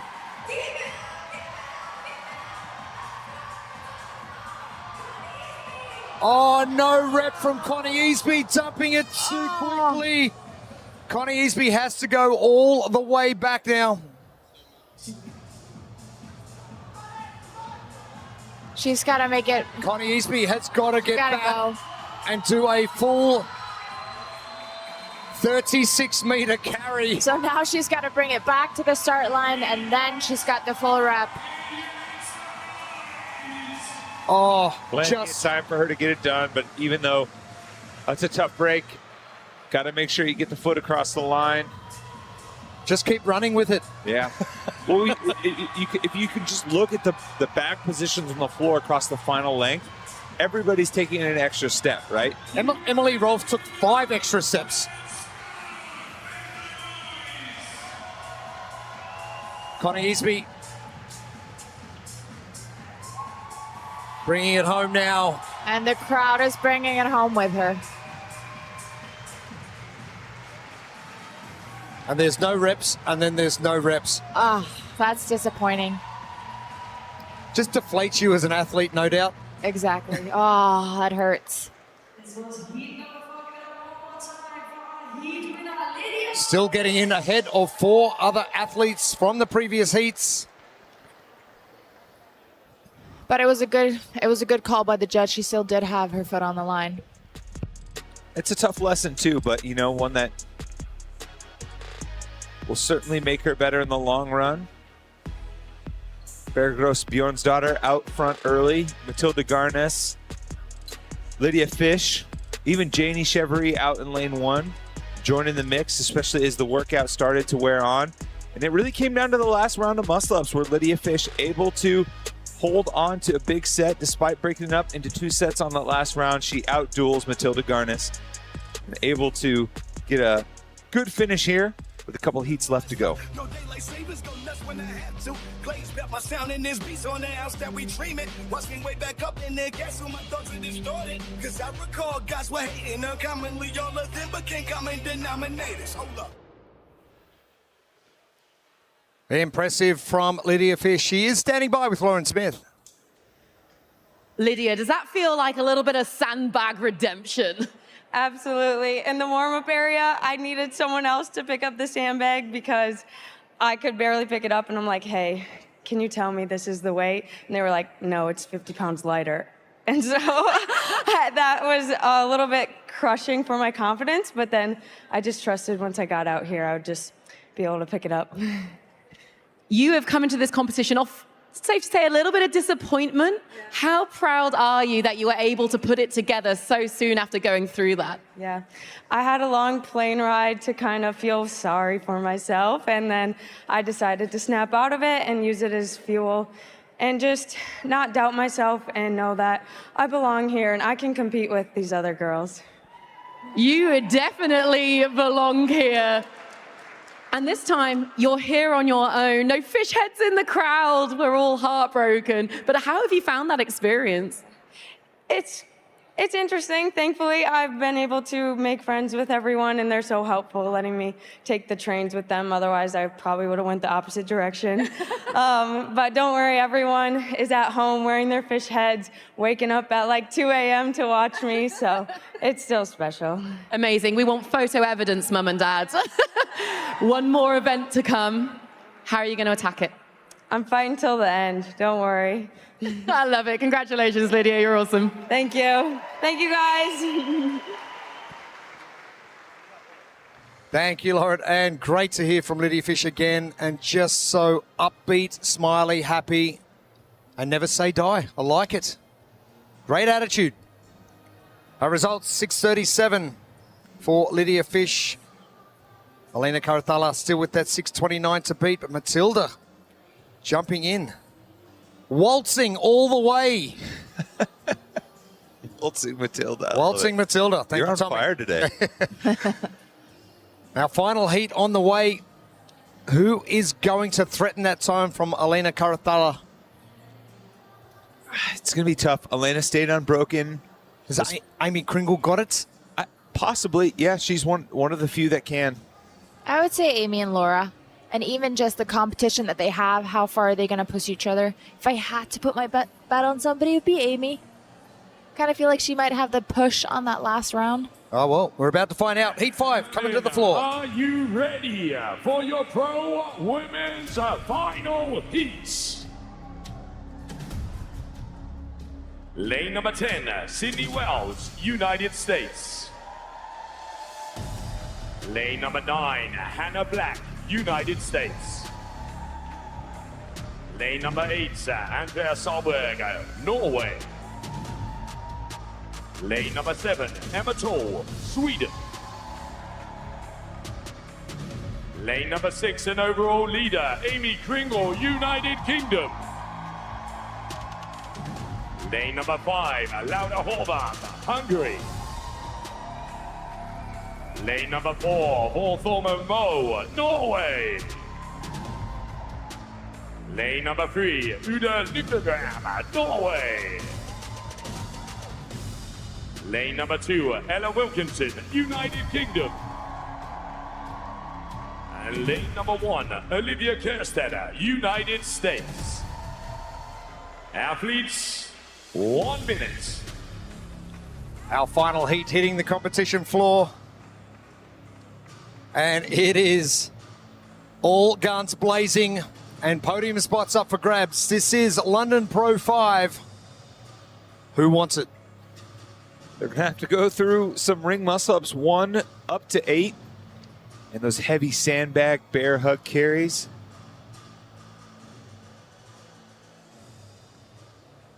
And the race for the top spot between Amy Kringle. The tiara's getting passed around a little bit lately. Yeah. Should be a good race here. Amy, excellent on the rings. Laura, great grip. Strong puller. Should have no problem with the sandbag. I also think Emma Tall's going to factor in here. I think your top 3 women should be the top 3 in this heat.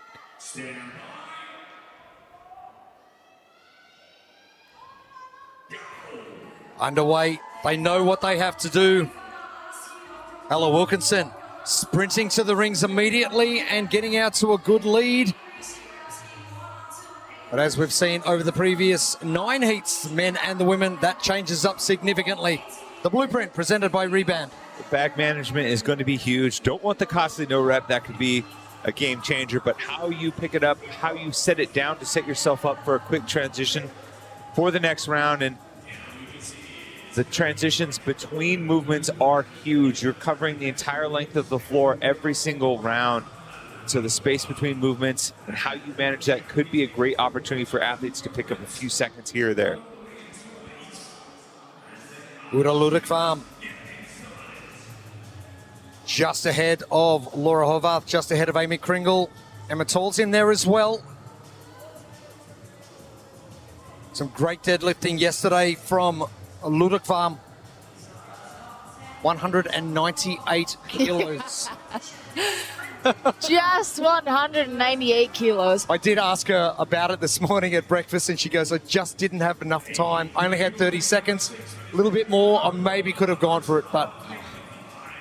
Well, one thing is for sure is that I am loving the aggressive approach that these Norwegians are bringing. They're here to make a statement. Amy, Emma, Laura, your top 3 on the leaderboard. They are your top 3 heading into our next round.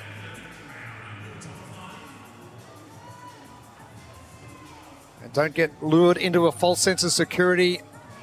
The bulk of the work is yet to come on the rings. Ella Wilkinson bringing that bag back, part of our UK contingent. More on that. Let's head to Lauren.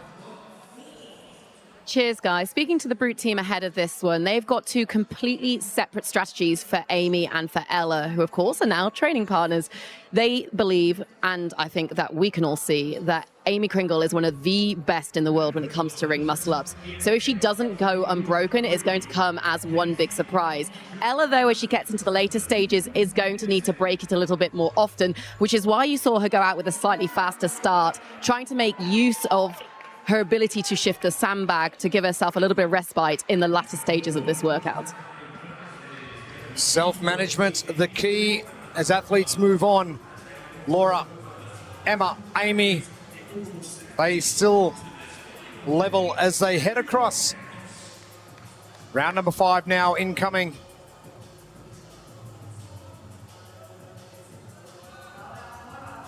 And Emma Tall, her cycle rate on those muscle-ups a lot quicker than the other 2. Yeah, utilizing that shorter, snappier kip. Laura uses probably arguably the biggest swing out of all of the girls. She has very good grip, so it doesn't really affect her as much. So she uses the swing and the momentum to get herself over the rings, versus Emma Tall uses more of a kip and a pull. Now, knowing that these 3 are going up and down the floor together, how important is it to get out in front and to show the girls that you are in front and in control? Oof. On this workout, I think you just got to stay with them and trust that you have those last 2 rounds in the bag. Laura having some quick transitions too, just a kind of a little bit of a half re-grip on the way up. Gets that full grip over the top of the wrist, gets moving. Emma Tall, the cycle rate continues to be fast. She's in lane number 7. And it's a good pull into a high position. And that shoulder injury we saw last year, absolutely of no concern currently. Emma Tall, Amy Kringle, and now Laura Horvath in that order. And Laura Horvath is going to take a little bit of extra time. And Emma Tall starting to put a bit of separation between herself and Amy Kringle. Amy going to have to work a little bit harder on this return leg without the bag. And the jog versus the walk for Amy Kringle. And these are the rounds where we've been seeing the separation happen. So it'll be exciting to see who dares to jump up and trust their ability. Ella Wilkinson currently in 8th position on the leaderboard. She's had a very good competition so far. Your top three, still your top three in this final heat of our pro women.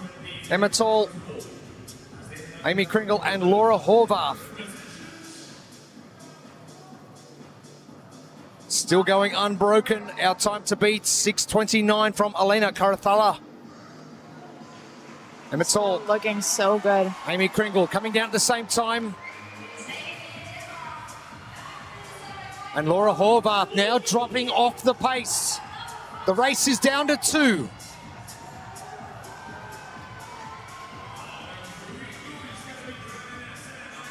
Elena Karathala. Oh, Emma Tall, how about that?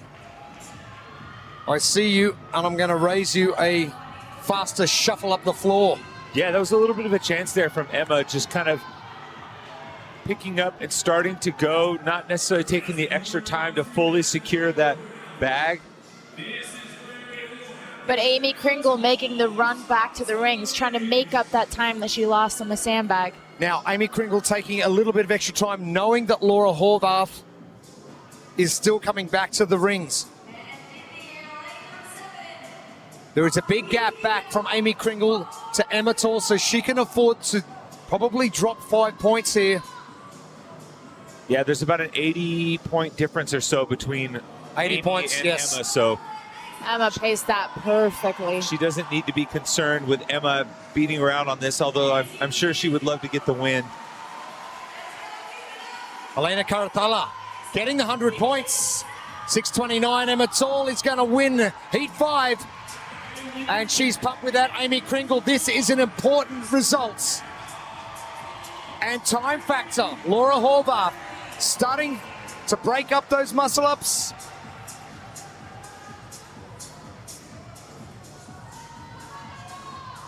Wilkinson, what can she do? The last one for Ella Wilkinson, but Laura Horvath.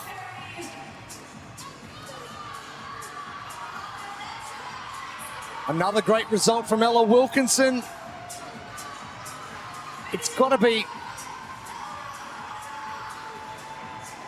Laura Horvath will finish in 6th place overall, Ella Wilkinson. And I reckon it's all about your training partners and where you're placing yourself. Exactly. So somebody like Ella Wilkinson, this is not a workout that would have played to her strengths in previous years. And to show that she's improved so much on her muscle up, that she's still not one of the best, but she's in contention. And she's shown she has incredible strength if it's endurance workouts, but to now get to come out on workouts that typically are not her strength to perform well, wow, what an improvement. Kerstad are in at 7:53, and your surroundings and the people that are in your support crew are going to be everything to press you forward. Everything. They pull you, they push you, and also they show you what you're capable of. For Thurman Moe.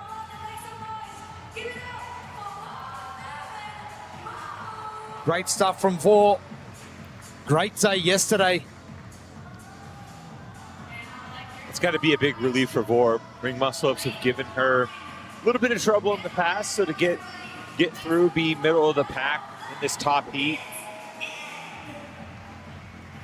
A first, a 15th, and a second for Vor yesterday. The grip is just smashed after this workout. Trying to ice it, probably knowing what's coming up later today, wanting to recover that grip and get ready. Ludwig Varm will be next finished. Hannah Black getting done in 8:32.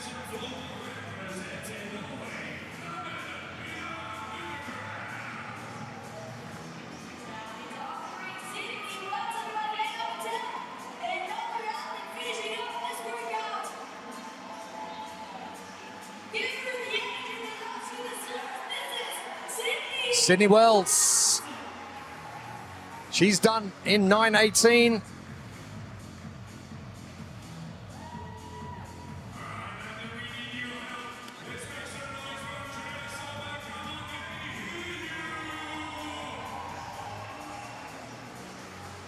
Andrea Solberg continuing. I spoke to her yesterday and she said the problem with competing is I've got to go back to Norway and sit my exams to be a doctor. Oh. Wow. Yes, she has been studying for a very long time and she goes, there's every chance I'm going to fail because I've really been focusing on my training and not my study. No, she's got it. She's got it. Come on, Andrea. You can get this last muscle also up got- and you can pass your exams as well. I believe in Andrea. I mean, the fight she's showing here, despite, clearly struggling with the muscle ups, that's the kind of spirit that gets you through. Dr. Solberg, come on, let's go. She just looks like she's pulling a little bit too early. To me, that something's off, if that's the case, because it's almost like she's double hitching the pull through. Yes. It's like, I'm going to get up and then kind of pop my shoulders through the rings. If you pull too early, you're underneath the rings. You need to get yourself behind the rings so that you can actually transition over, pressing yourself on top of the rings. Emma Tall, your heat winner. Impressive performance. 6 minutes, 40 seconds. 11 seconds slower than Elena Karatala. Can she get the last one in? Oh. And time comes to a close on our pro women. Workout 5. Emma Tall, sneaky, still plodding along. This performance from Emma was a little bit less sneaky because, as we said before the heat, we thought the top 3 women would be the top 3 in the heat. Well, that's what the race came out and showed it to be. Amy Kringle, Laura Horvath, Emma Tall, all in the front from the early rounds. Laura Horvath trading blows with Amy Kringle, starting to break a little bit as the muscle ups started to increase. And that's where Emma made her move. She's a little bit faster in the transition out of the bag and getting into the walk portion. And able to go unbroken on all the ring muscle ups. It wasn't the fastest time, but in the final heat, Emma stands tall. Yo, daylight savers go nuts when I have to. Glaze pepper sound in this beats on the house that we dream it. Watch me way back up in there, guess who my thoughts are distorted. Cause I recall guys were hating uncommonly, all of them became common denominators. Hold up. Emma Tall currently sitting in 3rd on the leaderboard. She is standing by with Lauren Smith. Emma, I've just spoken to your partner, David Shrunky, and he told me a month ago you didn't even have muscle ups. So how surprised are you by your own performance out there? I'm quite surprised. Yeah, ring muscle up used to be my favorite movement, and then I've had shoulder issues for 2 years, both shoulders, recently as well. So I haven't done any ring muscle up since Copenhagen until this event got released. And also I'm very pleased with that. And pain-free? Pain-free as well, yeah. Unbelievable. How have you been using this weekend to find your capacity again off the back of your injury? Well, I actually had a chat with David this morning about that because I felt a bit not the same kind of competitiveness because I don't know where I'm at and I don't know my capacity. But he just reminded me about that we're here to find out. And that's what we did. And find out, currently, you're battling against 3 Norwegians to keep that spot on the podium. But after everything you've been to, what exactly would it mean to finish in a podium position this weekend? It would just set me up for a good rest of the year. That it would. We've got 1 to go. We can't wait to see what you've got. Thank you. How good. Doing well, pain-free, and putting in a performance like that. Our results coming to you. Elena Karatala, 6:30 official time. Lydia Fish not finishing too far behind. Tilda Garnes, she wasn't kidding, was she? Beating Amy Kringle. And the movement is going to be upwards. And Laura Horvath finishing in 8th place. So there's going to be more separation at the top of the leaderboard once again, as we've seen with the point separation. Get down to 14th. It's 51 points. Yeah, and there's a bunch of races that have materialized for that. Obviously, the podium, the top of the leaderboard, and then for that wildcard invite to Indy as well. So this is going to shake that up a little bit, and we might see some people really go for it in a workout for the finale that leaves the door open for that, is all I'll say. For the women's competition at the end, we've got one workout to go. The tiara is getting passed around between Amy and Laura. Has Amy got enough? Yeah, I think so. Absolutely. And the last workout, it's 3 rounds for time of 25 very light power snatches. So you're going to have to be moving at a very fast speed, and it's a little bit of just who wants to hold on. And when you're holding on for the podium, you're holding on for the crown. You want it, and there's nothing that really stands in any one of these women's way, to be honest. Absolutely not, especially after what happened last year. A good progression into the start of this year and towards our finals in Copenhagen. And that is all we have got going on for the men's and the women's competition this morning here at the Drumsheds. Our elite teams are going to take on Team Workout 6, that coming up very soon. On behalf of the entire team, Lauren Smith, Katrin Davis-Sutter, Tommy Marquez, I'm Jeremy Austin. We'll see you in a bit.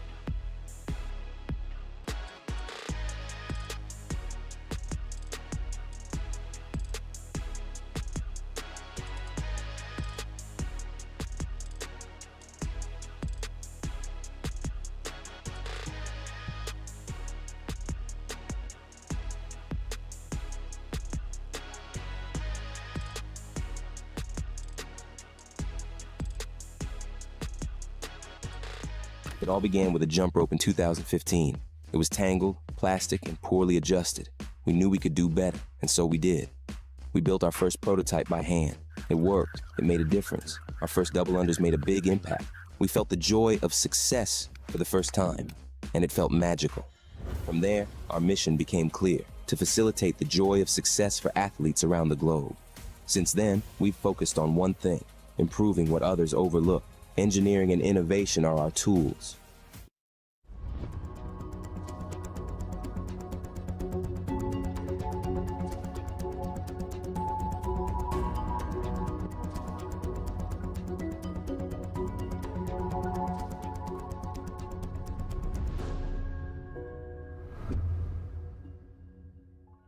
We have 17 elite teams here competing at Tour Stop 1 of Season 2. Several of the teams and athletes are returning from the finals in Copenhagen, but all of the teams have different configurations of athletes. Regardless, every team has been here showing up and showing out. Thursday was team check-in day, with all members getting the chance to load up on gifts from our partners and finish with the team photo. As of right now, the teams are 5 workouts into a 6 workout weekend. Let me give you some highlights. Day 1 started out with a longer workout. 5 rounds of 400-meter run, synchro toes to bar, and moderately heavy deadlifts, split between pairs. With an 18-minute time cap, we saw all teams come in with a strong start, but the separator came in about round 3 when that fatigue really came into play.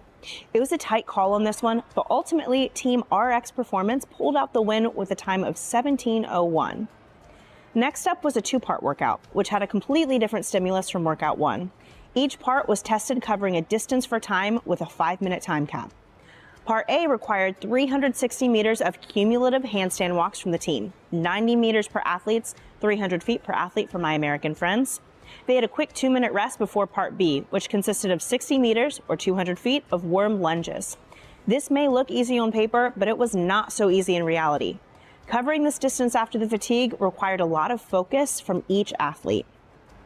Team Off the Grid experienced a costly no rep, while Team Flex showed a masterclass in the worm lunge, despite this having been the first time these 4 athletes have competed together as a team. Fun note about this team, they placed 3rd in the Season 1 finals, but with a different configuration of athletes. Victor Munter is the only returning athlete from Team Fleck. We ended the first day of competition with a fun sprint relay style. Each team member started with 3 short rope climbs for the women, 5 for the men, then a sprint suicide run, covering more distance with each rep. As soon as one athlete crossed the finish line, the next athlete began. As you can imagine, this workout was fast with a spicy time cap of 7 minutes. Team Fleck ended day 1 on top of the leaderboard. However, with another 400 points for grabs on day 2, it wasn't guaranteed they'd stay on top. As fun and fast as workout 3 was, day 2 started with a brutal dual workout 4. Not fast, some may say not so fun. Workout A consisted of 400 cal ski and 400 cal row. Workout B was 150 synchro box jump overs and 150 synchro single arm dumbbell hang snatches. Athletes worked in pairs and you could switch between workouts wherever you wanted, just get the work done. We saw a ton of strategies being utilized here, and overall, we saw that the teams who prioritized calories of workout A performed better overall than the teams who focused on finishing workout B first. Day 2 ended with workout 5. This one also had 2 parts, which means another 200 points up for grabs. Part A consisted of lateral burpees over the worm and worm thrusters. A ton of communication and unity was needed for this part of the workout. The teams had a 2-minute break, then right into Part B, which was a clean and jerk ladder going up in weight. Each athlete was responsible for 1 barbell weight, so they really had to strategize the order and transition of each person. All right, days 1 and 2 are done, so what does the leaderboard look like going into the final day of team competition with just 1 workout left? Currently, Team Fleck is sitting in first place with a 50-point lead. Pursuit of Happiness is sitting in second. And in third place is Grit Red, but they are just 10 points ahead of Zeus Vondelgym and the Pace Programming, who are currently tied for 4. So it's going to be a tight race. Remember that tomorrow doesn't just determine who sits on top of the podium in this tour stop, but the top 5 teams are also invited to the finals in Copenhagen this coming December. I hope you guys are excited as I am to see who finishes on top.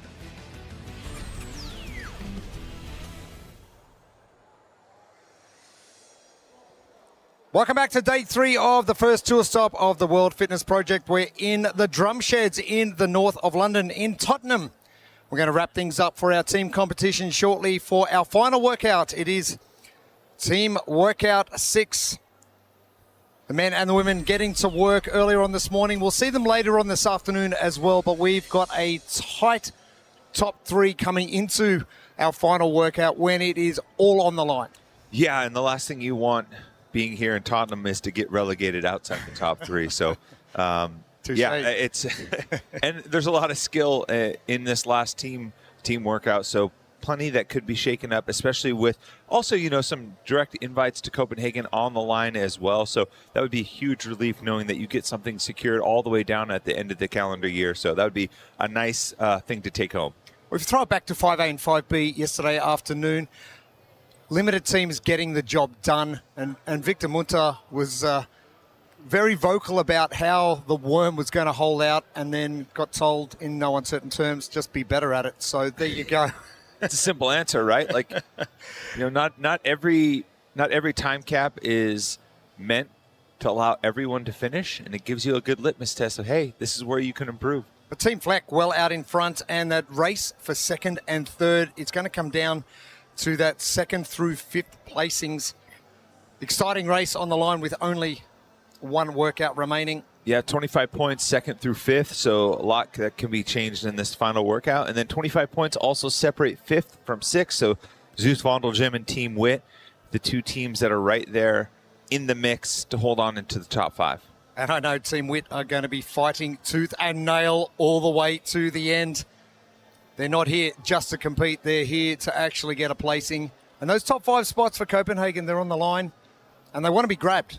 Yeah, and you're gonna have to grab it alongside this cyclone bag here.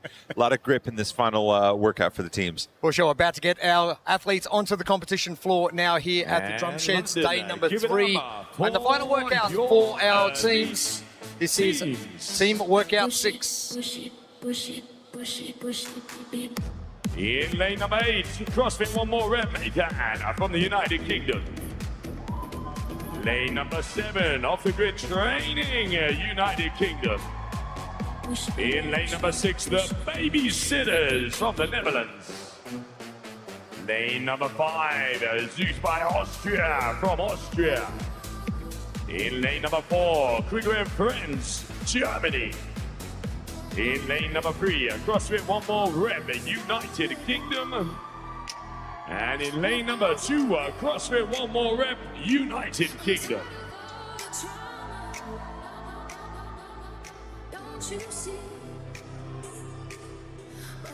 It's for our first heats of 2.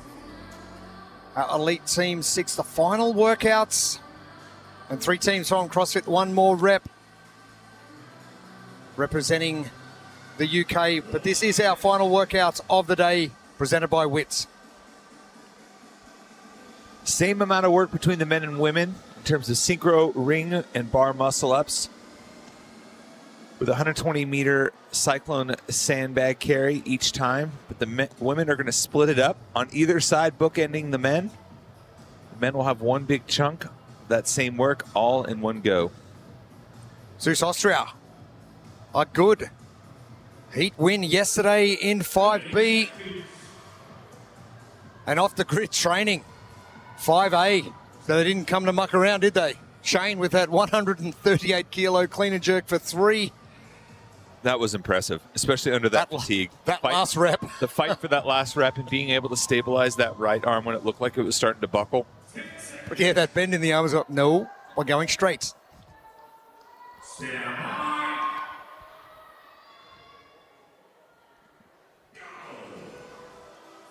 Underway, 11 minutes on our time cap, which means not a lot of messing around. The blueprint presented by WITS. Yeah, hot potato, that refers to the passing of the bag, right? Shared movement between the 2 athletes, being able to have quick transitions, passing that bag, I think will be important. Then put a ring on it. It's all coming down to proficiency on the rings, specifically with the women's pairs. Your ability for your women pair to handle the ring muscle-ups, I think, will allow you to be a little bit faster just because those bar muscle-ups aren't as tricky. Some teams already splitting the load and some being able to go all the way through on the same piece of equipment. And that is obviously going to cut down your transition time. Thoughts on the programming, bookending the males with the 2 females with the 10s? I kind of like that. So do I. It's naturally kind of what we do anyways. You know, there's many ways to slice this thing up when you have shared work, and doing so I think allows all of these teams to be a little bit more aggressive and keep the pace high for sure.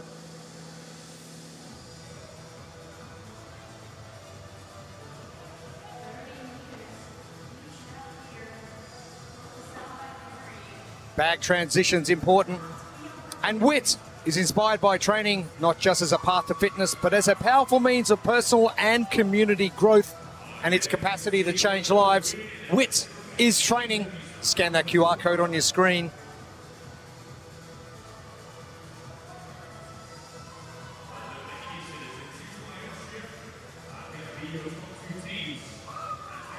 And the first change is starting to happen. It is the babysitters. First up in lane number 6.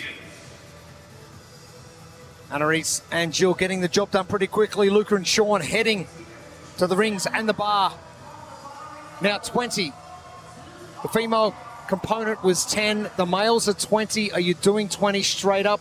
You're fresh? Are you swapping implements? Are you staying there, or are you just breaking up, maybe doing a 15-5, a 12-8? I mean, if you got it in the tank, I don't see that much of a risk of going for it, especially if you're one of these teams that you're not in the contention for the podium. Why not give it a crack? I mean, like you said, you are fresh. It's the last workout of the day. You don't have to worry about any interference moving forward. There's some very talented athletes in this field that are capable of going a 20 unbroken. Let's see if you got it.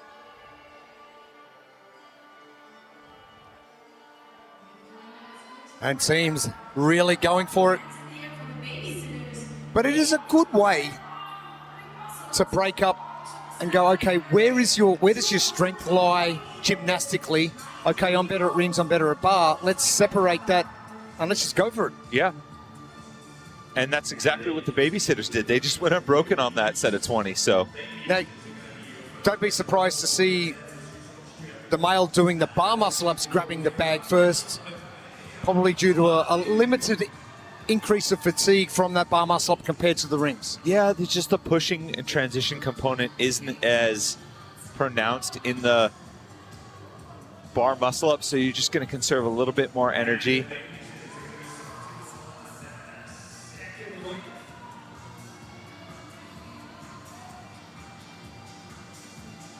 You know, part of me was really hoping we might see a transition with the bag where you just pass it chest to chest, you know? Don't let it hit the ground.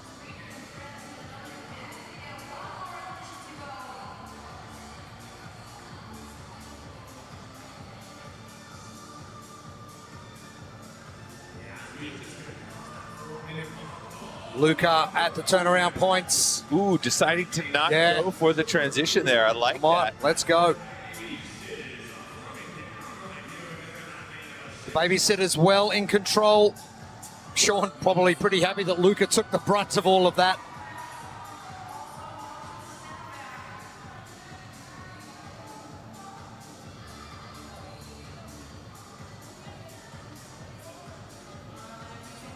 Shane for off-the-grid training, dumping the bag.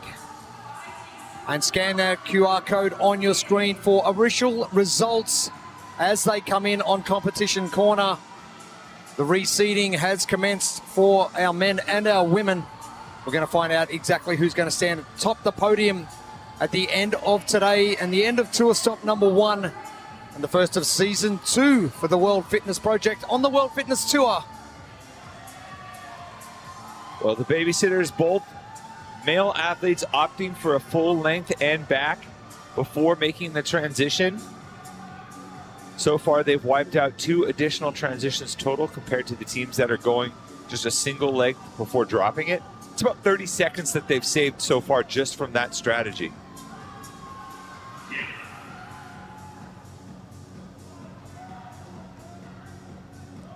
And Luca again, giving Sean a bit of a break. Great work from the team, the babysitters. They had 3 fewer transitions because of that approach. Nice little adjustment on the fly.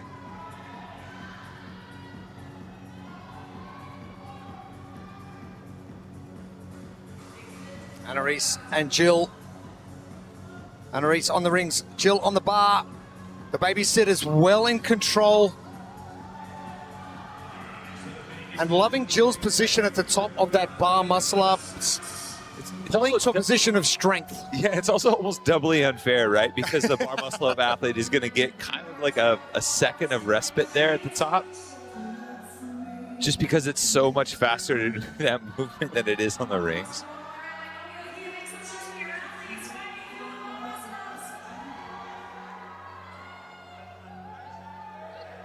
The babysitters from the Netherlands. As we near the 7-minute mark.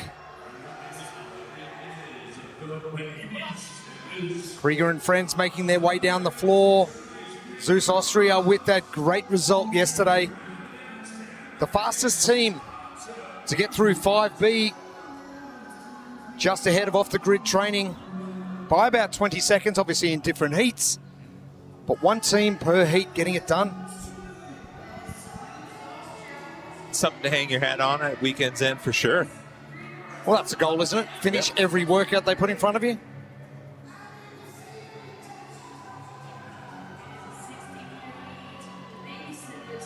Annalise and Jill continuing on for the babysitters.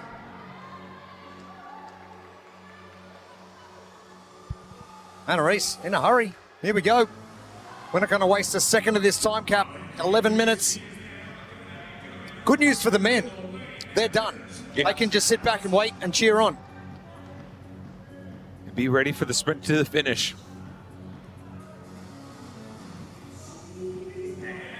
Speaking of which, there it is, the sprint finish. And the babysitters. Exceptional work. The team from the Netherlands. Right around that 8-minute mark. Plenty of time to spare under the time cap. Most of the other teams still working. Currently sitting in 13th position. Best finish was a third, but they finished fourth in 5B yesterday.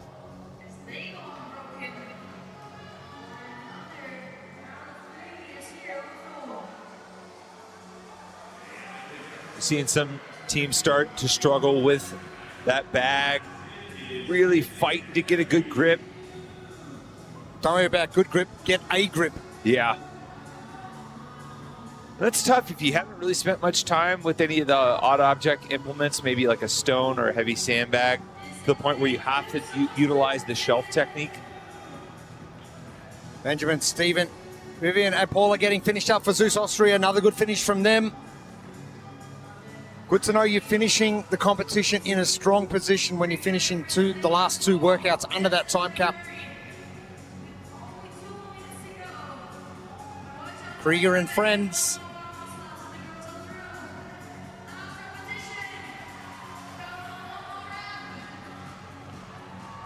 Maria and Judith heading back off the grid. Here comes Samantha with the bag carry.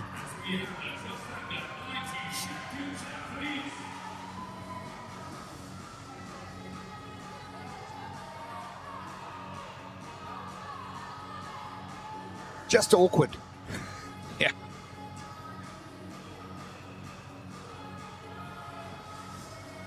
One more rep, Nathan.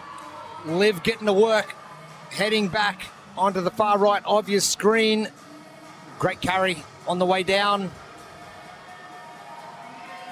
And turnarounds.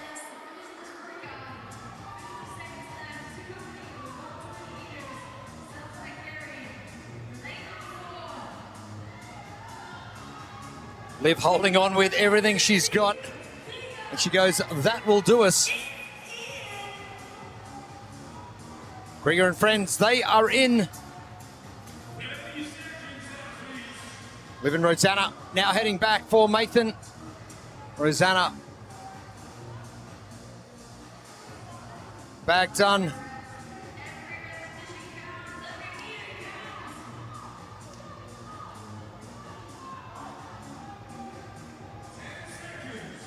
That time cap coming to a close pretty quickly off the grid. Another one.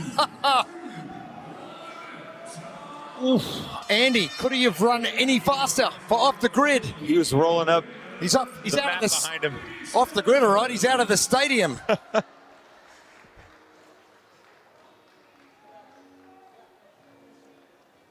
Babysitter's impressive.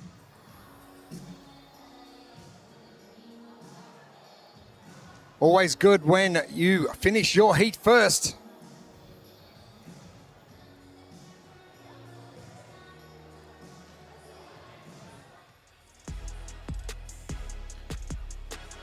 Well, this was our first taste of the team finale.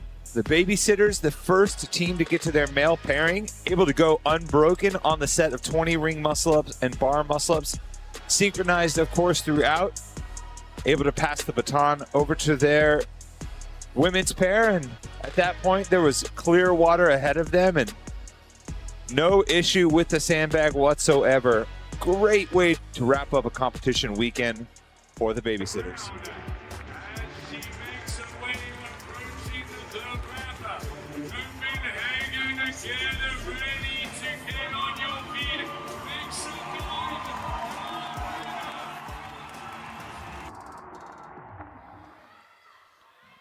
Impressive from the Babysitters. The team from the Netherlands, they are standing by with Amy Bream. Babysitters, what a great performance. You guys have had ups and downs all weekend, but clearly very strong at gymnastics. What did we think when we saw this workout programmed? I think we're all very short sprint-based athletes. We have a big short engine. So in a workout like this, I think that played out really well for us. The guy next to me, he's great at gymnastics. So the legless rope climbs and the ring muscle ups were his favorite, and he showed us. And I think I'm also pretty comfortable on the ring muscle ups, and my buddy is comfortable on the bar muscle ups. So that's how we divided it, and it played out really well. It did play out really well. You also were the only team that went the full length down and back, and that saved you guys a ton of time. Did you test that workout beforehand? No, we didn't, but in our programming, we use a lot of sandbag carries and sandbag squats, so this was pretty comfortable for us. It sure was. I do have to ask, the babysitters, where did that name come from? Well, the guys in our team are pretty much teenagers, and we're like the moms of the team, so mommy and the kids, so that turned out to be like the babysitters. Yeah. I love that, mommy and the kids. Great job, guys. Thanks so much, thank you. Great job from the babysitters. And this guy, Luca, he likes gymnastics pretty well. He likes a bag carry as well, because that was not a problem up and back. Seriously, I don't know what kind of babysitter you had growing up, but mine would not do ring muscle-ups. Nor would mine. Not far away from our final heats, hitting the competition floor. Our top three is far from decided. We're going to find out in the next 12 or 13 minutes exactly where that is going to pan out. It's been a good weekend in team competition. 17 different teams, none of which bounced back from the finals in Copenhagen, who are going to be the top 5 to go to Copenhagen. They're fighting for it right now. Not far away now. Our final heats of team competition about to make their way onto the floor. Can Team Fleck finish with a flurry? For the second heat.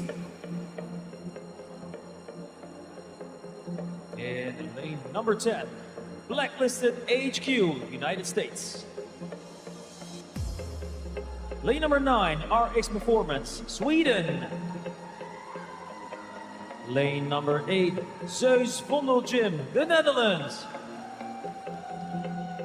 Lane number 7, Grit Red, Spain. Lane number 6, Team Fleck, Denmark. Lane number 5, Pursuit of Happiness, Denmark. Lane number 4, The Pace Programming, Germany. Lane number 3, Team Wit, United Kingdom. Lane number 2, Road to Greatness, Germany. And lane 1, XT Oslo Kriger, Norway. The vibes are 1 high. minute. Our lane assignments for our second heat of our teams. For our final workout of the weekend. The first tour stop in Season 2 for the World Fitness Project. Welcome to it. We're at the Drumsheds in the north of London, and this is Elite Team 6. We're going to go women, men, women.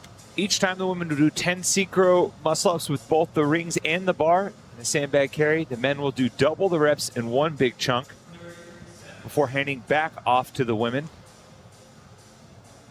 Pretty straightforward.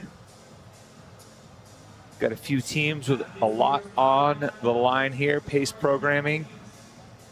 1 spot out of the podium. Just 10 points.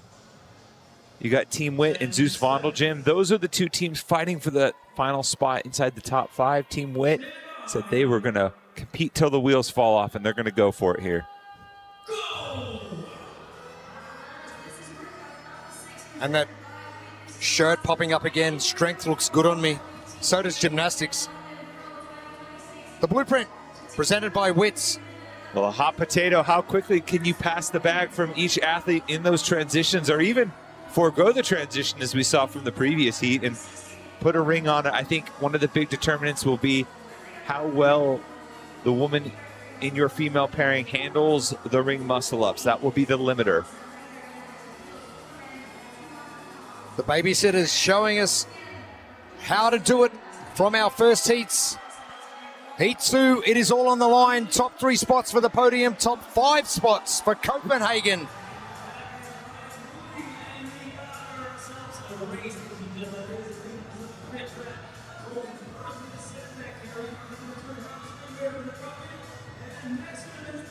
Speaking of Copenhagen, the 2026 WFP Finals return to Europe in Copenhagen from December 17th through 20th. Make sure you get your tickets today, secure your seat, witness which athletes are going to earn their pro cards for season 2027. Top 5 teams, as I mentioned, making their way to the finals from today. So it is all on the line.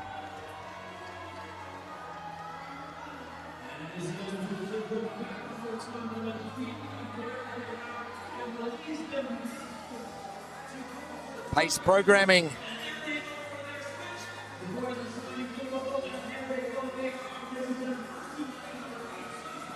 Katarina bringing that bag home.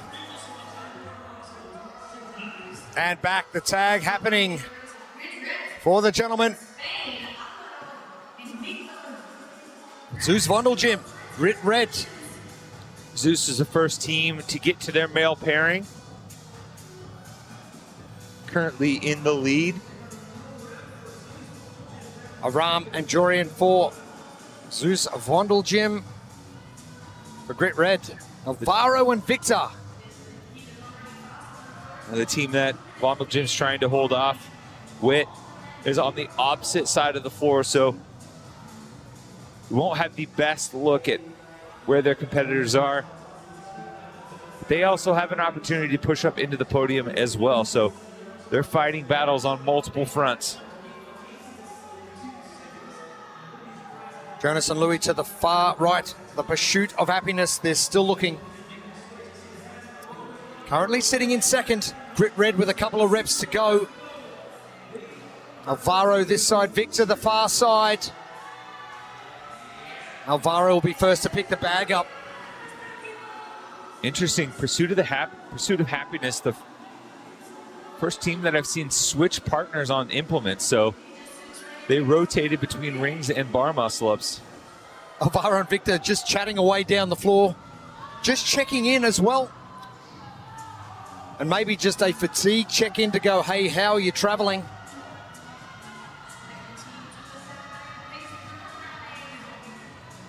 Pace programming. Malta and Christoph.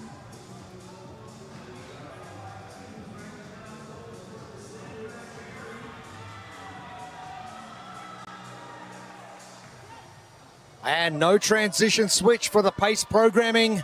Alvaro and Victor to the far right, about to come through for the final length.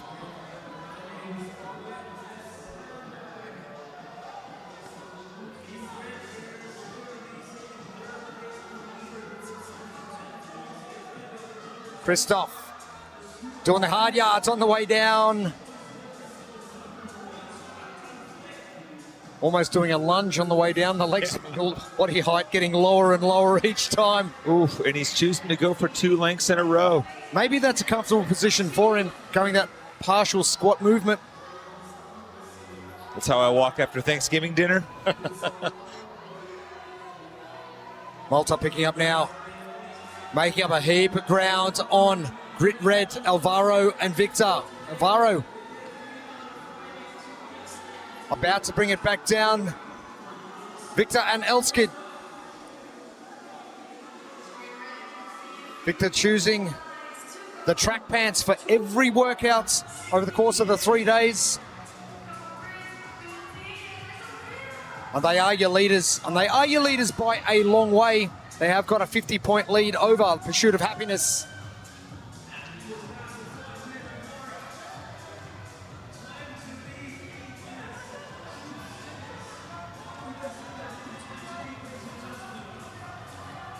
Wit is inspired by training not just as a path to fitness, but as a powerful means of personal and community growth and its capacity to change lives.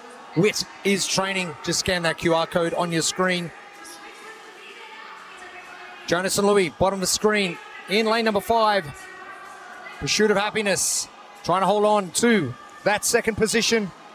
They are 10 points ahead of Grit Red and 20 points ahead of the pace programming. Placings are going to matter. And right now, the pace programming first team to get to their female pairing for the final set of synchronized muscle-ups on the rings and bar. Right behind them, Team Fleck. And then the team they're chasing, Grit Red.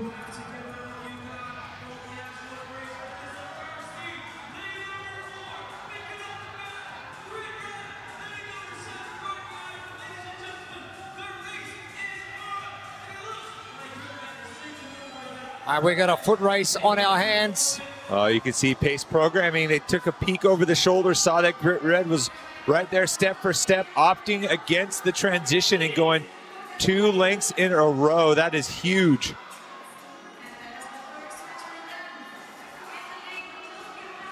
Grit Red just falling behind a little. Pace programming, Katarina and Katarina. That makes it easy. Very easy.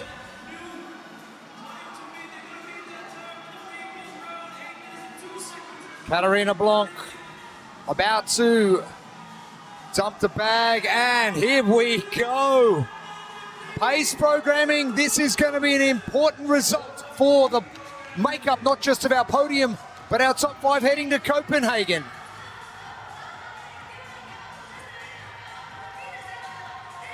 Grit Red, they have finished up as well. 3rd and 4th are done. Team Fleck, Julie leading the team over the line. Mia Eskel and Victor, great performance all weekend, and they will sit on top of the podium of our team competition and booking their spots. And you think coming from Denmark, Copenhagen, yeah, we could go there. Yeah, a bit of a home game around Christmas time. Sleep in our own beds, maybe. Pursuit of happiness. Finishing well. Currently in second with a little bit of a buffer. Keep in mind, one of the teams from Heat 1 not getting finished. Zeus Vondel Gym, they are finishing up now. Sal Ava, Aram, Jorin, done. Time now ticking away. 2.5 minutes left. Team Witt, go until the wheels falling off.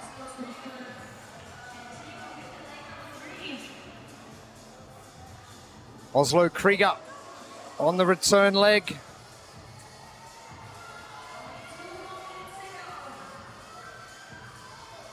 Elise dumping that bag. Jenny taking over.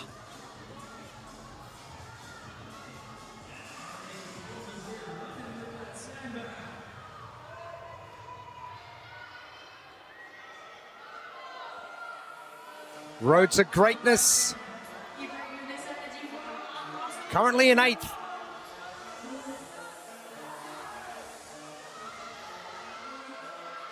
And an extra carry for Oslo Krieger. Got a foot race. Oh yeah, Oslo Krieger looks like they got in just ahead of Road to Greatness. The girls from Oslo Krieger just taking the bag for a ride. RX Performance, they are done in lane number 9.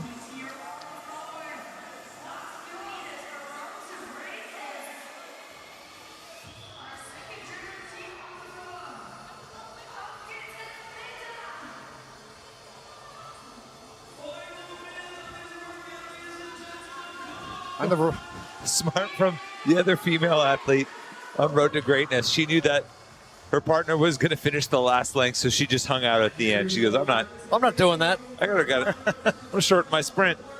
We're going to work as a team, and we're going to do it my way. There's no I in team, but there's me in team. Blacklisted HQ.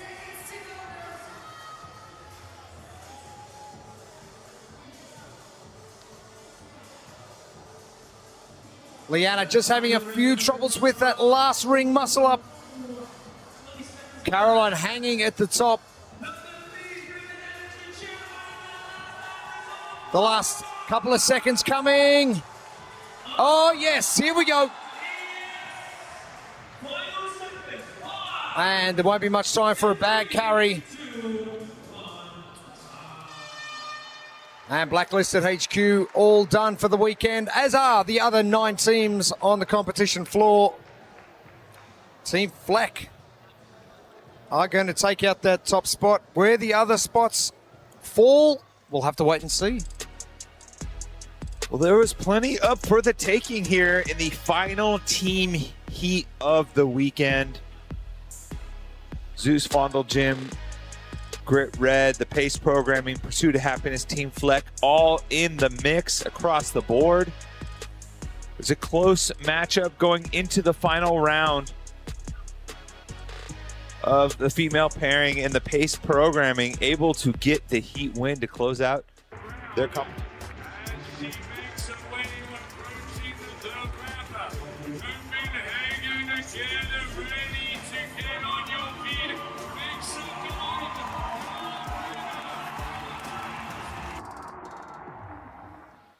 Great end to team competition and the Pace Programming, finishing with a wet sail. They are standing by with Amy Bream. Pace Programming. Pace Programming, what a way to finish the weekend. Looking at that workout, what was going through your minds when you guys know that the leaderboard's pretty tight, a lot of pressure? You know, how did you guys combine as a team to really focus and do what you needed to do? I think we did it very confident because we know what our strengths are and that we completely could support each other with sandbag carry and muscle up. So when we saw the workout, it was like, cool, that's an opportunity for us to show what we are capable of. Absolutely. And 3 of you are coming from the last finals in Copenhagen. But looking ahead to the season, what are your thoughts overall of this weekend and, you know, maybe what might be coming in the future? I think it's going to be very important that we are going to train a little bit more on the warm, as I saw the workout yesterday. So I think into Copenhagen, it's a bit to do, but I think we're going to do it. And let's change, I think, to yes, you're going to do it. So we will see you guys in Copenhagen. Hopefully, yeah. Absolutely. Well, great job this weekend. It was a joy to watch you. Have a great rest of your day. Thank you very much. Malta, pretty much what every other team should be doing. Yeah. Do more work on the worm. It's just got to be the way it is. It's good for fitness, good for teamwork, and you know, I agree with some of the sentiments that have been shared that the best teams show their proficiency on that implement. There's no better way to test teamwork in all capacities than with the worm. No doubts at all. Team competition, exciting stuff. Team Fleck, we know they're going to finish on top spot where the other 2 podium spots and the other 4 qualifying spots for Copenhagen are. We're going to have to wait to see what Competition Corner does and the results from both Heat 1 and Heat 2. But the team competition, it's been pretty impressive. And I love the way some team members from other teams at the final have gone and found other teams and created teams and come to Tour Stop 1 season 2026. Yeah, we got these kind of Avengers-type teams of superheroes matching up together, figuring out a best way to work together, and we've seen some good performances as a result. And at least for the top 5, we'll get to see that continue, what is that, about 7 months from now? Really, 7 months? Good things come to those who wait, though. Yes, they do. Just before Christmas time as well, and no better place to be than Copenhagen at the end of the year. Not too far away from getting back to our individual competition for Pro 6 and our final heats. But first, we're going to head over to OTP, Derek, Annie, Pip and Ed, and they're going to break down exactly what we've seen this morning on our final day of competition. We'll be back here in just a little while with our individuals to finish off day number 3. We'll see you then.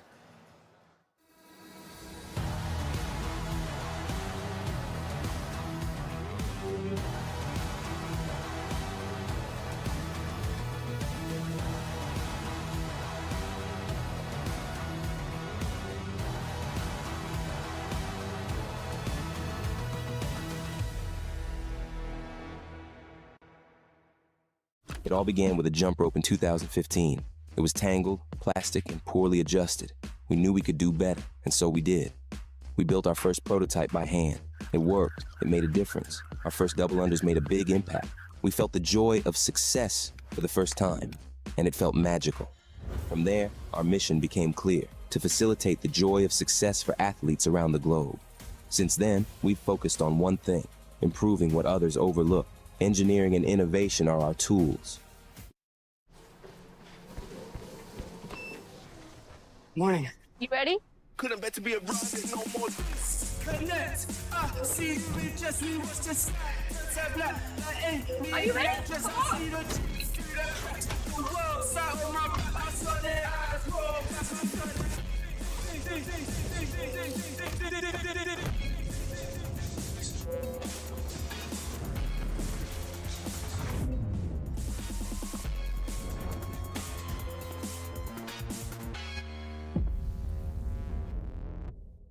Of America, the World Fitness Project is finally here in Indianapolis. Welcome, Grand Park Sports Campus.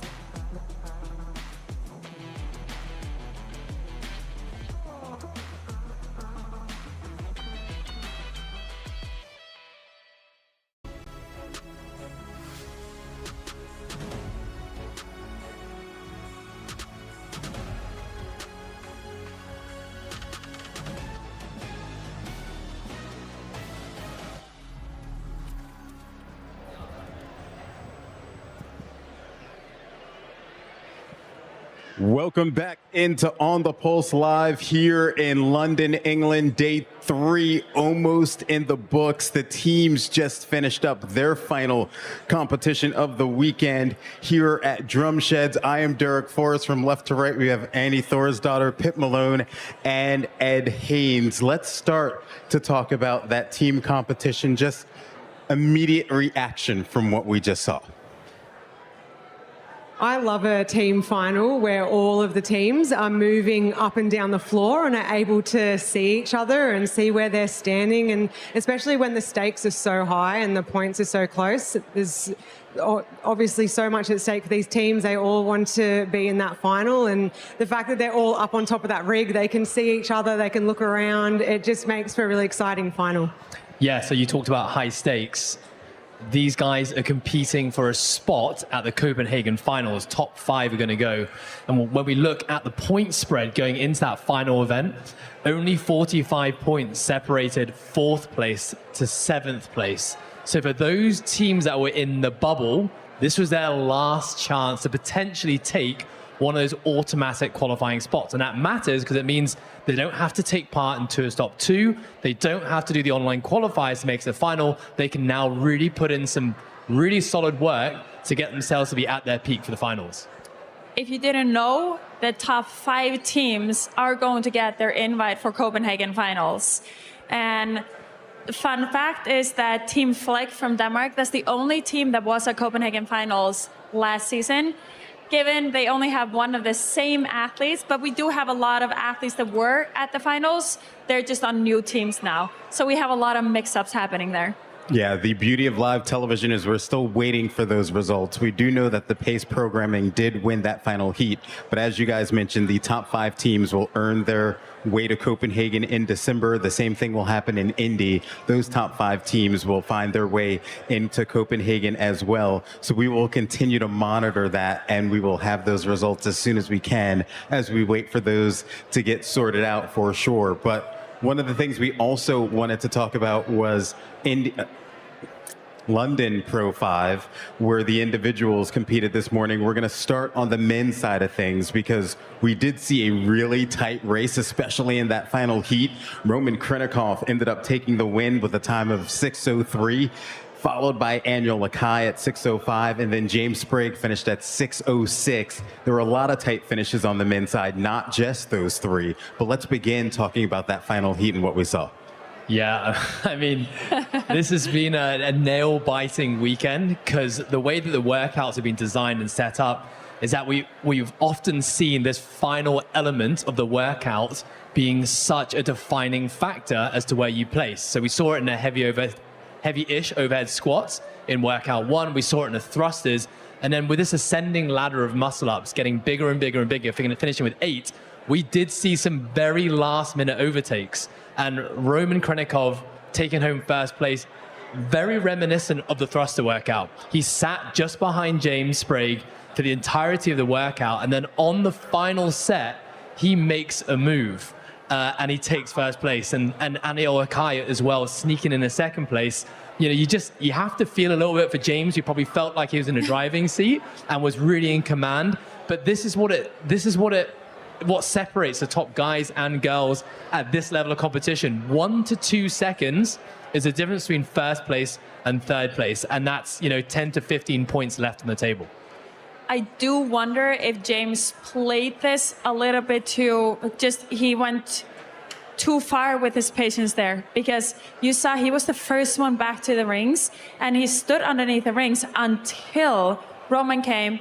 I don't know if he was worried that he wasn't going to be able to go unbroken or what it was, or he just knew he had to, he thought he had it in the bank, but Roman was just faster on the muscle-ups. He caught a little bit higher, and just that speed lost it because of James standing for a little bit too long. I think it's just one of those workouts where, because it is such high risk at the end and taking that gamble, I think the athletes that really know themselves best and where their capabilities lie and are able to take the risk and have it pay off are the ones that cashed in on this. I think a lot of these athletes, we have the privilege of sitting at the finish line when we see these guys and girls cross the line. And I think watching a lot of these athletes in that event cross the line, I reckon if they did that workout again tomorrow, could probably shave 30 seconds off that time, knowing now, okay, I actually probably had a little bit more to give. It's funny because as I saw Roman about to pick up the sandbag, it was kind of like he knew he had it. Even though he was still behind James Sprague at that moment, it was like he knew he was going to take the win. And I mean, that's the beauty of this, right? Roman knew that was going to be his strength, and he took advantage of it. I'm loving seeing this from Roman, because I feel like in the past we have seen him come out of the gates really, really hot on these sorts of workouts. And so to see him now really he knows what's going on, and he's been pacing this weekend so well. He knows exactly where James is, and he is not letting James take it. And it's a Roman that I'm loving seeing, and I think he's going to have a humongous year. Also, last year, he didn't take away a lot of wins. So now he already got at least one win. In fact, he didn't have one win. Oh, there no we go. wins I was like, I didn't want to say for certainty, but okay. Yeah. Go ahead. Well, maybe you're going to ask me the same question. I just have to point out, all of these men were in the same heat, so they were racing each other. On the female side, in this event, maybe we're not going there yet, but I just have to point it out. We're going there now. On the female side, first, second, and third place were all in different heats. They were really tight, but they were all in separate heats. Yeah, and that's what I was getting to on the women's side of things. As you mentioned, separate heats. The final heat, it was Emma Tall. She takes it 6:40, but she didn't win the event. That went to Elena Karatala, who won it in the third heat with a time of 6:29. And then we saw Lydia Fish put up a time of 6:36. So it was kind of spread out a bunch of different heats. One thing I thought was interesting to note in that final heat too, there was no separation of athletes between Amy Kringle or Laura Horvath as well. So there was a lot of things to watch for the women. Oh, absolutely. I do feel like in that final heat, they had a great race. Emma Tall, Amy, Laura fell back just towards the end. That was fairly costly for her. However, we did see also for Lydia Fish, she had a great competition as well. But Elena Karatala, she didn't really have anyone racing, so she really did set the pace. All of these girls, they had each other, and I wonder if Emma could have gone a little bit faster if Elena would have been next to her, because she just knew she wanted to beat Laura and she wanted to beat Amy in this workout. What I loved about Emma Tall's execution in this workout was you could see in that final round when Amy Kringle went and picked up her chalk before jumping up to her last set of ring muscle-ups, Emma Tall watched her do it and just went straight up, started repping out, and that really set her apart. The craziest thing about Emma Tall is that in her post-workout interview with Lauren, she mentioned she hadn't really done ring muscle-up since Copenhagen. She's been dealing with some shoulder injuries, and she didn't do her first muscle-up until she saw what the workout was, and she still was able to go out and crush it. Well, she also, if you were watching the video that we just saw, she has a really good technique on her ring muscle-ups. We saw a lot of the girls that catch high, and then as soon as they get fatigued, they catch lower and lower, and that ring dip, the press out becomes so difficult for them. And we see a lot of hyperextension press out, both Laura and Amy have that out of the dip. No judgment there, but when you see Emma Toll do it, she catches low and she does a kip from the bottom. She's so consistent every single rep that I feel like it's more safe muscle up that she has. And I think putting ourselves into the perspective and the shoes of the athlete, knowing that you've got such a high stakes workout and you haven't been able to do the movement, and you kind of got to come into such a high pressure situation, probably relatively low on confidence, but then to still take home an event win, I'm sure she'll take a lot from that going back to training as she prepares for our next tour stop, knowing that, okay, if I actually don't even need to touch this movement, I'm still going to take an event win.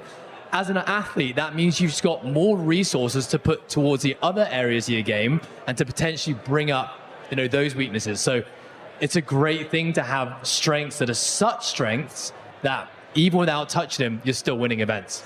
I do have to say though, when you have really good strengths, those are the things you like working on the most. Of course, yeah.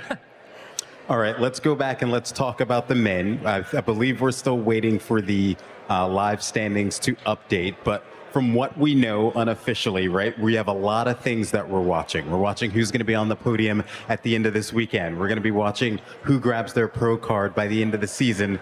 And we're obviously going to be watching who's going to get to Copenhagen by the end of the season. So as we go into the final workout, Ed, how are you breaking things down right now? Well, as we've been talking about all weekend, there are just multiple stories happening throughout the weekend. We're not just looking at the top three and who locks in the most amount of points at the end of the weekend. We're also looking at the challenges. Quinn Robinson right now has had a super solid weekend. Pip's been talking about him the whole time. The athlete who finishes on the leaderboard, the highest challenger, will be able to bypass the online qualifiers to Tour Stop 2. That's massive because the qualifiers are tough. They take their toll on the body and it takes away from time from training. But then we've also got two other things we have to watch. We know that at the end of the season, the top 20 athletes will earn their pro card, and then the top 30 will make it through to Copenhagen in the finals. And we got some small spread. But Derek, take us away with the top 10 leaderboard right now. Yeah, so this is the updated top 10 leaderboard right now with Roman Krennikov sitting atop the leaderboard, still above James Sprigg. They're now a 31-point differential. Annual Akai having an outstanding weekend, sitting third. Tuda Magda fourth. Ty Jenkins fifth. Rounding out the top 10, Nate Ackerman in sixth. Quinn Robinson, the top challenger right now. Don't forget that the top challenger can bypass the qualifier for Indy, so he would make his way over to Indy if he's able to stay above everybody else. Jack Farlow, Chris Ibarra, and Chandler Smith are your top 10. I'm most impressed with Annual Akai sitting at third, who, as we mentioned at the beginning of the weekend, he said he wanted to be atop the sport 5 years from now. Did we visit the future already? Because he's currently close to the top. I mean, maybe he's ahead of schedule. He was looking at a 5-year wing plan and he's there, mixing it up all weekend with the top three. I want to just throw out one thing, Derek, because I think we all have our eyes on that final event now. Now, James Sprigg, of course, he always wants to be the champ. And we know that the athlete who has the highest amount of points at the end of this weekend will be the Tour Stop champion.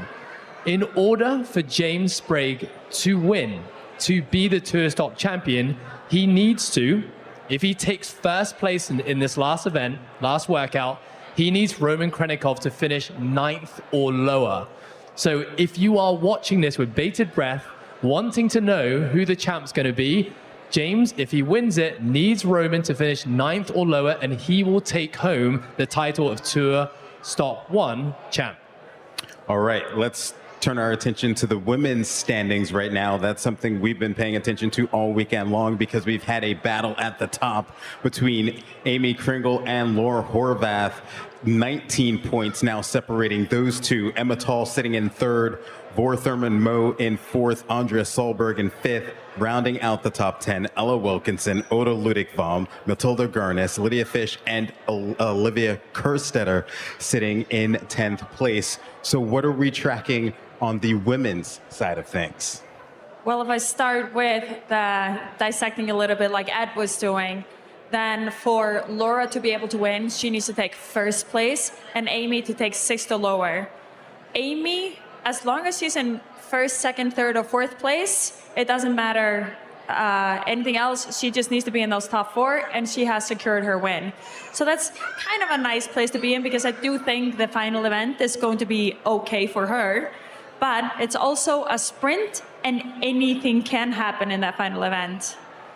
Another thing you might want to take a look at is the challengers. Yeah, so Matilda Gunnez is currently our female highest ranked challenger. She's sitting in 8th place, finds herself in a similar position as Quinn Robinson on the men's side. And the next one back is going to be Leah Storen, who's dropped out of the top 10. All right, let's turn our attention to the teams, because we do have the standings for that.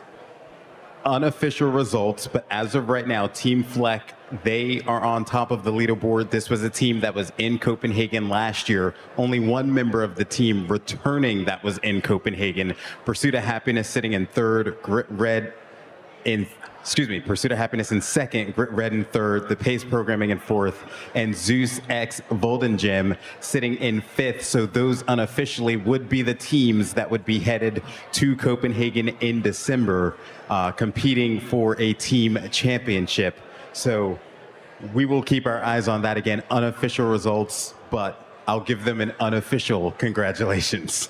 Yeah, absolutely. I just want to say as well, I took a screenshot of the leaderboard before that event took place just to see if there were any major shakeups. And it looks like the 5 top teams sitting in those 5 places prior to the final workout are unofficially looking like the same 5 teams that are going to go to the finals. All right. I believe we are taking a look at the schedule for the rest of the day, and that leaves London Pro 6 for both the men and the women.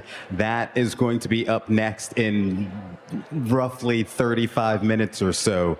But another outstanding competition. We're going to have a sprint to the finish line. It's going to be one heck of a show. Can't wait, Derek. Sums it up nice and easy. All right. So that's going to do it for On the Pulse right now. We're going to see you guys in just a little bit. We're going to have a preview of London Pro 6 for Ed Haynes, Pip Malone, Annie Thorisdottir. I'm Derek Forrest. We'll see you in a little bit.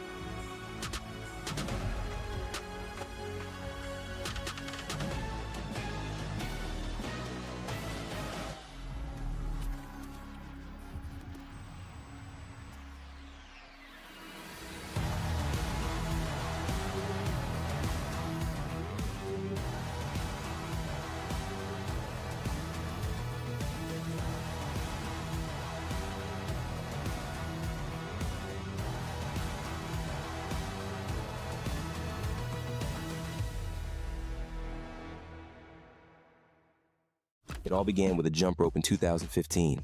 It was tangled, plastic, and poorly adjusted. We knew we could do better, and so we did. We built our first prototype by hand. It worked. It made a difference. Our first double unders made a big impact. We felt the joy of success for the first time, and it felt magical. From there, our mission became clear: to facilitate the joy of success for athletes around the globe. Since then, we've focused on one thing: improving what others overlook. Engineering and innovation are our tools. Morning. You ready? Couldn't bet to be a no more. connect. See, we just watch the Are you ready? Come on. The world sat on my back, I saw their eyes roll.